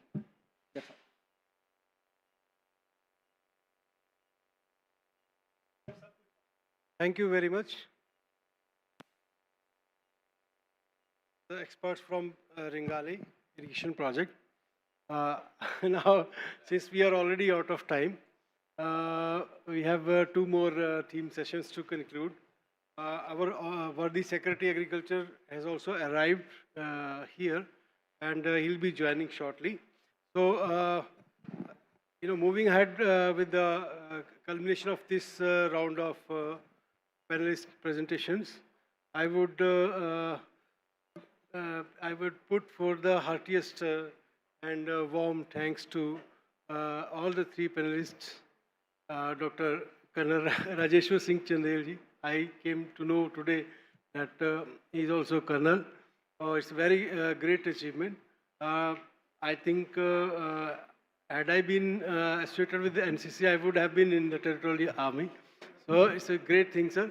I remained in NCC for 3 years. I am a C certificate holder. So I feel courageous to have such seniors and fellow officers in the fraternity. Thank you so very much, sir, for coming up to this from Solan. It's really a great showcasing of the team spirit to take us along with you. You have called us for cooperating with the UHF or coordinating with the UHF on the this natural farming issue. It's the second time that we got your call. I'll personally be there at the UHF NONI to design some good interventions. Even Dr. Atul, he came right away from Jakarta, and he was to arrive in March. But that is the right of a pupil or a student to call for the SOS call to the teacher. Thank you very much to Dr. Atul also.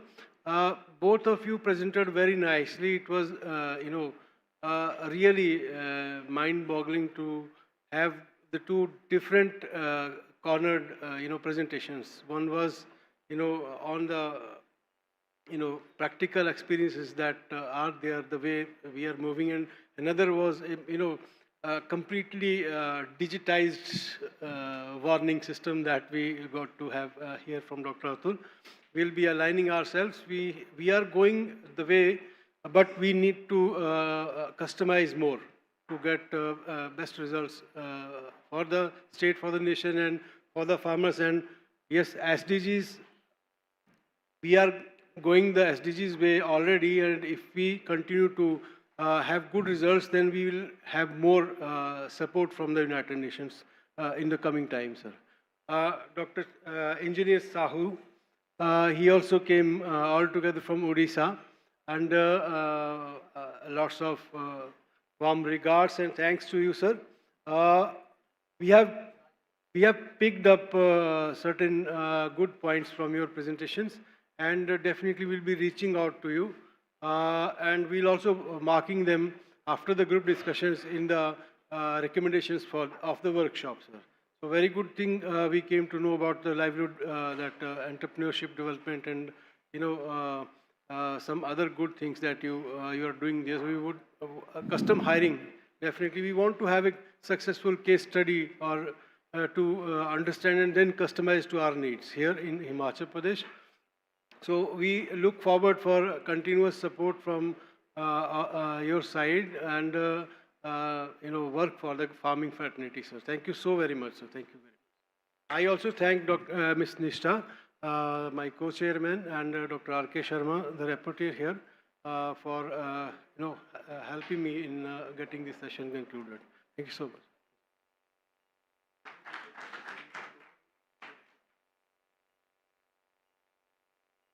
Thank you so much, sir. And it is really nice to have you all over here. And now I would like to request our chair for the session, Dr. Sunil Chauhan, Project Director, HPCDP Phase 2, Jica-ODA, and co-chair for the session, Ms. Nishtha Vengulekar, Development Specialist, Jica India, to do a little thing for our panelists is to felicitate them. To first, I would like to invite Dr. R. Singh Chandel, Honorable Vice Chancellor, University of Horticulture and Forestry, Nomi Solan. And sir, it is an honor to have you over here and to hear you today.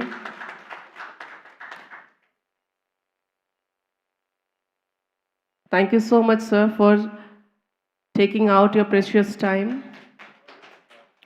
and guiding us.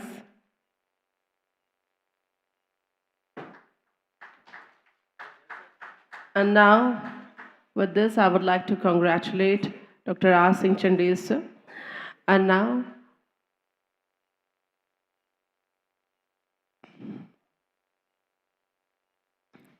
I would like to welcome Professor Dr. Atul, Director Extension, retired CSKHPKV Palampur, on stage, and please receive this. Oh, that's a nice gesture.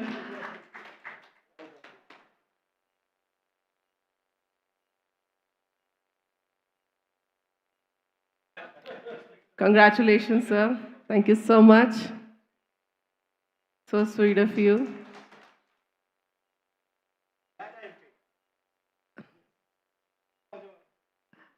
Now I would like to request Mr. Vigyan Prasad Sahu, sir, who is Chief Engineer, Rengali Irrigation Project Phase 2, to please come and accept our honor. And with this was our first theme of the technical session, and that was resource efficient agricultural practices and climate resilient farming.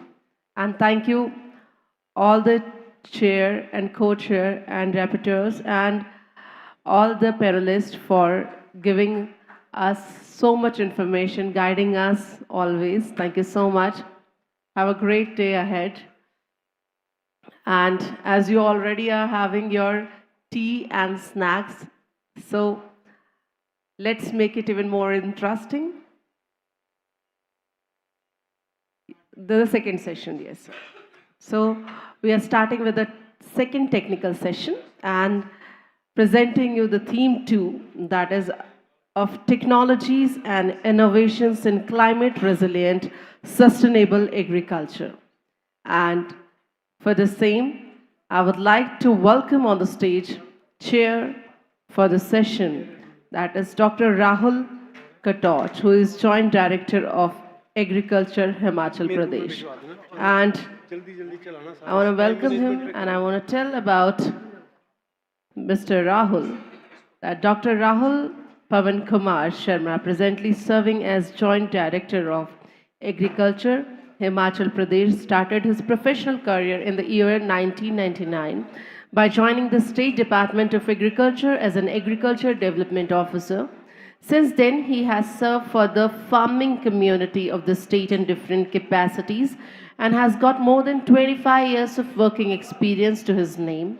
He has been actively involved in agriculture extension activities, transfer of agri-technology and arrangement of quality agri-inputs for the farmers. Can we have a big round of applause for Dr. Pavan Kumar Sharma? And ladies and gentlemen, I would like to please put your hands together for Dr. Rahul Katot.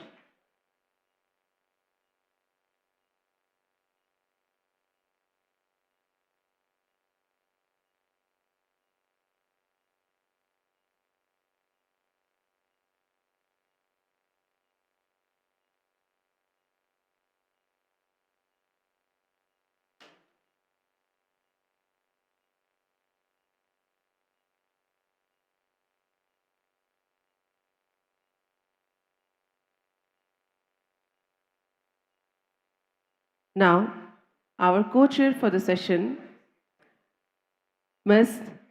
Hirata Momo, representative and agriculture team co-leader, Jica.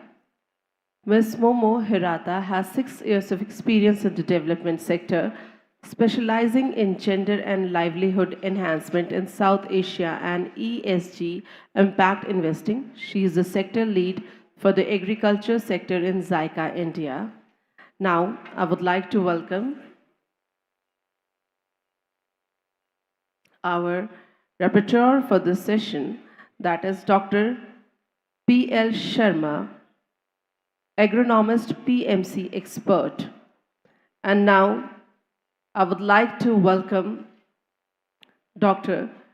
Mr. P.L. Sharma is working as agronomist serial for HPCDP2 and has done post-graduation in agriculture extension from Gujarat Agriculture University, Anand.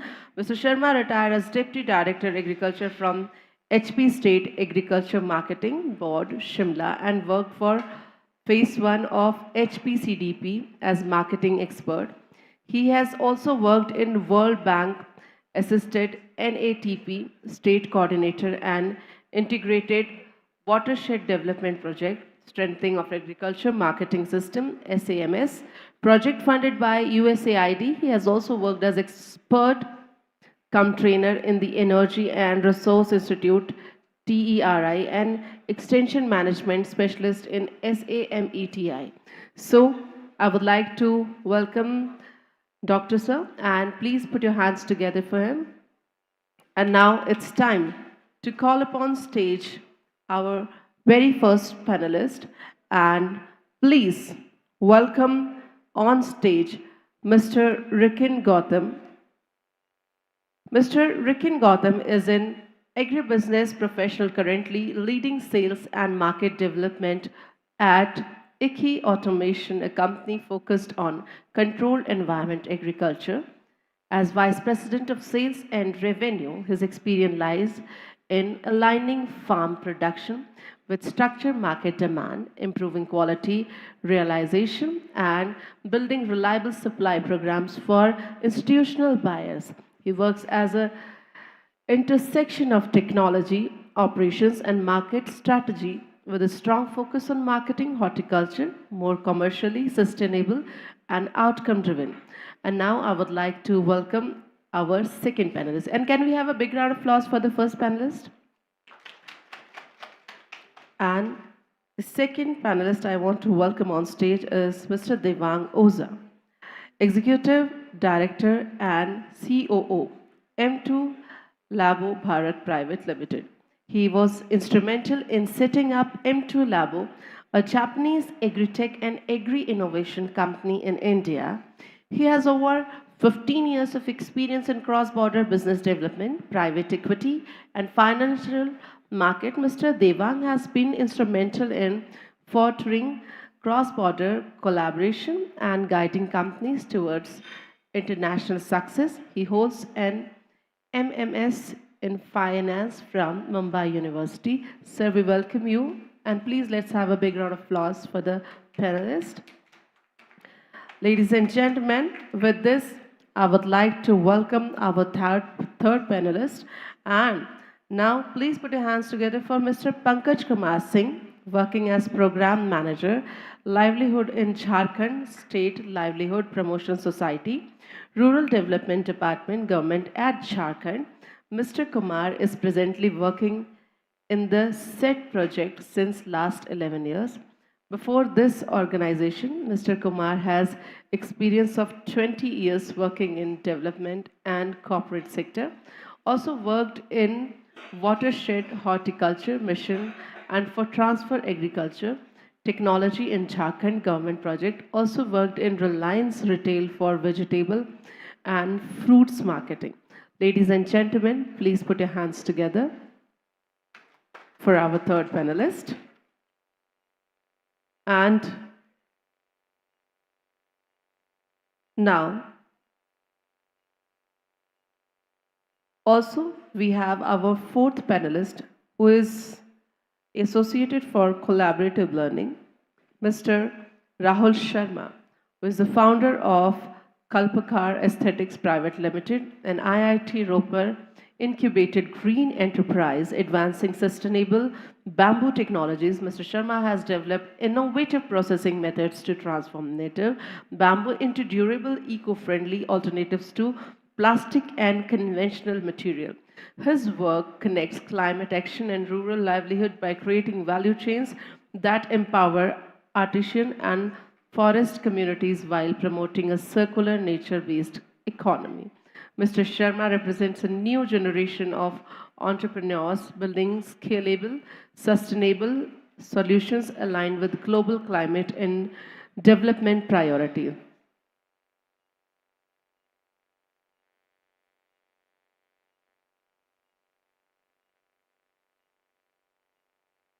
And now, once I will welcome Mr. Rahul Sharma, then he can join later on the board.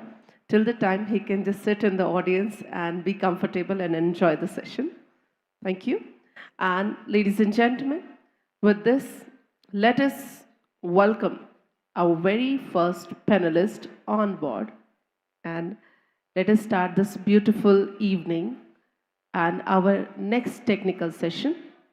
I would like to welcome Mr. Rikin Gautam from Icky Farm Private Limited to start the session. Thank you.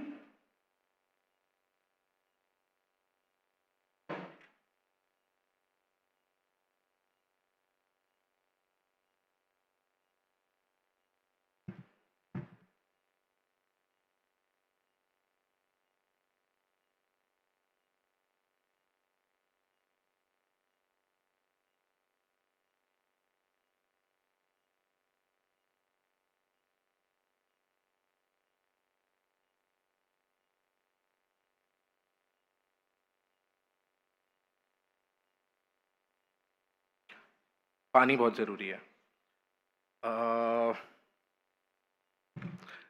नमस्कार, good evening everyone. I guess energy काफ़ी down हो चुकी है क्योंकि सब लोग सुबह से थोड़ा थोड़ा डिले ऑर्डर पे चल रहे हैं, तो I will try to make it quick. सबसे पहले मैं Himachal government department of agriculture दिल से धन्यवाद करना चाहूँगा आप लोगों का इस मौके के लिए। जापान से आए हुए हमारे सम्मानित मेहमान, entire Jica delegation, whosoever is available right now, a warm welcome to our guests from Jica, and sincere apologies to choose to speak in Hindi today because I wanted to address the wider audience.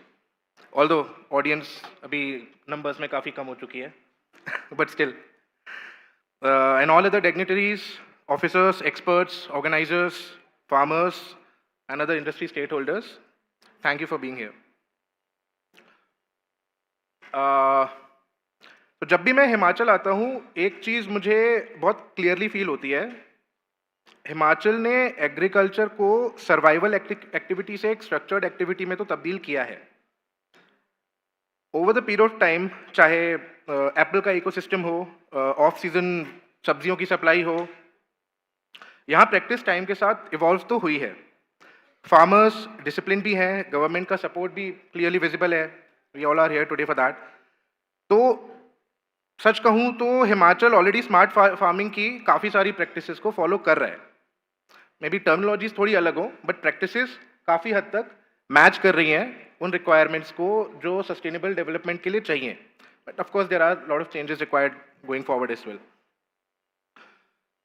सो जब मुझे ये invite मिला, मैं काफ़ी देर तक सोच रहा था कि क्या बोलूँगा. मतलब हिमाचल में जाना है, एग्रीकल्चर के बारे में बात करनी है, बहुत सारे एक्सपर्ट्स होंगे, there be people from JICA, multiple professors. तो आई वॉज कन्फ्यूज कि either I can go very technical और I can just be careful. और मैं इसको सिंपल रखने की कोशिश कर रहा हूँ. तो अगर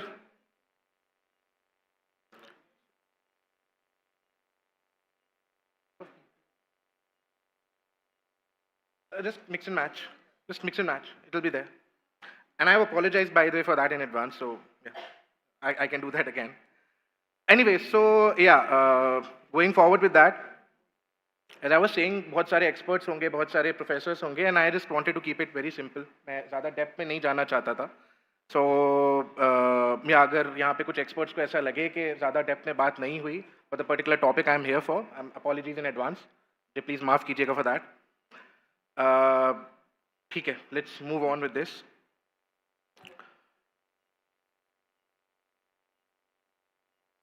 Okay. So आज एग्रीकल्चर एक शिफ्ट फेज में है, and that is what the conclusion is from a lot of speakers that went before me. Simple logic है कि मौसम सही है तो फसल सही होगी. क्लाइमेट तो इनप्रेडिक्टेबल है, कभी बर्फ ज़रूरत से ज़्यादा गिरेगी, कभी ज़रूरत से कम गिरेगी. पानी के साथ भी यही प्रॉब्लम्स है जो हमें पिछले कॉन्वर्सेशन से समझ में आया. मार्केट भी अनप्रेडिक्टेबल है. तो ऑल इन ऑल कहने का मतलब ये है कि farming is not just yield. In today's world farming will only be successful when you have a consistency, B quality and C predictability.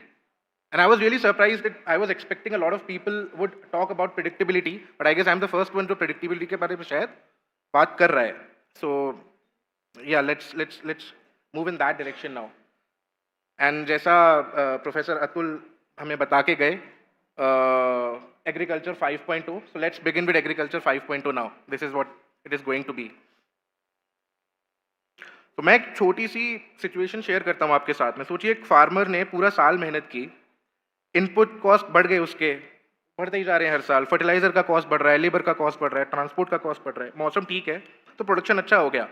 वो मंडी पहुंचता है, उस दिन मार्केट में ऑलरेडी ओवर सप्लाई है, क्योंकि वो तब ग्रो कर पा रहे हैं जब सब ग्रो कर रहे हैं, राइट. तो हुआ क्या, ओवर सप्लाई हो गई, प्राइस गिर गए, प्रोडक्शन तो आ गया, प्रोडक्टिविटी आ गई, हम यील्ड की बात करते हैं वो भी आ गई, प्राइस नहीं मिला. So the problem, if you ask me, is not about growing. Farmer का एक्चुअल प्रॉब्लम शायद ग्रोइंग नहीं है, एक्चुअल प्रॉब्लम शायद उसके बाद का पार्ट है, which I guess is an integral part of the whole agenda of this discussion today, as discussed at the beginning. तो कहने का मतलब है कि हम वेदर से भी फाइट करें, हम पानी के लिए भी फाइट करें, we have to go around a lot of things, and then उसके बाद मार्केट में क्या चल रहा है वो भी हमारे सामने घूम के आता है और हमारी सारी मेहनत को kind of destroys. So that is where smart farming mindset comes into picture. Traditional farming tolerate करती है क्लाइमेट को, स्मार्ट सिस्टम्स क्लाइमेट को मैनेज करते हैं. आई गेस ये पॉइंट शायद again surprisingly professor Atul discussed before me. Difference simple लगता है बहुत, बट इम्पैक्ट बहुत ह्यूज है इस चीज़ का, specially in states like Himachal और एनी अदर हिली स्टेट और एनी अदर टेरेन जो नॉर्मल से यूजुअल है. या फॉर एग्जाम्पल हिमाचल में आप देख लो, कभी फ्रॉस्ट है, कभी रेनफॉल है, कभी विंड्स इतनी ज़्यादा है, टेम्परेचर स्विंग्स तो मूड से ज़्यादा हो रहा है हिमाचल के अंदर, कैन नॉट कंट्रोल इट। लेकिन ये भी मानना पड़ेगा कि हिमाचल ने ऑलरेडी टाइम के साथ काफ़ी कुछ अडेप्टेशन किया है अपने एग्रीकल्चरल प्रोसेसेस में, लेकिन अब उस फेज से आगे निकल के इसको एवोल्यूशनाइज करने का टाइम है। We have to move to the next step 5.2 as I said earlier. So the point is how to get climate stabilization through design, not controlling it, to work around it, not to go against it, but to use it. So I am not here to represent any company और मैं EK के बारे में ज़्यादा बात भी नहीं करने वाला आज। मैं यहाँ पे वो फील्ड लर्निंग शेयर करने आया हूँ आपके साथ जिसने हमको एज अ ग्रोअर सक्सेसफुल बनाया है इन EK। हमने काफ़ी सारी ऐसी प्रैक्टिसेस इंप्लीमेंट की हैं जो ऑलरेडी लास्ट डिस्कशंस में बताई थी। हमारा carbon credit is really good, हम वेस्टेज नहीं कर रहे, हम उसको बायोचार में कन्वर्ट कर रहे हैं, हम न्यूट्रिएंट्स वेस्ट नहीं कर रहे। मैंने एक प्लांट को अगर एक न्यूट्रिएंट दिया with the help of water, जितना न्यूट्रिएंट एब्जॉर्ब नहीं हुआ मैं उसको स्टोर कर रहा हूँ एंड देन रीयूज कर रहा हूँ। So that is the kind of things the world is moving towards. That is how you're going to save your cost, because we all know nutrient is like, the biggest cost factor in the growing structure. So, yeah, EK की philosophy बहुत simple है, grow more with less and grow consistently. So I guess this is something that we can actually share with everyone available here, the farmers, the policy makers, how to grow more, how to spend less and how to stay consistent. And honestly, consistency agriculture, I mean at this point of time, agricultural world में सबसे strong word है. Wherever I go, wherever I talk to people, especially in the demand sector, this particular word always comes into picture, consistency. And that is what, missing है, because there is no predictability as such when it comes to farming in Himachal, and that is what will actually solve this whole problem.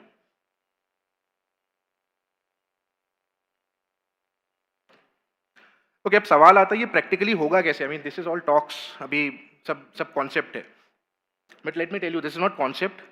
We have achieved a lot of things that I will share in the coming slides, and we have proof of concept for them, and that can actually change your vision towards how the growing and agricultural practices are going to be in the future. Honestly सिर्फ when I talk about companies like ours or companies that kind of move into controlled and cultivated production, it's not about just making the structure. सिर्फ poly house बना देने से आप environment को या climate को control नहीं कर सकते. रियल टाइम मॉनिटरिंग चाहिए, डेटा कंटिन्यूसली ट्रैक करना पड़ता है. रात को 3 बजे भी कोई ना कोई डेटा को कंट्रोल कर रहा होता है. Just give you an example, there are certain chillies जो बहुत महंगी बिकती हैं जिसका टेम्परेचर रात में दिन से कम होना चाहिए. नहीं होगा तो वो फॉस्फोरस एब्जॉर्ब नहीं करेगी, पंजेंट नहीं होगी और प्राइस नहीं मिलेगा. तो ये भी रात को बैठ के ट्रैक करना पड़ता है. स्टैंडर्डाइज्ड क्रॉप प्रोटोकॉल्स को फॉलो करना पड़ता है. I will give you an example. I was just discussing this with someone. कोई क्रॉप होगी, for example coloured bell pepper, वो आपको मार्केट में जाके पर पीस बेचना पड़ेगा. So if your produce is very big, आपका यील्ड बहुत ज्यादा आ जाएगा, but trust me, you are not gonna get the prices. आपको प्राइसेस नहीं मिलेंगे. आपको प्राइसेस तभी मिलेंगे जब वो स्टैंडर्ड के अंदर होगा. अगर वो 150 से 200 ग्राम के बीच में होगा, आपको उसका अच्छा प्राइस मिलेगा. 1 kg में आपके शायद 6-7 फ्रूट्स आएंगे. You will be able to earn. And मैं विद प्रूफ्स बोल रहा हूँ. दिसंबर के महीने में when this bell pepper is available in in abundance, you can get 120-130 rupees a kg. I'm talking about a farmer. एक बेल पेपर पे, जिसका शायद उसका ग्रोइंग कॉस्ट 30-40 रुपए भी हो. What I'm telling you again is, it's not about growing. It's more about selling. It's finding the right partner. It's finding the right vendor. Or it's finding the right channel जिसके through वो आगे जा सकता है. Which honestly they are not able to find right now. And उसके लिए एक central advisory support I guess is missing, जो शायद is the need of the hour. So इसका कहने का मतलब ये है कि डिसीजन वेदर देखकर नहीं, डेटा देखकर करना पड़ेगा. प्लांट को गेस नहीं करना पड़ेगा, उसको मेजर करना पड़ेगा. और जब मेजरमेंट होता है तो वेरिएबिलिटी कम होती है, प्रेडिक्टेबिलिटी बढ़ती है. And when we are able to provide that predictability to the farmers, तभी हम उसको वो सुरक्षा दे सकते हैं जिसके बिना पे वो अपनी लाइवलीहुड बना पाए. Otherwise, it's just all talks.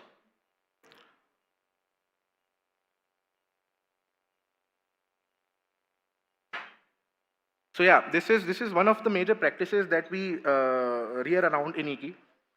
So as we said, water is gold. That's what we believe in. अभी सारा डिस्कशन हो रहा था कि जब पानी चाहिए तब नहीं होता है, जब नहीं चाहिए तब ज़्यादा होता है. एंड लॉट ऑफ एरियाज जहाँ पे पानी शायद होता भी नहीं है. Same for nutrients. न्यूट्रिएंट्स हैं as rightfully told by some people, but crop क्यों नहीं हो रही? इसीलिए नहीं हो रही क्योंकि वो न्यूट्रिएंट वाली ज़मीन 15 सेंटीमीटर भी नहीं है, 20 सेंटीमीटर भी नहीं है. कैसे बढ़ेगा रूट? कैसे मिलेगा उसको न्यूट्रिएंट? क्योंकि वो न्यूट्रिएंट तो सरफेस डेंसिटी पे एब्जॉर्ब कर रहा है. 15 सेंटीमीटर 20 सेंटीमीटर की गहराई मिलेगी, वो रूट डेवलप नहीं होगा, वो न्यूट्रिएंट एब्जॉर्ब नहीं कर पाएगा, तो उस न्यूट्रिएंट का कोई फायदा नहीं है.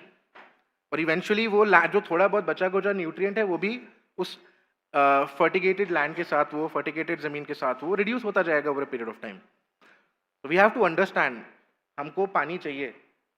बहुत सारी ऐसी फसलें हैं, बहुत सारी ऐसी क्रॉप्स है जिसके लिए हमको पानी चाहिए. हमारे पास कोई सोल्यूशन नहीं है अभी भी. चावल के लिए पानी चाहिए, गेहूं के लिए पानी चाहिए, but there are lot of crops जिसमें हम पानी बचा सकते हैं. बोले टमाटर के लिए पानी नहीं चाहिए. वी ग्रो टमेटोज एट ईकी by using only 10% of water that you'd be using at farm in the same cost जो शायद एक किसान को लग रहा होगा, बिकॉज हमारा यील्ड आ रहा है 10 to 12x. और वो 10 to 12x कैसे आ रहा है that I of course discuss later. But what I am trying to say is, हम पानी को यहाँ से बचा के रख सकते हैं उन क्रॉप्स के लिए जिसके लिए शायद हमको पानी अभी नहीं तो शायद 5 साल 10 साल बाद कम पड़ेगा. राइट? सो या प्रिसीजन इरिगेशन सिस्टम्स में, like as I said, 80 to 90% तक वाटर रिडक्शन पॉसिबल है. जितना प्लांट को चाहिए उतना ही जाएगा, ना कम ना ज़्यादा. एंड हिमाचल में जब वाटर अवेलेबिलिटी ज्योग्राफी पे डिपेंड करती है, तो ये एक ऐसा सोल्यूशन है that can enable all these farmers to actually go out and have that sort of yield जिसकी ज़रूरत है उन्हें to attain that sort of livelihood जिसकी हम अभी इतनी देर से बात कर रहे हैं. क्लाइमेट स्टेबलाइजेशन, अगेन अभी हमने क्लाइमेट चेंज के ऊपर इतना अच्छा प्रेजेंटेशन देखा. तो क्लाइमेट तो देखो अनप्रेडिक्टेबल रहेगा, सिस्टम प्रेडिक्टेबल होना चाहिए. आपकी तैयारी उसके अगेंस्ट में प्रेडिक्टेबल होना चाहिए. एक्सट्रीम वेदर से प्रोटेक्शन, रिड्यूस क्रॉप लॉस से प्रोटेक्शन, सीजनल आउटपुट से प्रोटेक्शन. तो ये सिर्फ आपका क्रॉप नहीं बचाता, ये फार्मर का कॉन्फिडेंस बढ़ाता है. जब फार्मर को कॉन्फिडेंस मिलता है वो पैसा लगाता है, और जब वो पैसा लगाता है तभी एक्चुअली वो क्वालिटी निकाल पाता है जो उसको मार्केट में अच्छा प्राइस देगी. So, ये सारी चीजें इंटरलिंक्ड हैं. तो हिली रीजन्स में लैंड लिमिटेड होता है, वी नो दैट. तो एकरेज थिंकिंग से ज़्यादा इंपॉर्टेंट है यहाँ पे. प्रोडक्टिविटी पर स्क्वायर मीटर का लॉजिक. कंट्रोल सिस्टम में आप 6 to 8 to 10x depending upon the crop that you grow आप प्रोडक्शन कर सकते हो. तो इंटेंसिफिकेशन पॉसिबल है, यानी कम लैंड में ज़्यादा आउटपुट आ सकता है. ठीक है? एंड फॉर दैट आप फ्रेगमेंटेशन के डिसएडवांटेज को ख़त्म करते हो एंड आप इंश्योर करते हो कि मैं उतनी ज़मीन में, जो मेरे छोटे लैंड सो कॉल्ड हिमाचल में है, उतनी ज़मीन में मैं उतना यील्ड उगा पा रहा हूँ जो शायद यूपी का किसान आपसे 5 गुना बड़े खेत में कर रहा है. तो that is a solution that actually Himachal needs as of now. Volatility compression बहुत इंपॉर्टेंट चीज़ है. मैं इसका मतलब अगर आपको समझाऊं तो एक किसान 2 लाख रुपए तब लगाने के लिए इजीली तैयार हो जाएगा जब उसे पता है कि मैं 5 लाख रुपए या 10 लाख रुपए कमा भी लूंगा. अगर उसे पता ही नहीं है कि वो कितने कमाएगा तो उसको पैसे लगाने में हमेशा सोचना पड़ेगा, और जब पैसे लगाने में सोचेगा तो ऑफकोर्स क्वालिटी हिंडर होगी, और जब क्वालिटी नहीं मिलेगी तो पैसा नहीं मिलेगा. ये इसी चक्र में फंसा रह जाएगा. हम जब उसको ये प्रिडिक्टेबिलिटी और ये क्लैरिटी दे रहे हैं कि आप इतना पैसा बना सकते हो, that is when he will get that confidence. और एक अच्छा साल या अगले साल का स्ट्रेस, इन सब चीज़ों से बचाने के लिए उसको ये स्टेबल प्रोडक्शन या बेटर बाइंग अपॉर्चुनिटीज़ या इनफैक्ट मार्केट प्लेस की ज़रूरत है. मैं एक चीज़ बहुत कॉन्फिडेंस के साथ कह सकता हूँ क्योंकि मैं खुद उस चीज़ को तलाश कर रहा हूँ. हमारी इतनी सारी APMCs हैं, पूरे देश में APMCs है. आज़ादपुर एशिया की सबसे बड़ी APMCs में से एक है, बट रिकॉर्ड ये है कि पूरे 1 साल का डेटा SKU वाइज उनके पास भी नहीं है.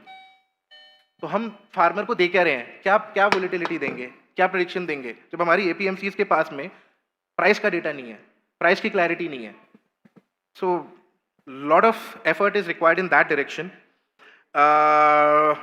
देखो हिमाचल ऑलरेडी हॉर्टिकल्चर सक्सेस की स्टोरी है. हम हिमाचल में ऐसी ऐसी क्रॉप्स कर रहे हैं जो बाकी देश में नहीं हो रही.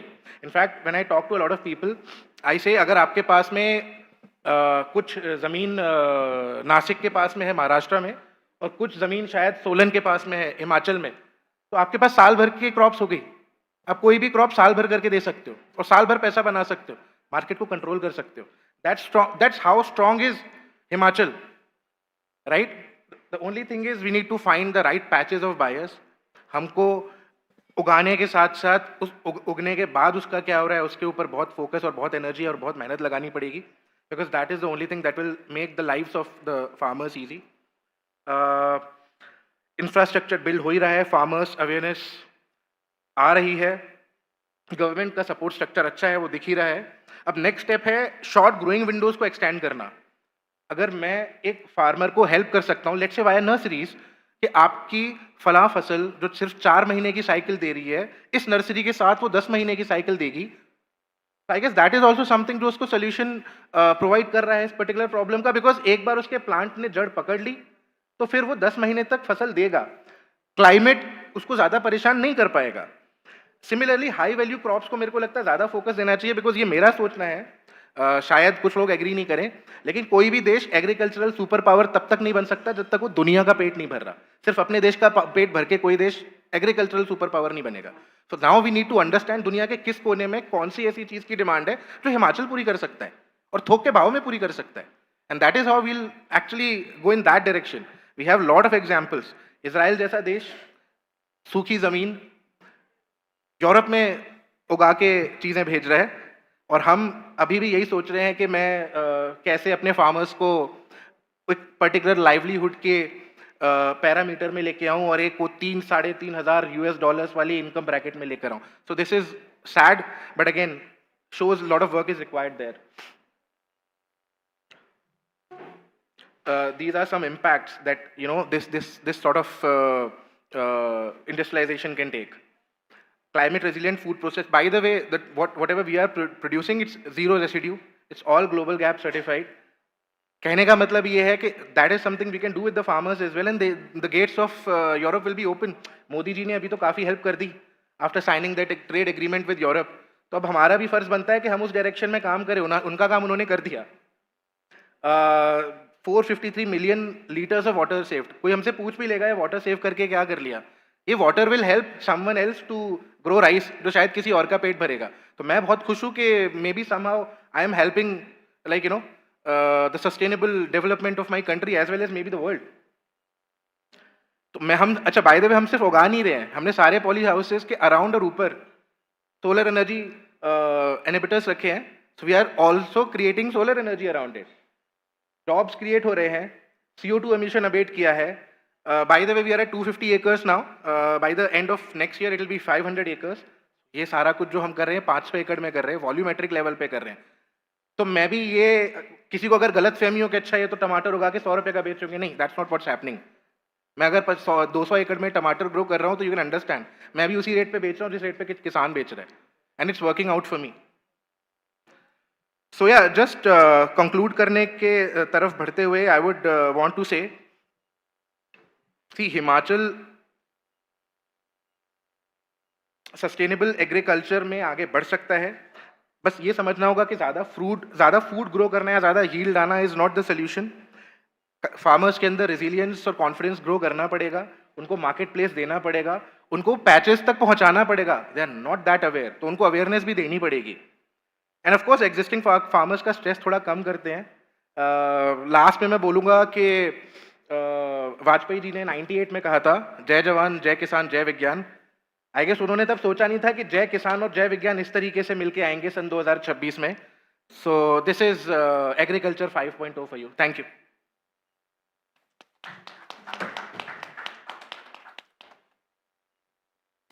Thank you so much, sir. And it is such an honor to listen all the experts. And now I would like to welcome on stage our second panelist, Mr. Jica-ODA, Executive Director and COO M2 Labo Bharat Private Limited on stage. Can we have a big round of applause for him, ladies and gentlemen, please? Thank you so much.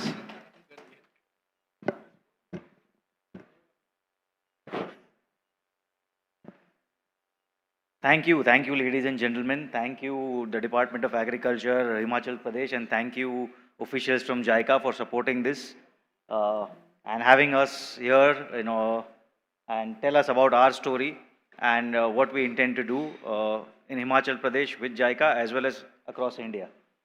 So before I start, I go ahead with the presentation. I would like to give a background story of how this all started. I mean, everyone has spoken about technical details of agriculture. As she introduced me that I am from a finance background and a business development background, so clearly I'm not from an agriculture background. So how this all started, I was into cross-border business consulting, and a lady from Japan wanted to check how she can expand the agriculture business in India. And I was introduced to her, and then we did a small consulting agreement in order to understand the opportunities in India. So, we went to the ground for the first time. I myself went to the ground for the first time, and we saw a lot of problems in agriculture. I think, most of the people have mentioned that, the soil health, then the cultivation techniques, the technology is not available, packaging, traceability, monitoring, all these problems, I mean, we saw, on the ground. Then I happened to go to Japan, and I saw solutions to most of the problems that we have here. So that was something that triggered that, okay, we should take this business to India and solve a lot of problems that are there with the solutions already available. So M Square Labo is a Japanese agri-tech, agri-innovation company, and now we are present in India as M Square Labo Bharat Private Limited. So that's our background. Can you go to the... Oh, thank you.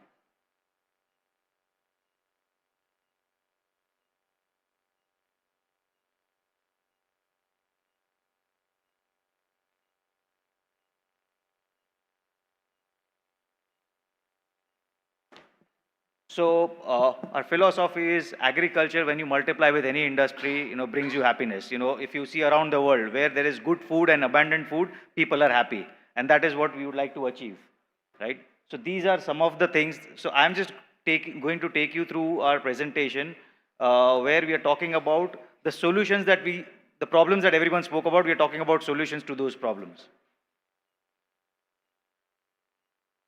So one of the important techniques that we are introducing to India that Japan has, it's called Suzuku technique, which is a soil rejuvenation technique. It's more from an approach point of view and how scientific they are in terms of approaching this. As a lot of people mentioned that our ancestors used these techniques. But the difference now is how precisely we can use these techniques to get the best optimum result out of it. Right? So Suzuku is soil rejuvenation, then mobile mower is a robotic device for farming applications that we have developed indigenously in Japan, and we are planning to develop the same in India from this year.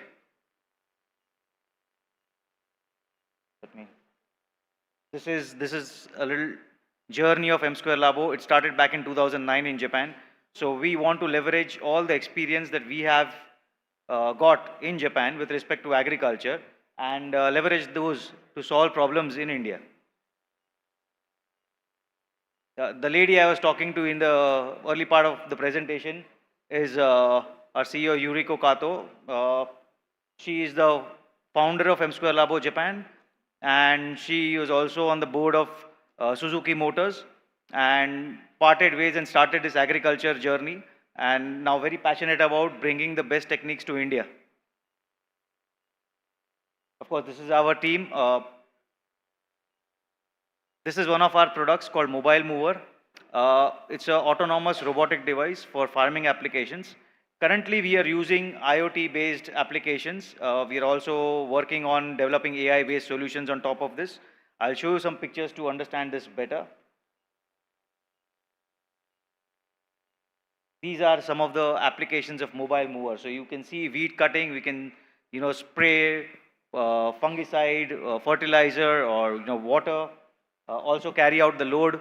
It's a farmer's friend basically. And it can be operated remotely, it can be operated autonomously. And this is, we plan to make this in India from 2026 onwards.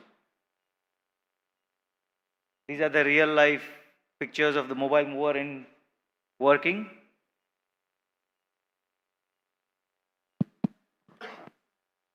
So one of the projects that we started was to try and grow Japanese variety strawberries in India. So this is the first strawberry that was grown in India, and we have got some amazing response in terms of the quality of a strawberry, and also, people spoke about market linkage. So we are also making sure that whenever we are introducing some new products or new techniques, we are also marketing it in a different manner. So these strawberries are also being sold under a brand. I mentioned about soil rejuvenation technique earlier. So this was an experiment done by a chemical fertilizer company in Japan. Now, what they did was, if you look at the first row, it's by using their own chemical fertilizers. They've grown in the field. The second row is by using organic fertilizer. And the third row is the technique that we are advocating, which is Suzuki technology. Now, if you look at this, the nutritional value of the crops that we have been eating, has deteriorated quite a bit over a period of time. Let's say 50 years before this, and now there's a huge difference. And also there is not much difference between organically produced crop and by using pesticide. The nutrition value is the same. What we are trying to do is, the Suzuki technique is basically we are rejuvenating the soil through which the nutritional value of the fruit, the calorific value, the bricks, the yield, everything increases by using natural resources. These are some of the examples of using this technique. Now these examples are in, these experiments were in Japan. We are doing all the proof of concepts in India this year. Of course, one of them being in Himachal Pradesh at Solan with the help of Jica, of course. So you look at the carrot production, for example, the average yield is 3.5 tons per 1,000 square meters in Japan. By using this technique, the maximum yield they've managed to get is 15 tons, which is more than 4 times. Similarly, another parameter, which is bricks, organically grown, it's 7.6. Using this technique, we've reached 13.5. So when you have higher yield, higher size, higher bricks, of course, the value of your product is going to be different from what is available in the market. So if you really, this is what we want to do. We want to differentiate and enable the farmers to grow better quality products, which can command the price that they want.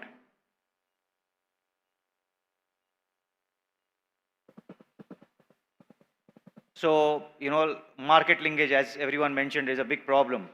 So, we are also creating these ecosystem where if we are, let's say, for example, growing something with the help of Suzuki, or maybe a particular variety, or a particular greenhouse technology, then we are selling those products, and we want to sell those products under a brand. We already have a similar model in Japan, which we want to adapt to India.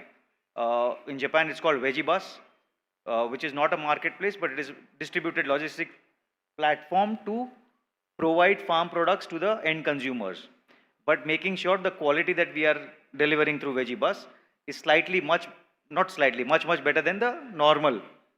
So that is what we would like to do in India as well.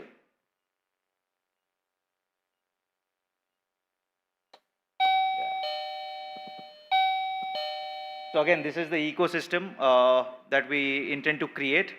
Of course, it is a mix of everything that I spoke. It is greenhouse technology from Japan. It is, soil rejuvenation technique. It's different varieties and how to optimize the entire process by using all the possible outputs. Biogas being one of them. These are some of the projects that this is our first year in India. So these are some of the projects that we are executing right now. These are the Japanese strawberries grown in India, and also a lot of validation from a lot of people in terms of the taste and size and other things, other parameters. We are also working with government of Maharashtra to create a ecosystem in a certain part of Maharashtra. So these are some of the reason I'm mentioning all these concepts that we are trying is basically that, it's a diversified proof of concept here for us. Like I mentioned, Ichigo or strawberries, we are also doing for banana, then we are doing for broccoli, daikon, etc., different products in different parts of India to see what the results are so that we can scale it up. This is the Solan site, and we are creating a greenhouse system, high-tech greenhouse system with continuous monitoring, etc., for cherry tomatoes, and also open field Suzuku technique for daikon, broccoli, carrot, and cabbage.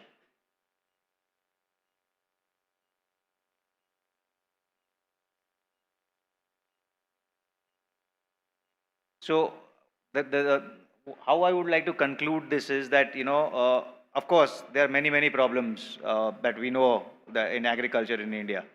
But now the world is moving in such a fast manner that there are solutions available to so many problems. How to execute and how to scale those solutions to a level where the end farmer can benefit, that's our aim. We want to make the farmer happy, we want to make the consumers happy by growing good quality products. So, yeah.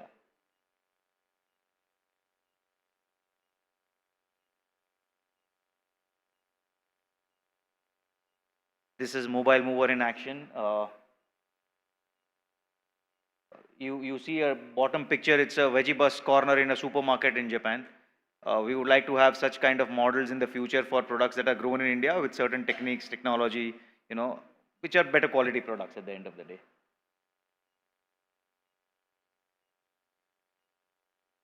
Yeah. Thank you very much. Last word is that, what I take, I'm not, India has a lot of great things, and there are many solutions available across the world. From 15 years of experience in cross-border business development, my focus has been to get the best things that are available outside India to India. And I want to continue this with this particular agriculture sector because I see there's a huge gap which can be easily filled if a lot of people can work together and make sure that we want quality output in terms of yield, in terms of quality, anything. So that is our motto, and that is what we would like to do. Thank you very much. Thank you so much, sir. And now, let's proceed further. And again, I'm going to call upon stage another dynamic person. Please put your hands together for our third panelist. Ladies and gentlemen, Mr. Pankaj Kumar Singh, Program Manager, Livelihood, Jharkhand State Rural Livelihood Promotion Society, JSLPS. Please put your hands together for this gentleman.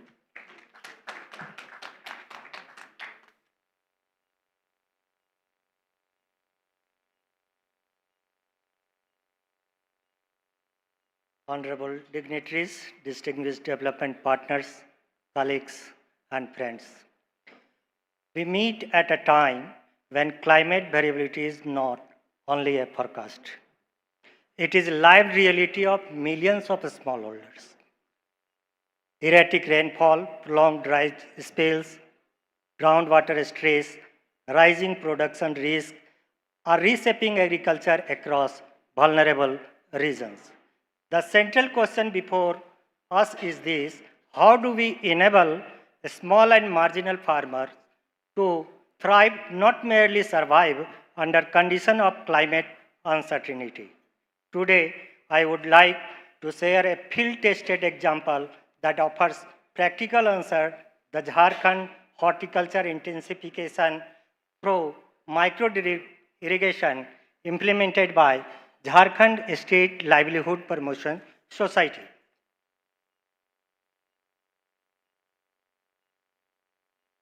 Next slide. Jharkhand has only about 12% of irrigation coverage. Next slide.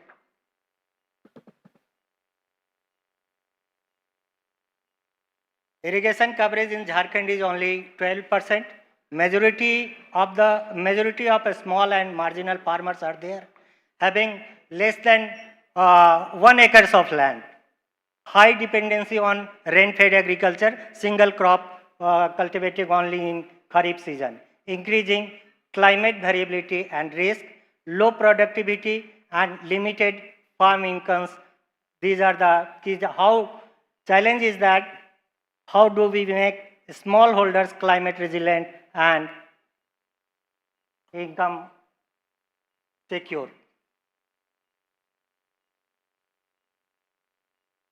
Jharkhand State Livelihood Promotion Society under the aegis of Rural Development Department, Government of Jharkhand, implementing Deen Dayal Antyodaya Yojana, National Rural Livelihood Mission Program, and community institution of self-help group women members. More than 3 lakh SHG groups formed in Jharkhand, having 35 lakhs family, covering more than half of the people of Jharkhand.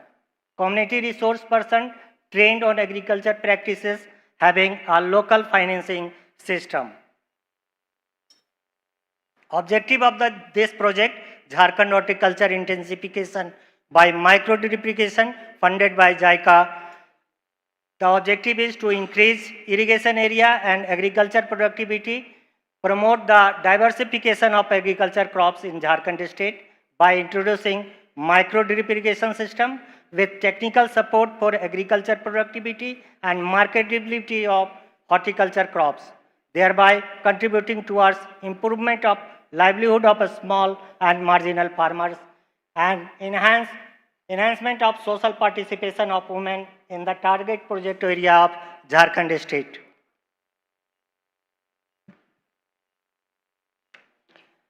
Project is implemented an integrated model at a household model. We have project provide 0.1 hectare or 25 decimal of land or 1000 square meter of land, whole micro drip irrigation system, including venturies, pipes, fertigation system, etc. A poly nursery unit, a small poly nursery unit having capacity to raise 3000 seedling per month to provide at least 3000 seedling for 0.1 hectare of land, and a vermicompost unit size is 12 feet long, 4 feet width and 2 feet depth. At community level, project provide a 5-ton solar operated cool chamber, agriculture need-based agriculture tool system.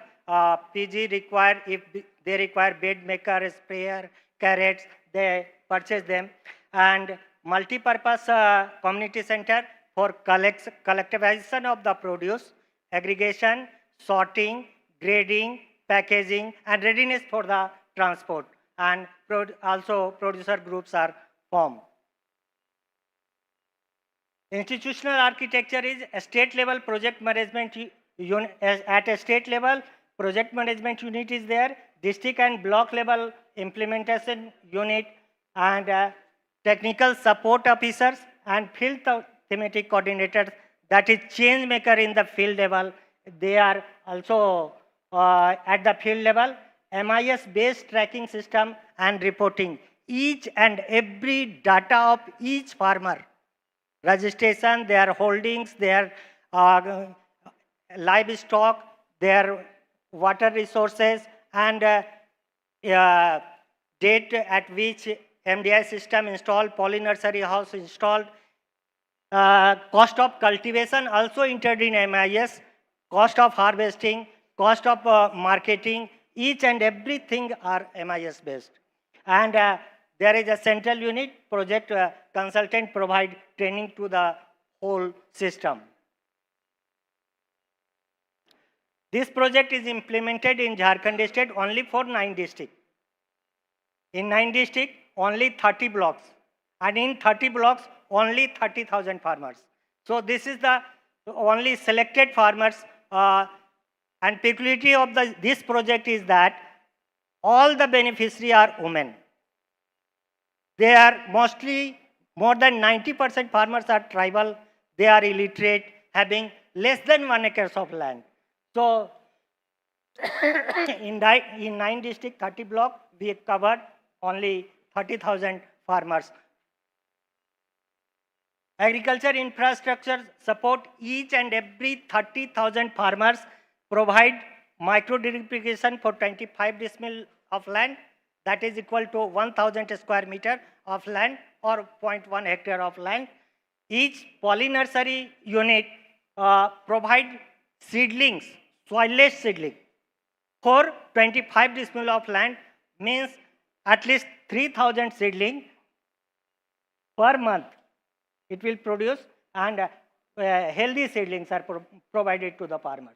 Vermicompost unit, and this farmers loan and contribution is rupees 15,000. Total cost is for one unit is 60,000. Total infrastructure cost is 45,000, including micro drip irrigation, poly nursery, and vermicompost unit.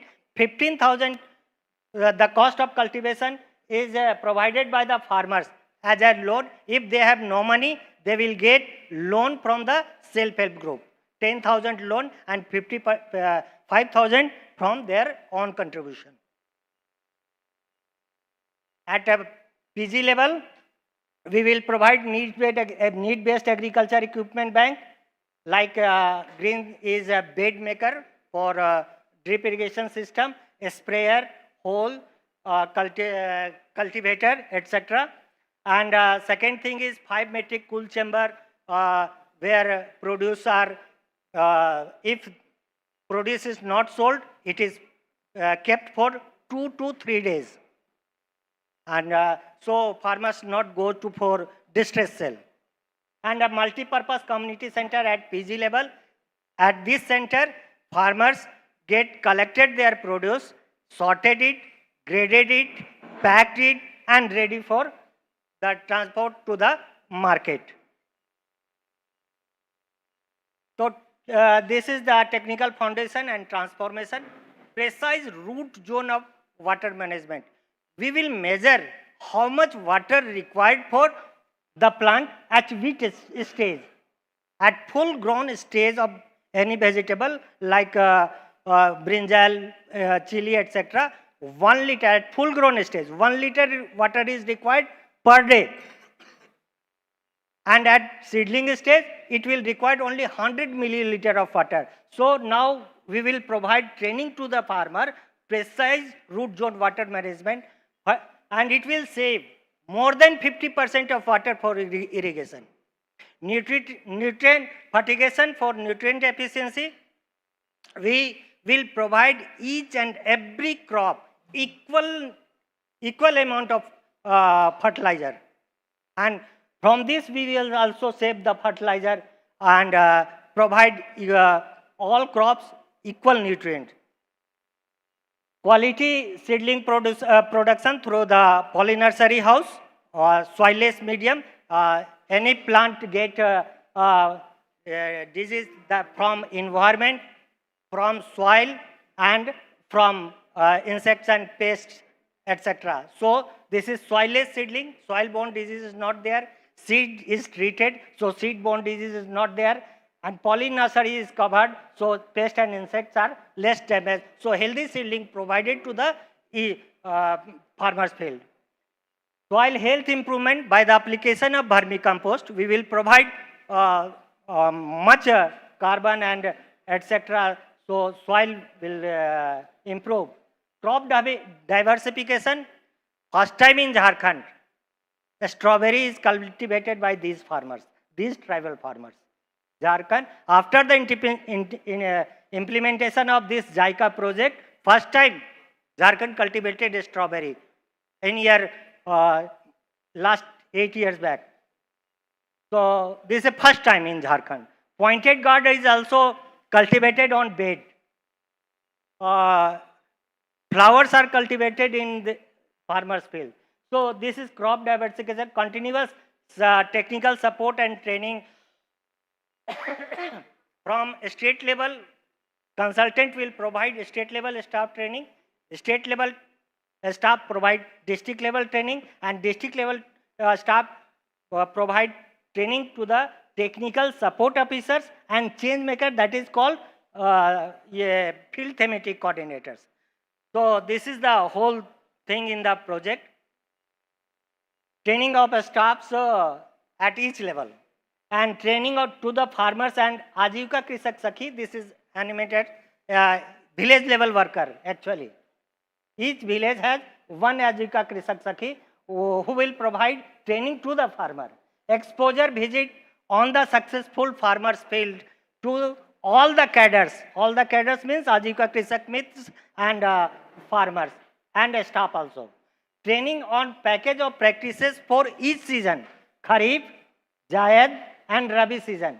Each training we will provide continuous for last 8 years. We will provide selection of seed and package of practices to hold the, as I told earlier, MIS based system. So which crop is producing more in that particular area, which seed variety is more prominent in that area, this will provide. Training on the MDI system, like a small repair and maintenance, how to measure the fertigation, how to measure the pressure. So this MDI system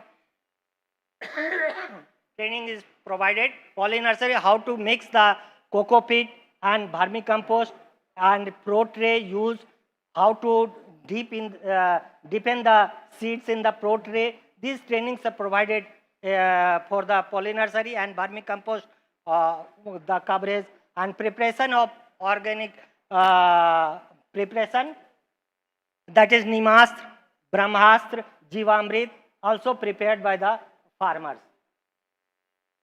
And training, these are the photographs. We measure the wetness of the soil through the drip system. As I told, introduction of new crop, strawberry, first time in Jharkhand. And now, today, 800 farmers, small farmers, cultivated strawberry in remote areas of Jharkhand.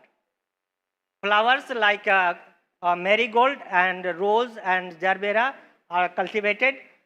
Pointed gourd introduced first time on bed, and soybean, vegetable soybean, Japanese like edamame in breakfast. So first time we introduced these things. And these things are increasing their income. Crop diversification provide off-season and off-season vegetable cultivation. Early and late crops faces more price in the market. Developing higher institutions like producers group, farmer producers organization, and enhancing income, converting Lakpati Kisan. And today, all the 30,000 farmers, women farmers are Lakpati. Average yield in 1,000 square meter. In year 2019, it is on baseline 536 kg. Now in 2025, that is 1,329 kg. Nearly 2 times increase, improved water use efficiency, better nutrient management, reduced crop stress. And now, this is not a data. Actually, we have collected 69,700 farmers' data. For 3 seasons, one farmers cultivate for 3 seasons. In 8 years, it will multiply. So this is data of around 70,000 farmers analyzed by the PMC team, project management team. It is if 30% of data, real data is 35%, it will produce 85,438 metric ton. If it is converted into 100%, it will increase to 2,43,498. If there is no drip system, only 98,205 tons produces came. After the introduction of this drip system, this 145 to 92 metric ton increase. And the total net income is 511 crore rupees. This will also increase after the introduction of micro drip system, 305 crore rupees additional income in 8 years from three seasons from 30,000 farmers. This is data, and annual income is from 8,806 rupees in 2019 to 85,428 in 2025. This is the increase, graph shows the increase.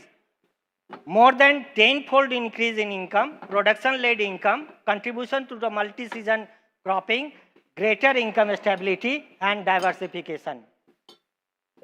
Community level outcomes are reduced post-harvest losses through the cool chamber, lower cultivation cost by implementation bank, initiation of collective marketing, women-led SSG participation, improved local vegetable supply, multiplier effect of the rural economy.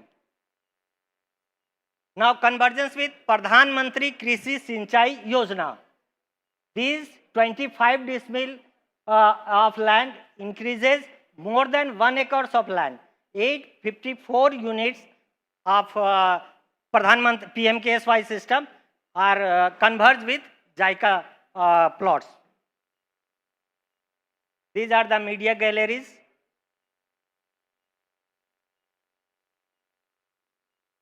Key policies: micro irrigation, standard operating system, repair, maintenance, fertigation, and all those things, plus horticulture, plus market is equal to sustainable model. Need-based modular means MDI, PNH, and BCO, micro drip irrigation system, poly nursery house, and vermicompost unit design suited to a smallholder farmer, and a strong farmer institution are critical. Financial literacy and market linkage ensure sustainability. Conclusion: smallholders can become climate resilient. Micro irrigation enables structured productivity and income gains. Technology plus step-by-step training plus institution plus market is equal to sustainable solution. Scale this model at the state and national level. Johar.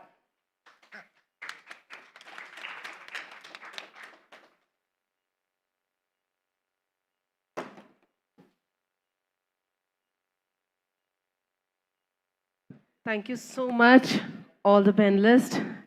And I request all the respected panelists one more time to let's have a 5-minute open house discussion with all the representatives.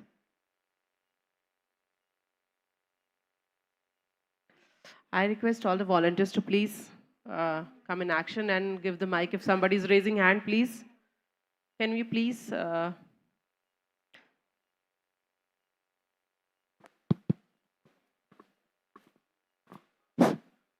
Good afternoon. I wanted to ask a question to Mr. Oza. Actually, his presentation covered the bringing technology from Japan to India, which is quite a good, nice thing. I think Japan has a lot of advanced technologies, and India can benefit a lot from that. And he talked about many other things like how the production can be increased, the cost of production can be reduced. But other presentations had also covered those aspects.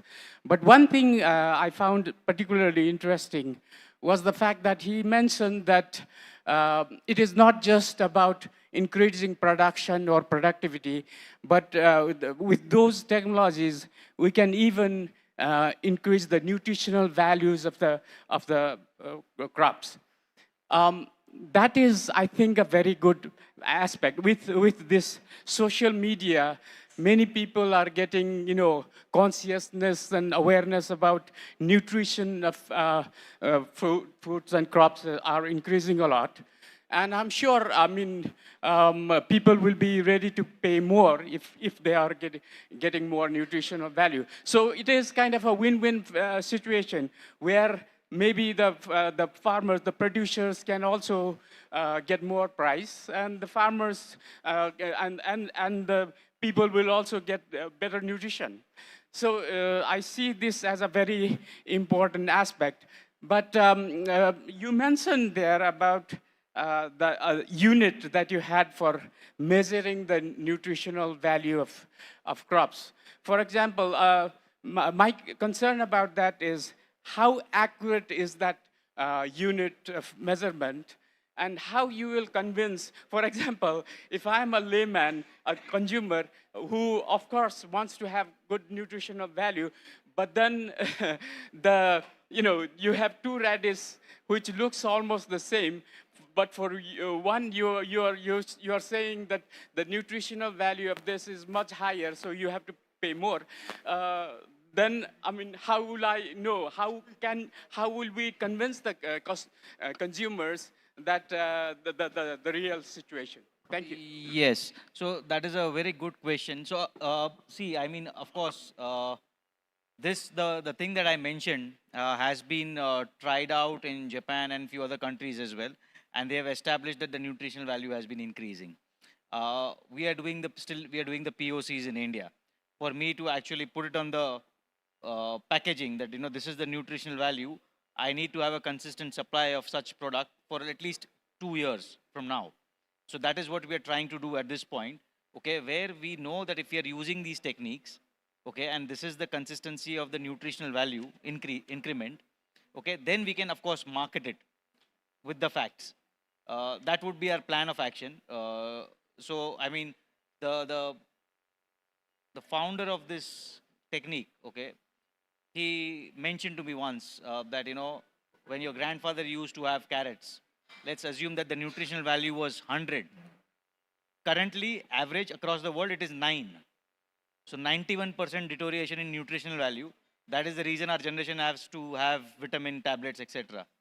So what we are doing with this technique is we are treating the soil in a manner where we are just making the soil rich by addressing the physical, biological and chemical properties of a soil in the most natural manner.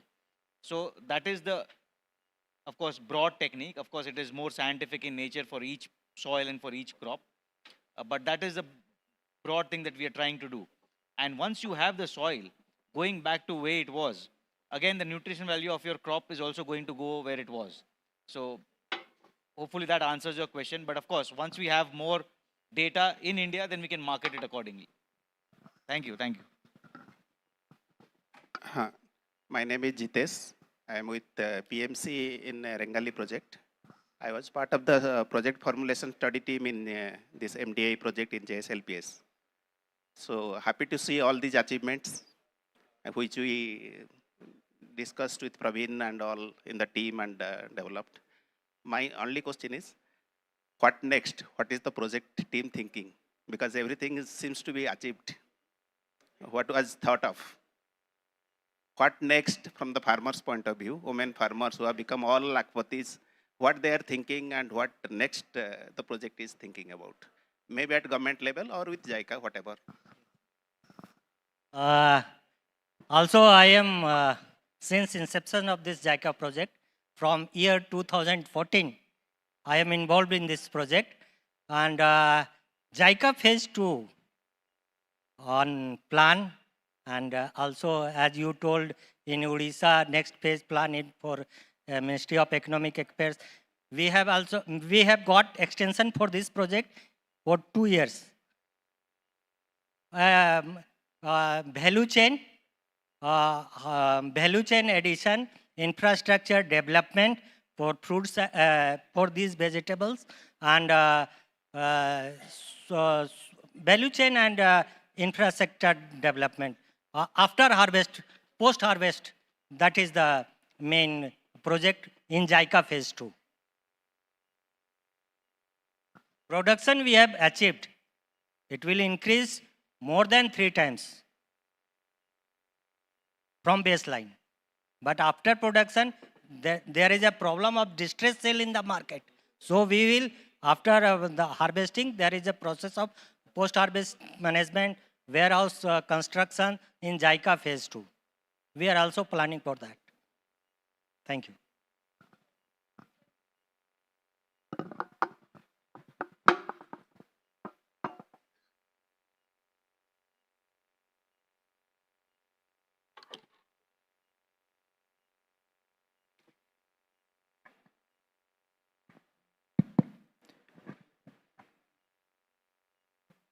Thank you so much.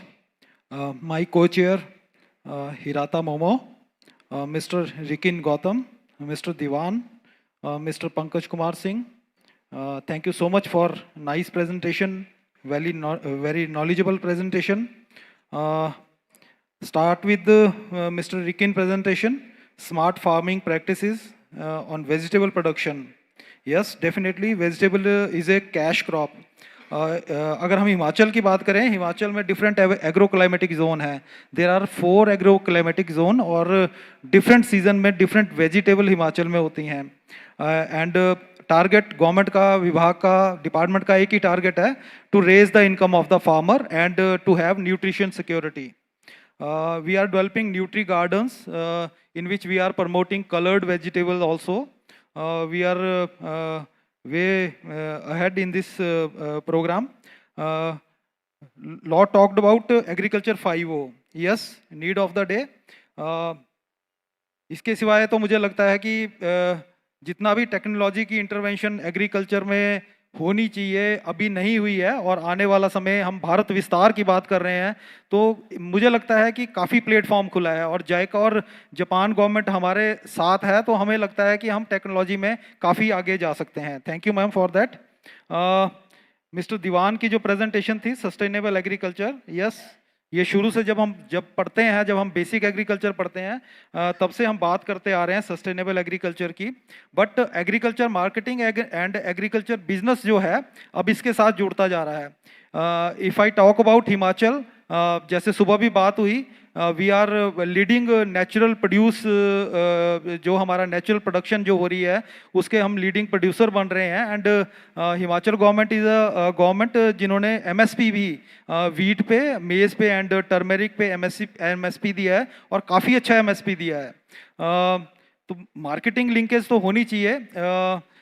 जो भी produce हमारा अगर natural produce आता है, उसकी marketing अच्छी होगी, farmer encouraged होगा, तभी वो सस्टेनेबल होगा, तभी लॉन्ग रन में काम आएगा. सर, जो आपकी प्रेजेंटेशन थी उससे हमें काफ़ी कुछ सीखने को मिला, एंड डेफिनेटली डिपार्टमेंट जो है इस पे काम करेगा. एंड कोशिश हमारी यही रहेगी कि जो चीज़ें हम यहाँ से सीख के जा रहे हैं वो उसको इम्प्लीमेंटेशन फेज़ पे हम ला सकें.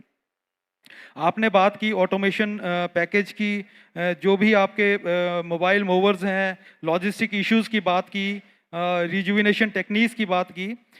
दे आर सच में सुजुकी टेक्निक जो आपने बताई वैल्यूएबल एडिशन है हमारी नॉलेज में भी, और आने वाले समय में हम उसको डेफिनेटली इम्प्लीमेंट करेंगे. मिस्टर पंकज ने बहुत अच्छा एग्जांपल दिया, like for micro irrigation. Irrigation के बिना तो एग्रीकल्चर मुझे लगता है कि पॉसिबल है ही नहीं, ना वो इंडिया में होगा, और मुझे लगता है मैम ना वो जापान में होगा. Irrigation is the basic need of agriculture, and judicious use पानी का या कोई भी नेचुरल सोर्सेज का अगर हम जुडिशियस यूज़ नहीं करेंगे, ना हम अपने लिए अच्छा कर पाएंगे, ना हमारी जो फोर्थ कमिंग जनरेशन्स हैं उनके लिए अच्छा कर पाएंगे. सर, आपने जो मॉडल बताए, जो आपने हमें प्रेजेंटेशन दी, डेफिनेटली वो हम सबको हेल्प करने वाली हैं. इन्हीं शब्दों के साथ thank you one, thank you all, जय Hind.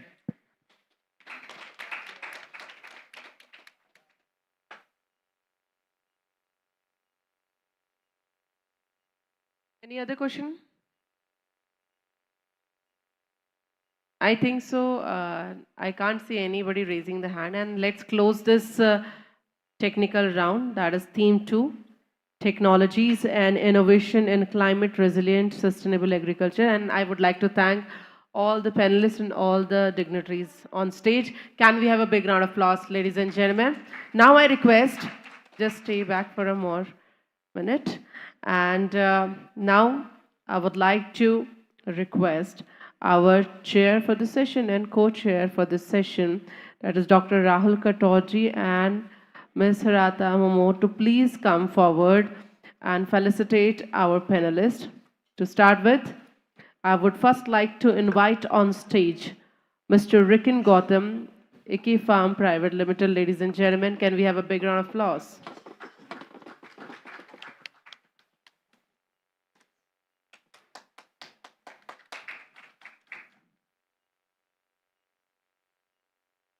Thank you so much, sir, for your kind word, for your guiding light. And I congratulate you for this beautiful moment. And now I would like to welcome Mr. Devang Oza, Executive Director and COO, M2 Labo Bharat Private Limited. Can we have a big round of applause, ladies and gentlemen, one more time?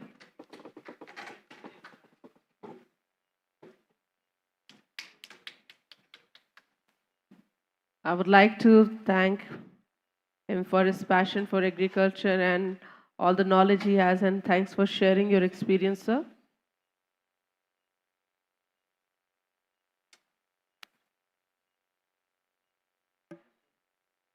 Congratulations, sir, for this moment. And now, with this, I would like to welcome the third panelist, Mr. Pankaj Kumar Singh, Program Manager, Livelihood Jharkhand, State Rural Livelihood Promotion Society, JSLPS. Can we have a big round of applause, ladies and gentlemen?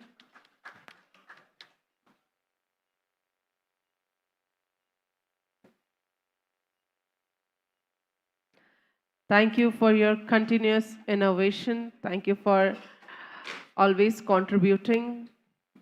And congratulations for this moment, sir.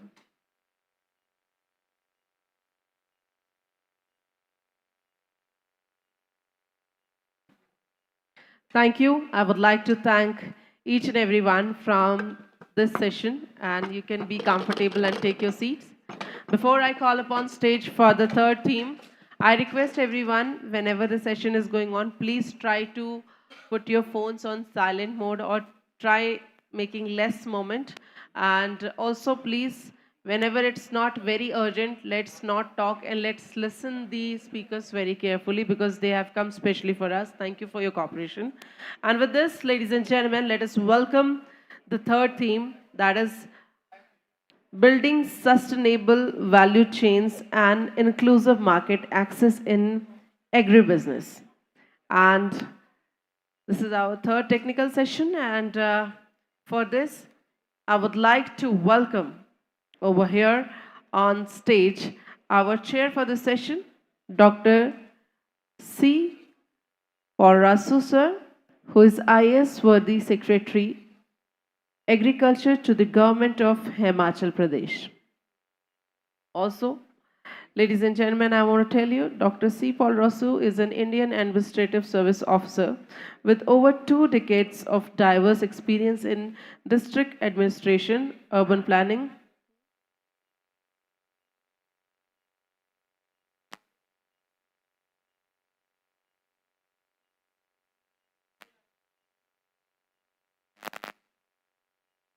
So, ladies and gentlemen, very soon we're going to have this very dynamic person among us. So, hold your heart, stay tuned, and very soon we'll be having each and every one over here. And with this, I would like to welcome on stage our co-chair for the session.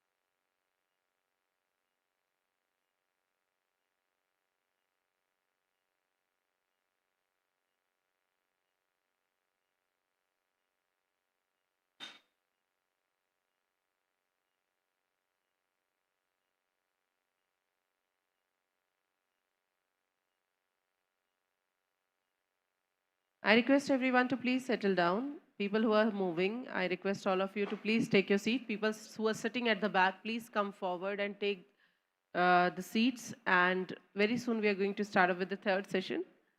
Thank you so much.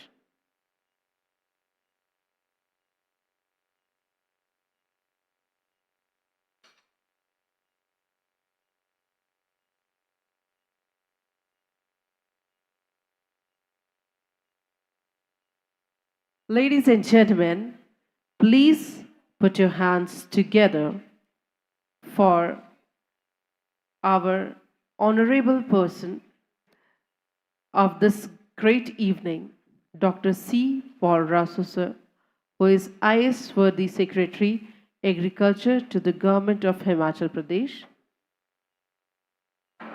Can we have a big round of applause, ladies and gentlemen, please?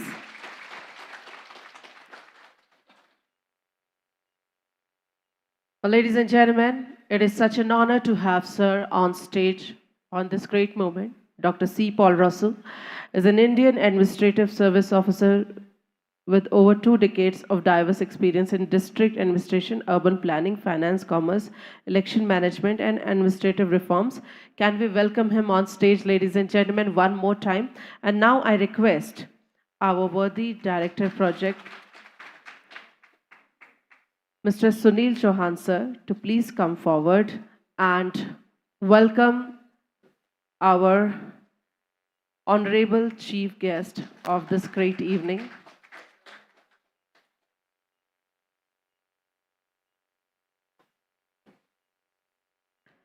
Thank you, sir.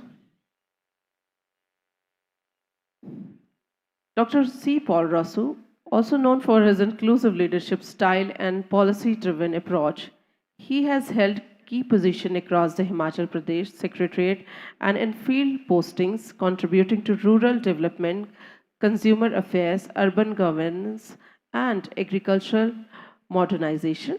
Dr. Paul Rasu holds a master's degree in agricultural science from the renowned Indian Agricultural Research Institute, Pusa campus, New Delhi, one of India's leading institutions in agricultural education and research. His strong academic foundation as an agri-technocrat seamlessly reinforces and enhances his administrative leadership and policy expertise.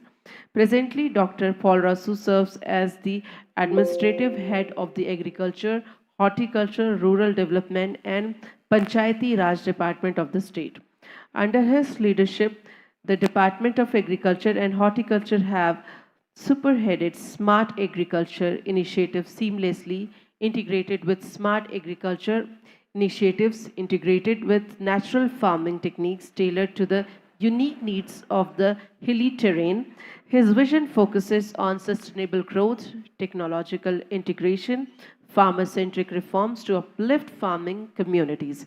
Dr. Paul Rasu continues to guide and steer the effective implementation of both state and centrally sponsored schemes, ensuring strategic planning, efficient administration, and measurable outcomes in the farming and rural development sectors. So, this is such a dynamic person sitting in front of us. We need to applaud one more time. And now,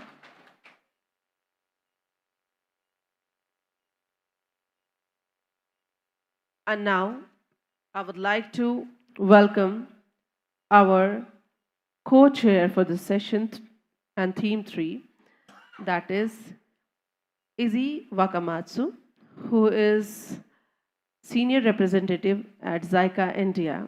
Izzy Wakamatsu is currently Senior Representative of Jica India office. His responsibility includes energy, forestry, agriculture, disaster risk reduction, NGOs, and Jica volunteers. Prior to this role, he was the director and deputy head of the Office for Global Issues and Development Partnership at Japan International Cooperation Agency, responsible for overseeing partnerships with multilateral and bilateral development institutions, South-South and triangular cooperation, as well as contributing to international dialogues on development. Mr. Wakamatsu has previously served as Senior Deputy Director for Energy Mining Group for Sub-Saharan Africa and Latin America and the Caribbean, as well as Deputy Director for TICAD, Tokyo International Conference for African Development and Planning Division and Deputy Director in charge of Ethiopia and Africa Department. He was also advisor to the Japanese Executive Director for the World Bank from 2010 to 2013. His overseas posting was in Afghanistan from 2005 to 2008. He first joined Jica in 2022. Let's have a big round of applause for this gentleman. And now, please put a hand for our rapporteur for the session, Mr. Sudarshan Suryavanshi, Institutional Development Expert, FPO PMC. Mr. Sudarshan is working as FPO expert for HPCDP2 and is a techno-commercial professional with experience of around 34 years in diverse sectors including agriculture, water management, skill and entrepreneurship development. Can we have a big round of applause for the very dynamic personality today with us? And now, please put your hands together for our very first panelist. And I would like to welcome Mr. Vilas Vishnu Shinde, sir, who is founder and chairman of Shadri Farmers Producer Company Limited, has redefined Indian horticulture through a farmer-owned integrated value chain model established in 2011 in Nasik. Shadri Farms addresses systematic agricultural challenges, price volatility, market access, quality standards, and post-harvest losses through infrastructure, technology, and collective enterprise. And such an honor to have you, sir. With a big round of applause, ladies and gentlemen, let's welcome the gentleman. And now, let's welcome our second panelist for the day. And please put your hands together for Mr. Ruchit Jigar, who is the founder of HFN Group and Harvesting Foundation, a tech-led ecosystem driving chemical-free agriculture and rural prosperity. An ex-Microsoft engineer and seasoned entrepreneur, he returned to India to build AI-enabled solutions and supply chain infrastructures and empower farmers with access to market credits and advisory at scale. Can we have a big round of applause for him as well? Ladies and gentlemen, with this, we are here ready with the theme 3, that is of building sustainable value chains and inclusive market access in agribusiness. So let us start the session, and I would like to welcome our very first panelist to please come on the board and start the session. Thank you, ladies and gentlemen.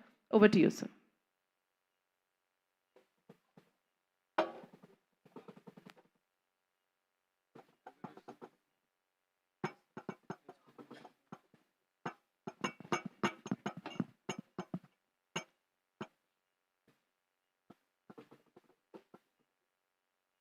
Presentation.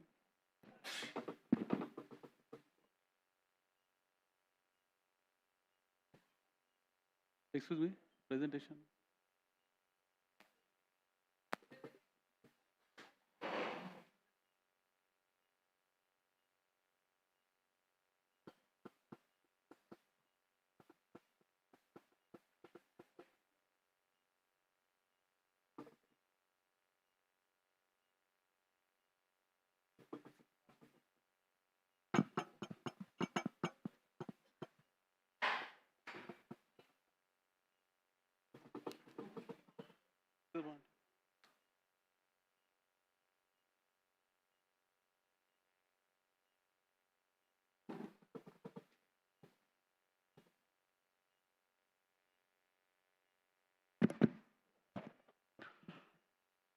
Good evening, everyone.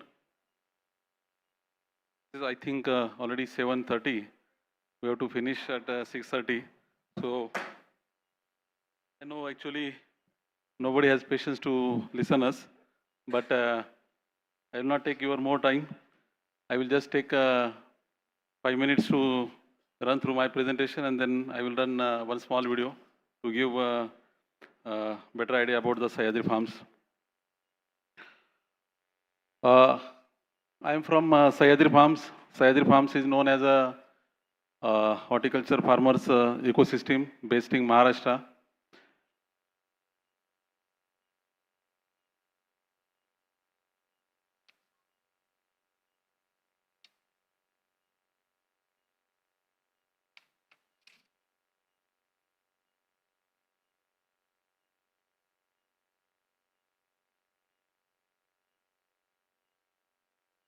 Our journey started as a individual farmer to a small farmer group, and then formalize a farmer producer company. So whatever the learning we have, all learnings are as a hardcore farmer and small farmer groups 20 years journey. And through that, whatever the learning we got, on that basis, our journey is going on. So basically, all the basic challenges in agriculture sector, we all are aware about these challenges. So I will not speak more about these challenges. But as a small farmer, we know what is the situation throughout the country, whether it is a Himalayan farmer or Maharashtrian farmer or any part of the country. This is the common situation. As a small farmer, he cannot scale, he cannot take risks, he cannot compete, and main thing, he cannot negotiate. So that's why he's getting exploited and he's making losses and he's becoming the deprived. So how to change this situation? I think this is the core challenge for everyone. As a agriculture sector, along with the small farmers issues, as an overall sector, we have issues on both pre-harvest and post-harvest side. We are all aware about all these issues, from the lack of modern farming mechanization to the financial constraint to the lack of rural infrastructure, and then along with that on post-harvest side, inefficient supply chain, zero traceability, then mainly the post-harvest infrastructure issues. So altogether, this is creating a complex situation for the agriculture sector, and I think if we want to move forward and we want to see a sustainable, respectable farming at small farmers level, so the cooperative and the collective with the professional approach, that's the only solution. At Sahyadri level, we are working with the same thought that how we can run or how we can actually replicate the Amul story in our horticulture crops. Sahyadri, all this region is known for the horticulture crops, specifically fruit crops like grapes, pomegranate, mango, banana, along with that some vegetables. So same milk model, how we can replicate in horticulture, on that basis our journey has started. We have some core thought that every farmer, how we can treat is as an entrepreneur, how every farm we can treat as a professional business unit, and how we can make it as a successful, profitable entity. For that, every crop, whatever the crop we are handling, that need to be globally competitive, and it should be with the collective approach. So with that thought, we are working since last 15 years. So along with the, as a farmer challenges, we also need to understand the customer's expectation. Every customer, whether he's an Indian customer or global customer, is expecting that food should be safe, food should be healthy and also affordable. And along with the farmer's expectation that farming should be profitable and sustainable. So on this both stakeholders' expectation, there are a lot of expectation from other stakeholders, including environment, government, and also other stakeholders in the overall ecosystem. So to make this possible, so organized structure is must. As a Sahyadri, we took this approach that under farmer producer company, how we can bring our farmers together and how we can create a collective strength. With that, Sahyadri farmer journey has started in 2011 with 674 farmers ownership. All these farmers are grape growers. Along with that, now we have 63 farmer producer company as a shareholder in our producer company. So together, this is now 28,000 farmers overall ecosystem. And as a farmer producer company, we are trying to create complete end-to-end solution for our members through the different verticals under producer company. We have our one post-harvest care hand, which is taking care of all the post-service infrastructure. Along with that, some different solution companies on the supply chain side, on the market side, and also on the technology front side. So through this structure, we are actually in position to provide end-to-end solutions for our members and also to the global consumer. So how we can fulfill the farmers and global consumers' expectation on that side, all this overall ecosystem we are trying to build since last 15 years. So as a part of this overall ecosystem, we are having a lot of interventions at farm level, at post-service level, and also at supply chain and sales marketing level.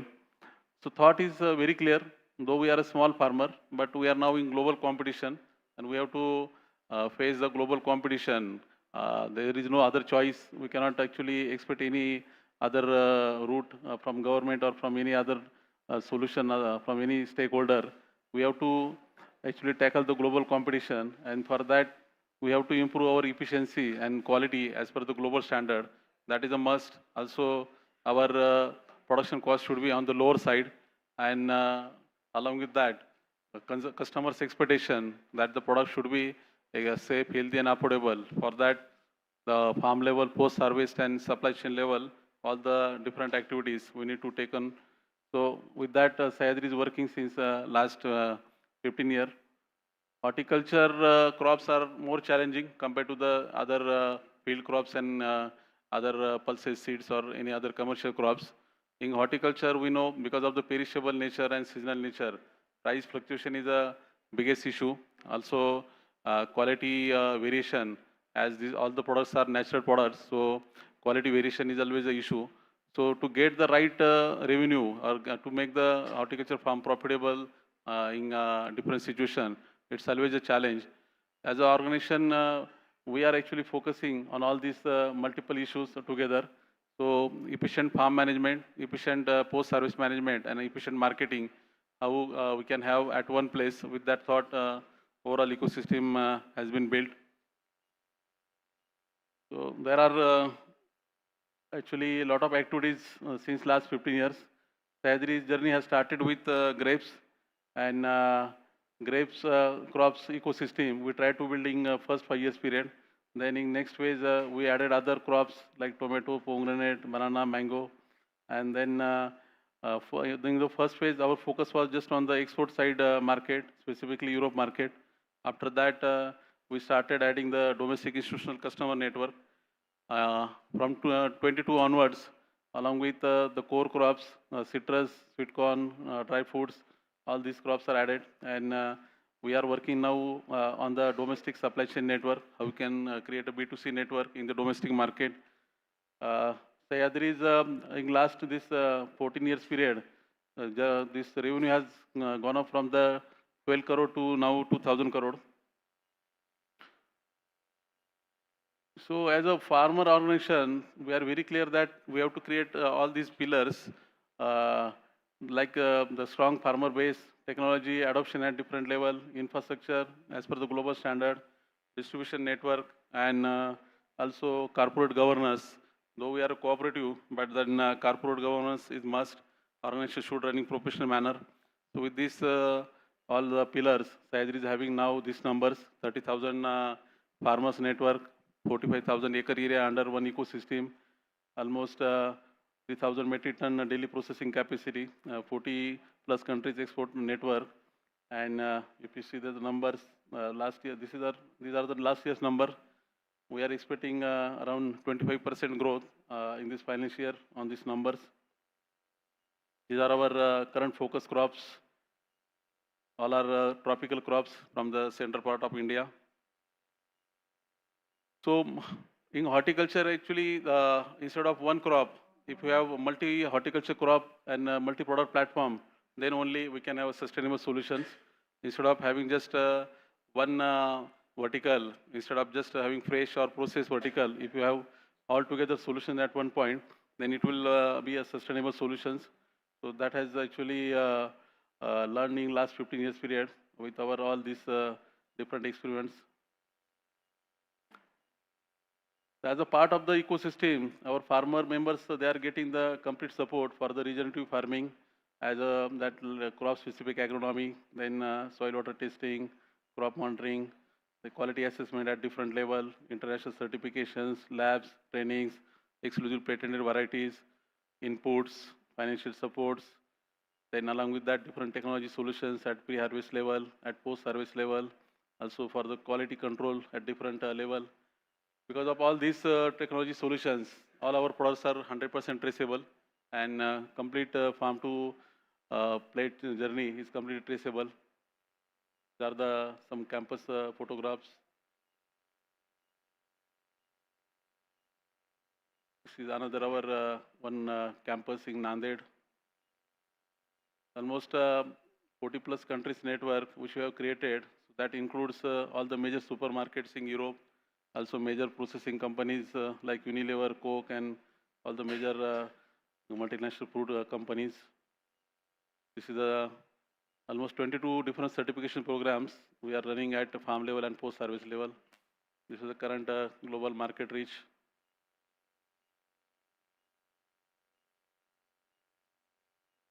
So there are a lot of initiatives on every crop side.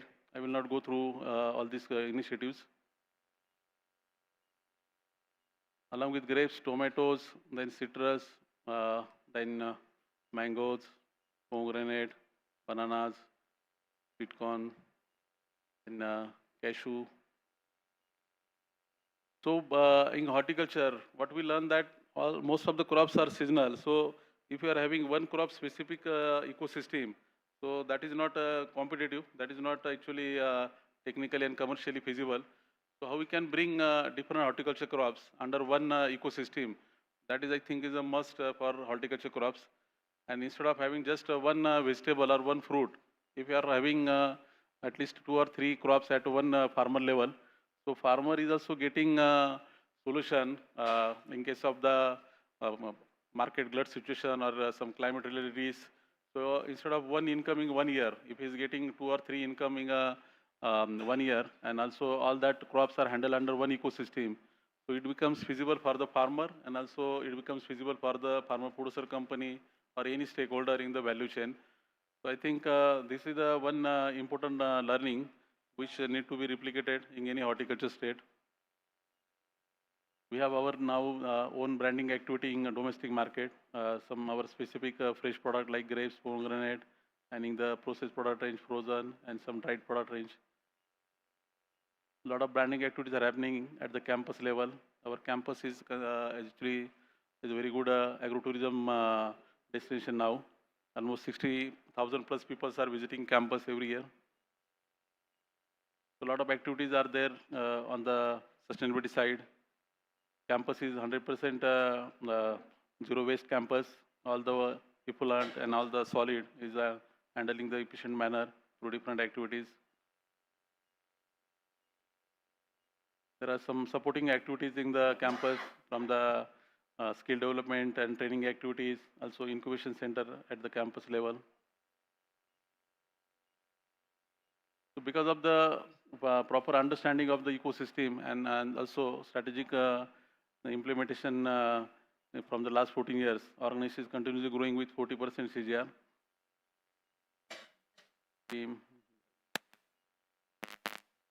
CGR. Just please run the video.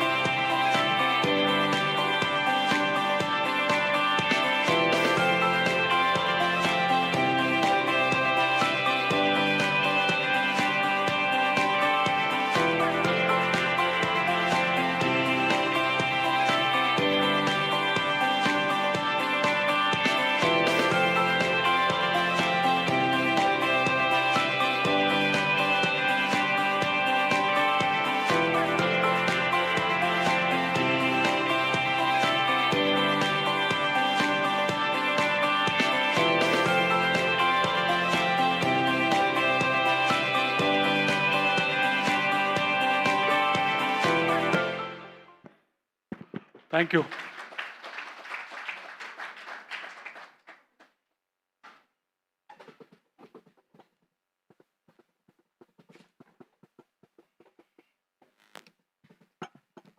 Thank you so much, sir. And it was, sir, such an honor to hear you. We saw the video, lots of innovation and information together. And with this, I would like to welcome our second panelist on board, Mr. Richard G. Garg, Harvesting Farmers Network, HFN Mohali, with a big round of applause, ladies and gentlemen, please.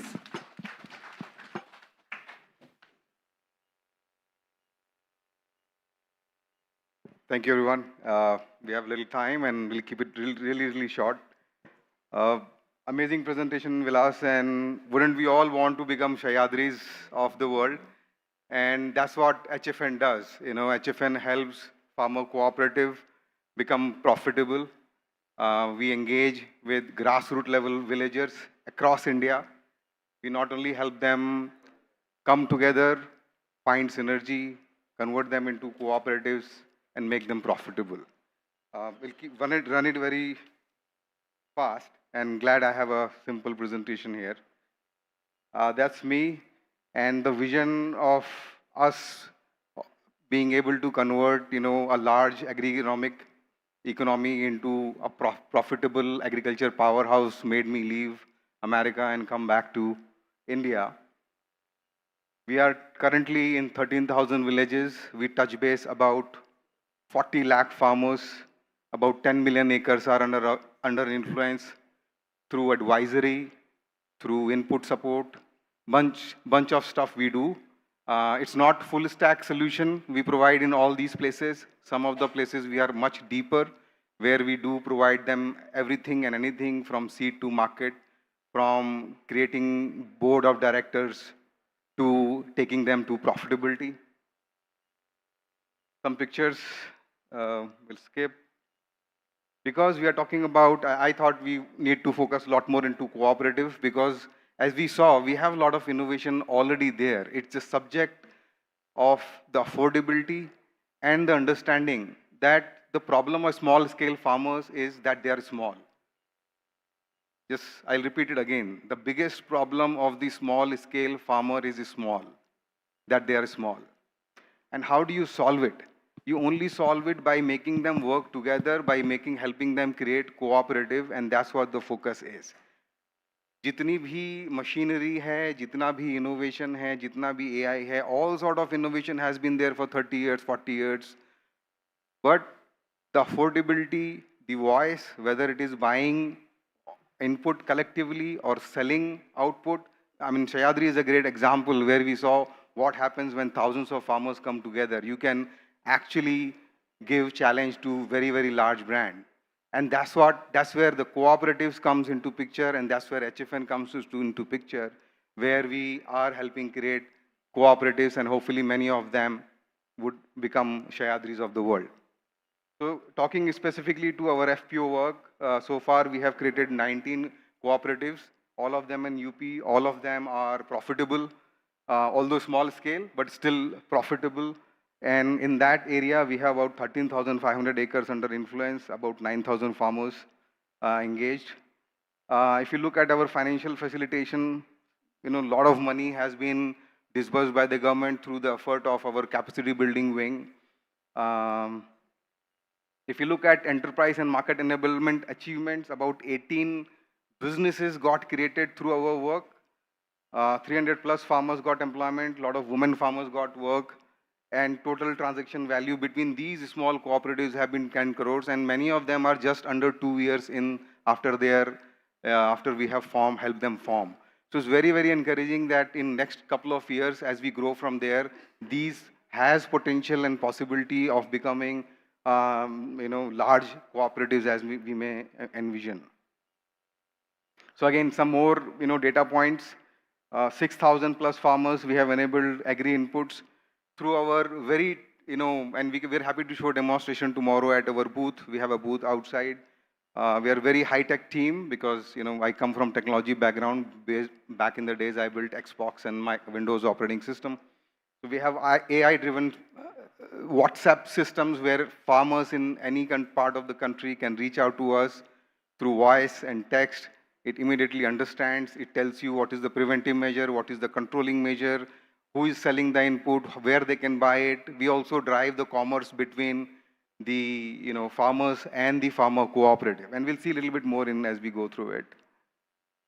If you look at automation, as I was just talking about, again, no demonstration here, but all FPO needs to do is go to myfpo.in and sign up, and rest of the things take over. You just tell who are the farmers, how many acreage you have, what is the phone number, and in very simple manners, it does 4 or 5 things, which helps unlock a lot of benefits to the FPOs.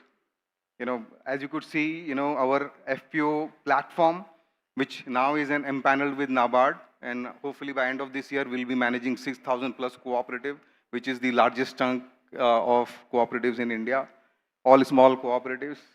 It helps us do the farmer engagement, solves lot of agri-related problem almost instantly, including detection of disease, including crop selection, including where they can go for their credit and things like that. We also analyze a lot of the farmer data and then give strategic insights to the FPOs. We do farmer engagement. We give them guidance on what steps these CEOs can take. And on the other side, the same marketplace, we have partnered with likes of Syngenta and all other organic and non-organic input providers, which allows them to address these cooperatives and the farmers. So as you could see, the FPO, as we engage, we help in these 5 primary sectors: farmer mobilization, inputs, finance, agronomy advisory, and market linkage. Again, all of these boxes are very, very complex, and we have gone really, really deep. I'll give one small example. For example, we have seen a lot of cases wherein a buyer would come, promise certain money, and then he runs away with the truck. And there is a lot of cooperatives we have seen across India and small-scale farmer where they have not gotten money back from such kind of buyers. And we have seen all across. Season से पहले वो देता है, आखिरी season में आखिर के 2 truck के पैसे वो नहीं देता है. And I have seen cooperatives losing 3 crores, 4 crores. So how do you solve these problems? We can. What we have done, we have simply built a buyer review system. Google में जैसे restaurant में we review it, वैसे ही हमने buyer का review system बना दिया है. सारे FPOs, all the FPOs, they come together and rate their buyers. It's a small but very useful innovation wherein all cooperatives under our hood, under HFN banner, can now cooperating within cooperatives and helping unlock such a useful thing which otherwise would have been very, very hard. So very simple innovation, but very useful, can change the lives of millions of farmers. Again, on the market linkage side, and I would like to highlight some of the work we are doing in Himachal Pradesh, thanks to JICA and HPCDP. We are creating 4 FPOs right now from scratch in Mandi, Solan, Gohar, and Nahan. 2 of them have already been formed, and 2, the work is in progress. And hopefully in next week, we'll have all 4 of them up and running. And as you could see, tomato, peas, and garlic are our focus area. And with our market linkages, we hope we will bring, maybe we'll partner with Mother Dairy and maybe Sahyadri and other players to connect and sell this to domestic and international markets. We have also ventured into retail store, and this would be one of the first store we are envisioning. What we have done, we have identified one of the under-leveraged assets, in an actual building in Dharamshala, where we have converted an old office into a really beautiful store where you can not only buy produce and product from 25 plus cooperative and SHGs, but we also have a live cafe there. There's a chef on board. We hired him from Hyatt, who makes you coffee, tea, and bunch of stuff. And idea here is very simple. Dharamshala is a tourist spot. When a tourist stops for a coffee, it takes about 10 minutes for coffee to come. Meanwhile, we sell him a turmeric and a pickle and papar. And not only that, if he loves it, he can buy it online on hfnfoods.com. So very, very simple things, but very powerful. I think on 26th, you all will be visiting there. So we are delighted and we are looking forward to host you all guys there. And not only selling, we're also doing capacity building in terms of helping many of these FPOs, do better packaging, do better labeling, do better pricing. And a lot of AI has already been implemented. Also, it all works very transparently. I'll give a very small example. A farmer walks in, says, oh, this is the turmeric I want to sell. We take a picture of that, sends to a WhatsApp. WhatsApp immediately understands what is the cost it is for which farmer is willing to sell. It does a comparative study कि Amazon में कितने का मिलता है, Flipkart में कितने का मिलता है, अगर ये 20 का बेच रहा है, if he's selling at 20, and what is the price of a similar turmeric selling online, and gives an idea. Oh, you should sell it for 23 rupees 50 paisa for the best outcome. It also immediately detects whether there's an FSSI license, where is a GST license, and all those things. It immediately highlights all the things FPO could be doing to improve their sales, because produce is nice, but the packaging and the compliance and all the things which we have been working very, very closely for these FPOs. And we have started keeping some of the packaging in the store itself, so that when a FPO comes and walks in, and they can actually buy a better thing from the store itself. So as I was saying, we have a very detailed SOPs as far as the market linkage is concerned, especially for the B2C. How do you process, how do you pack, how do you label, how do you price, how do you ship online, offline, and we're bringing a lot of other partnerships. There's a spelling mistake there, sorry. We are working very closely with Walmart and Flipkart right now, wherein as we build the capacity of these of these FPOs, they are not only be available offline on our store. By the way, this is the first store. We plan to open 10 plus stores in Himachal itself, and hopefully in many other states. They'll also be available online on our websites, hfnfoods.com, and it will all also soon be available on many, many other e-commerce and quick commerce platforms.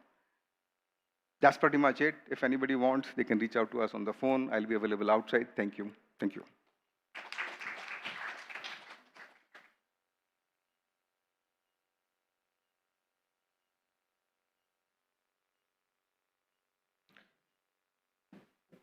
So thank you so much, sir. I would like to thank both the panelists for being such a great sport.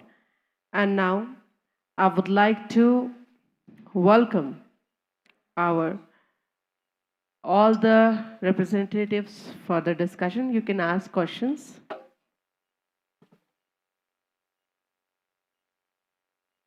So let's have an open house discussion. If you have any query, please raise your hand. You know that already. Very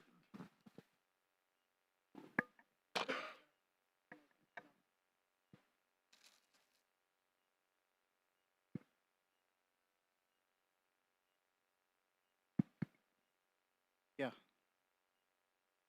Hello. Yeah, it's okay. So, very impressive presentation from both the panelists, especially from Siatri. So, Mr. Vilas and Ruchit, I mean, you have shown, how the diversification can happen. Like, I mean, we all know, like, even in your slide itself, Mr. Vilas, he was saying, like, so what are the challenges in moving from the traditional rice wheat ecosystem? Like, I mean, we all know, like, when we promoted the rice wheat ecosystem, so government had a very good procurement mechanism, like, I mean, to link with food security and all. Of late, we started thinking towards increasing farmers' income. So the diversification has become a key word, and shifting from agriculture to horticulture is the main mantra for any government.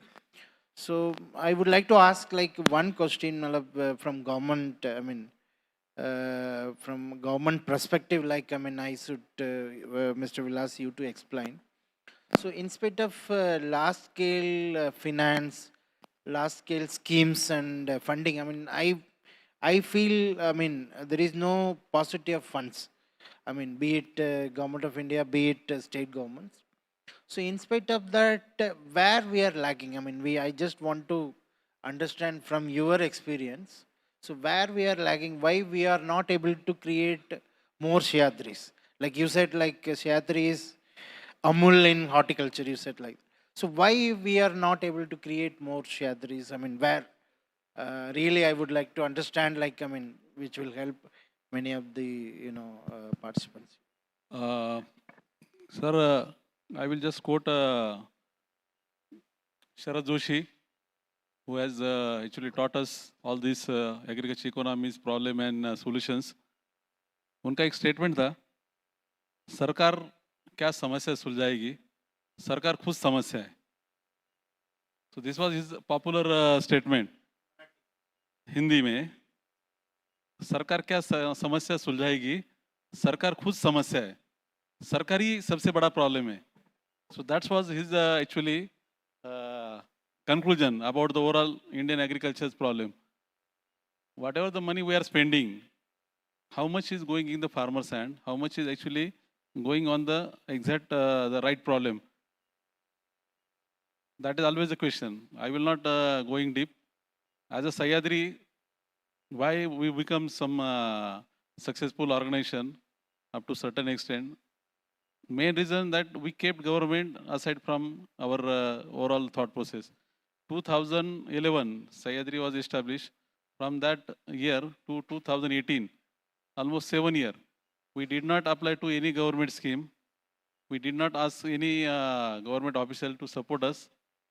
एक understanding शुरू से रही कि as a farmer whatever the problems we have first actually solution we have to find from our own effort government will come in picture in the later stage और they should come in the later stage मुझे पाव दिया है तो मैं उसको पहले चलाने की कोशिश तो करूँ बाद में then I can ask for the support मैं कुछ नहीं करूँगा और then I will ask government और somebody else that they should support me mindset is the biggest problem our understanding is very clear.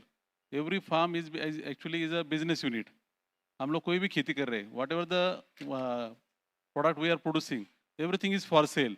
Then think like entrepreneur, na? That if you are producing and you are not doing any hard work. You would like to say like make farmer first a serious person, serious stakeholder in the ecosystem. Yes. You want to say. Main thing that we need to focus on the changing the mindset. Okay. Instead of considering agriculture as a welfare activity, it should be considered purely as a industry like any other business. Income generating. It's a income generation activity. It's a business activity. कोई भी जो भी कोई farming कर रहा है, he is not doing for charity. He is not doing for welfare. He is doing purely like a business. Suppose I am producing grapes. मुझे घर पे खाने के लिए grapes चाहिए. I can have 1 or 2 plants. I will not produce on 1 acre. 10 tons per acre I am producing. That is for sale. Na? Why? I mean, my question is that, like you said, lot of challenges in converting the agriculture ecosystem to horticulture ecosystem. Like, the post-harvest handling is a major challenge. Maybe in the rice wheat ecosystem, you don't have a post-harvest handling. But in horticulture system, post-harvest handling is a major thing.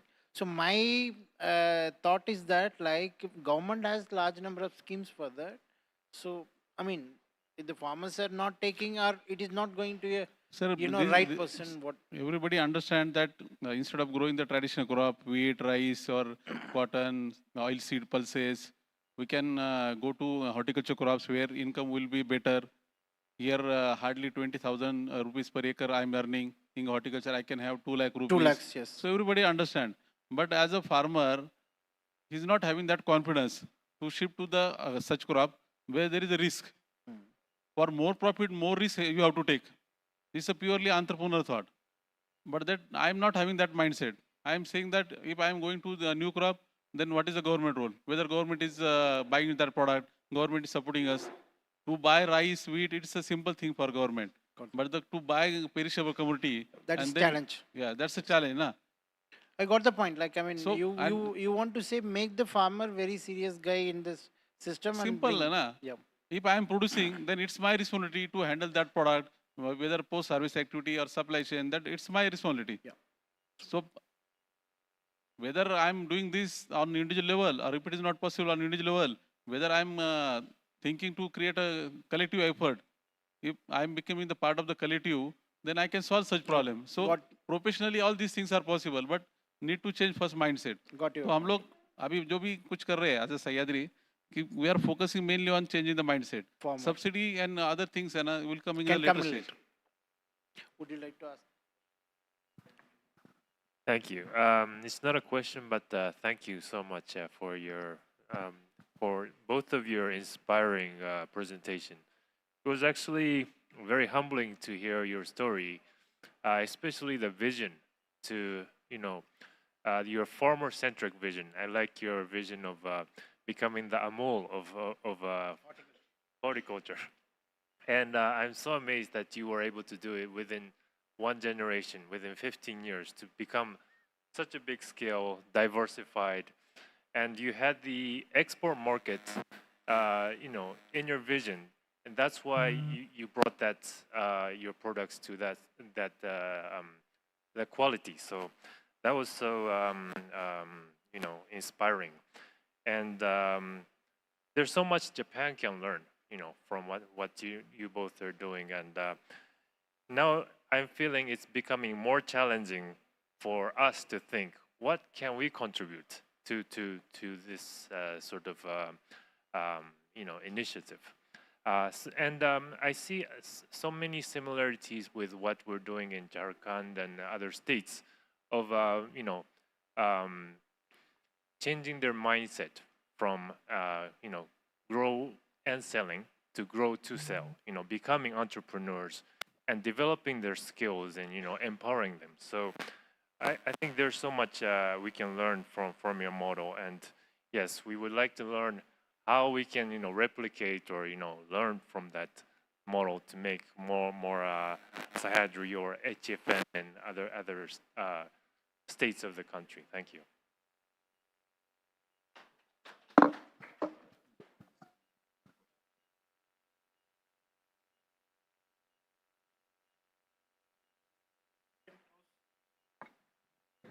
Yeah, we can close. We can have discussion about it. Yeah, I think it's already 8. Yeah. So you can close the session. Maybe. Shall we take this last question? Yeah, maybe if there is a question, we'll take. So my question is for Ruchirji. Thank you so much for a wonderful presentation and introducing HFN to us. I'm Shubham Srivastav, Senior Development Specialist from JICA. As far as I understand, agriculture is and food is a part of our culture. So it's so varied across various parts of our country, different states, different producers, different crops. In your journey of growing up, especially when you scaled up so massively, what were the key challenges that you had to solve? Maybe a couple of challenges that you can elaborate on from a growth perspective of diversification across so many geographies and so many crops and villages specifically. Thank you. I'll keep it short because there have been challenges and there are challenges and there will be challenges. When I moved from America, obviously I had a different type of mindset and I was driving it very technology driven. From there, from a high tech, and I would want to summarize this and then we can have a discussion post this. From my very high tech approach, I went to high touch approach, wherein I started going village to village. I have traveled to Manipur, Meghalaya, Palampur, and obviously Pulwama and other places.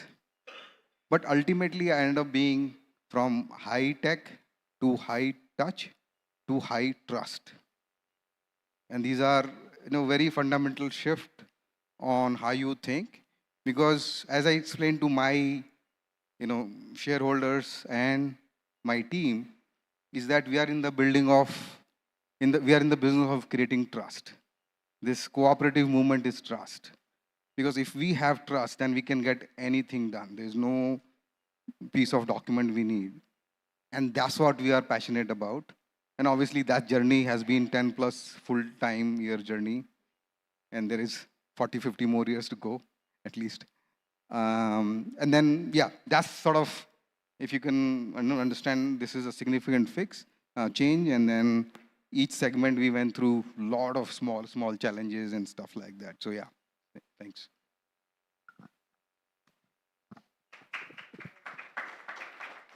Thank you, everyone. Thank you so much.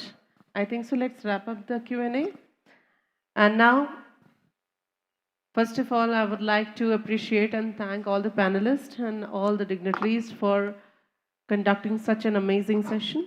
And now I would like to request our chair for the session, Dr. C. Palras, who is IS, Worthy Secretary, Agriculture to the Government of Himachal Pradesh, and our co-chair for the session, Mr. Wakamatsu Izzy, Senior Representative, Jica, to please come on the stage and do the honor of felicitating our panelists. And to felicitate, I would like to first of all call upon stage Mr. Vilas Shinde, CMD, Shadri Farms. Ladies and gentlemen, I would like to congratulate Mr. Vilas sir as well for giving us all the information he had, for motivating us. Congratulations for the moment, sir.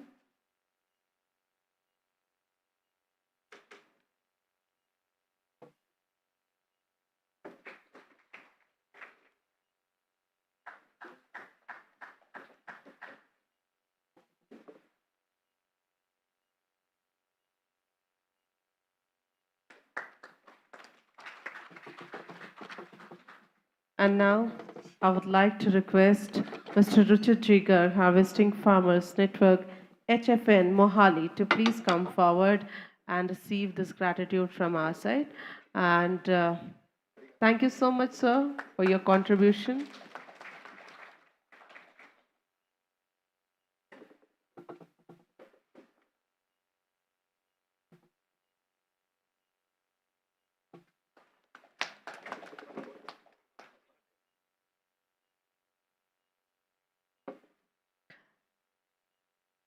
Congratulations, sir. I request everyone to please stay back on the stage, and I request you can be seated also. And now I request Mr. Very talented person, I would like to say. He's a very dynamic person, Mr. Wakamatsu Izzy sir, who is Senior Representative, Jica, to please come forward.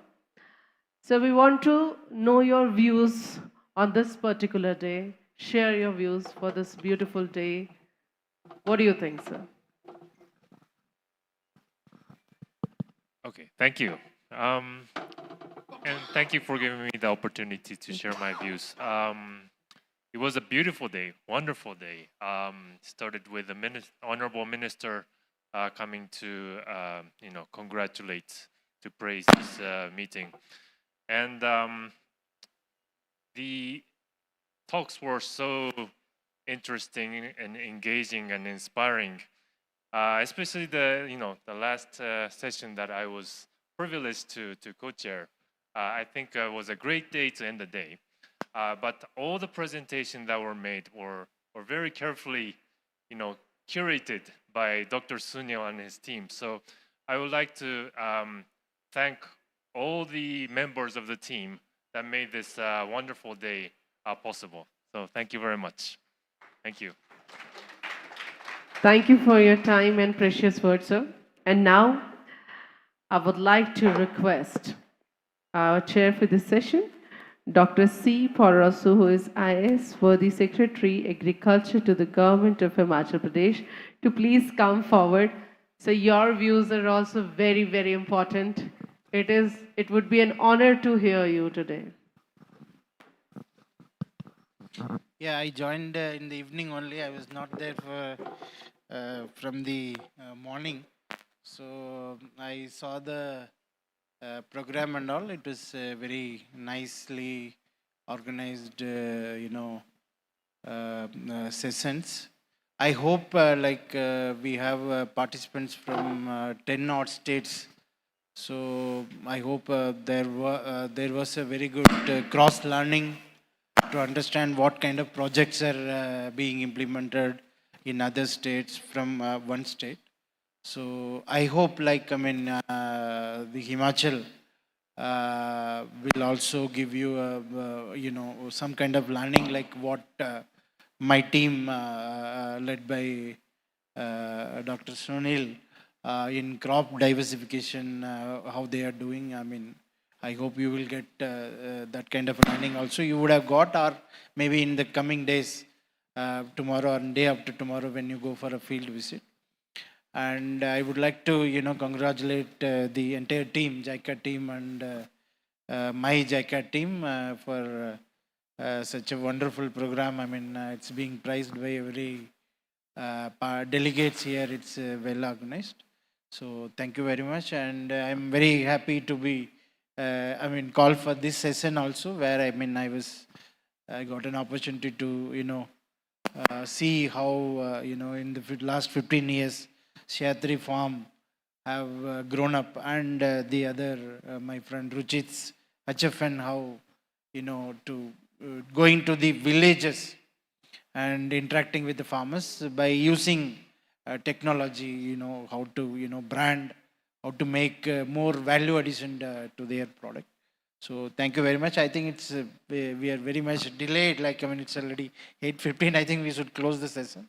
Let the delegates enjoy their dinner. Thank you very much. Good night. Thank you. Thank you so much, sir. And with this, I would like to thank each and every one over here for making it possible, for making it a great day. And this day was full of hope, light, and lots of information, lots of colors, and we're going to make it even more better. Well, ladies and gentlemen, thank you each and every one. And let me have your attention. Tomorrow, 9:30 a.m. sharp. We all will be here. We can have more information. We can have more better day. So I'm expecting each and every one at 9:30 sharp. And thank you so much. And one more time, thank you all the panelists. Thank you everyone. Thank you all the dignitaries. And with this, you guys can proceed for the delicious dinner. Thank you everyone. See you tomorrow. Have a great night ahead. Thanks a lot.